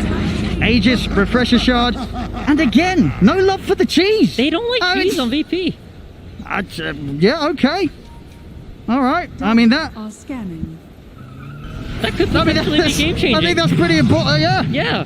You've got to use everything you get to get back in on this one. You're down at the moment. Cheese left behind. If they lose this game, they're going to regret that a lot. They are.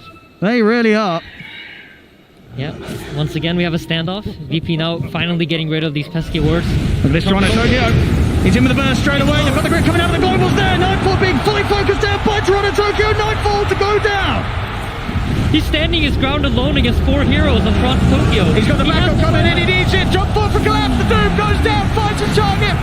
If they can get any follow-up, the kisses are coming in. They're having a backup refresher. Pop by collapse. He's ready to go in once more. They're healing up the Luna.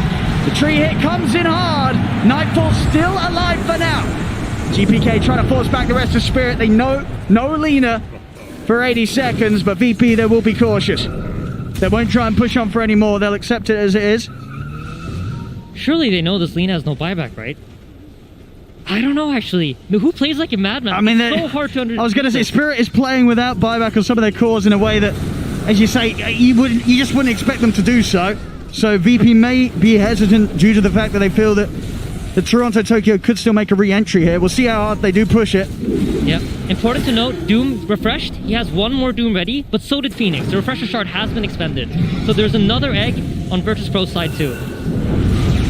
Shora's going to step in his stock, cleaning up the creeps. BKB has to come out. That's Nightfall. Starting to focus the damage onto the base. Fortification out. And then they're going to realize soon that this Lina ain't returning for 30 seconds still. I love this from VP. As Kyle famously said, that's playing to win, baby. Their exits there as VP. Starting to equalize the state of each bases. So when you see the buyback timer hit about 15 seconds, you kind of know this guy won't buy back. Even if he has it at this point, he's not going to expend it. So, you know, VP, they don't really have any information to play with here. They're just going to back off. Probably thinking, you know what? Next Roshan. It's unfortunate for all the people watching, but I think that's really what it's going to come down to. I mean, next Roshan as well. Someone's going to get a bonus cheese out of it. Oh, right. That's right. So it's going to be even more of a reward for whichever side grabs it. Yep. So we got Invoker eyeing up a Hex. We have DM eyeing up a BKB. And, you know, for Phoenix, I'd say maybe try to start farming that refresher. They need that. The Sunray seems to be crucial. He actually doesn't have the Aghanim shard. I'm quite surprised by that.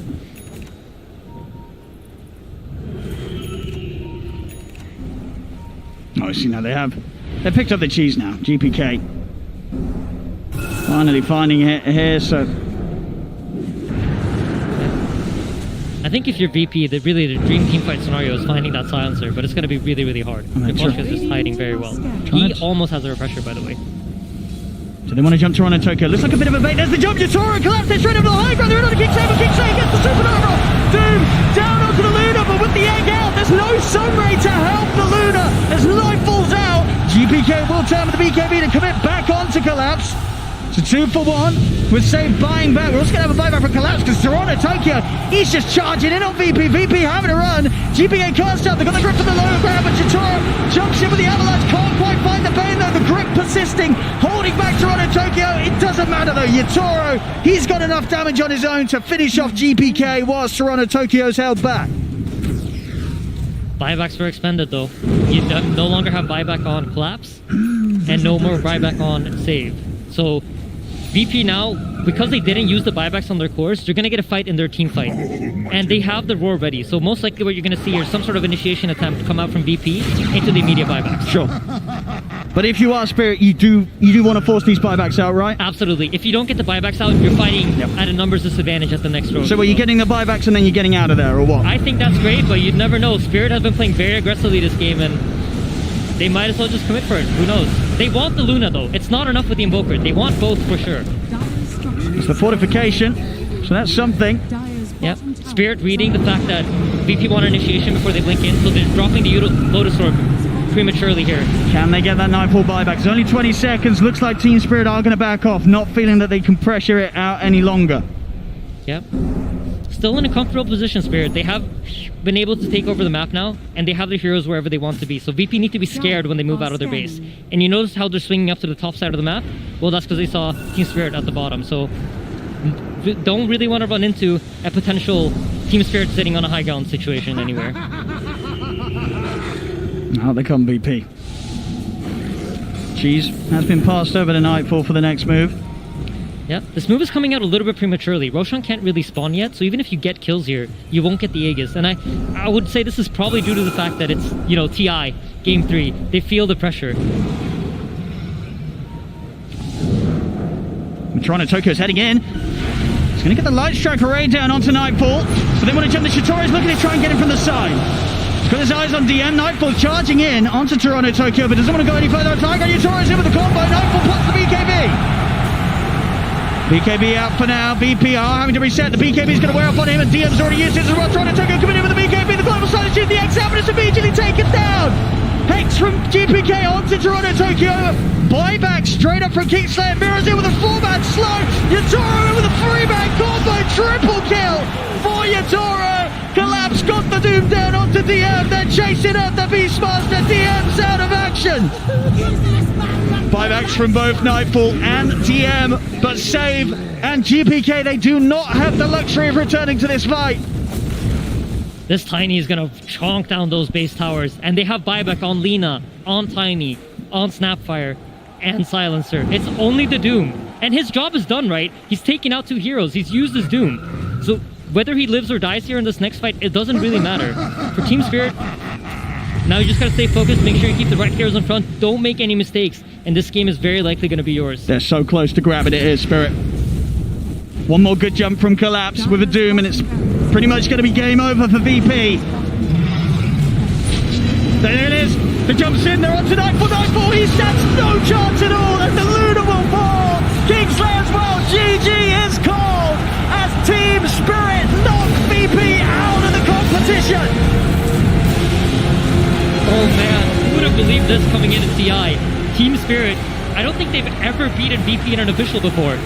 Finally, at TI. Overcome it. What a time to do it. VP, they've always looked like that unstoppable beast of the region, and Spirit, I mean, you could already feel it in the series leading up to this. Spirit getting that magic, that LAN performance from some of these new faces that before TI you wouldn't have expected to see, but the confidence they're displaying on this main stage in games like this, you've got to ask yourself, how far can these guys go? And if they keep this sort of level of performance up against a team like VP, who already, back in the first series of VP on the main stage, it was clear that VP, they're not playing bad. They turned up full power, but still, Spirit, they're able to shoot them down. Yeah, absolutely. VP can hold their heads high, but I feel that magic in the air when I look at Team Spirit playing.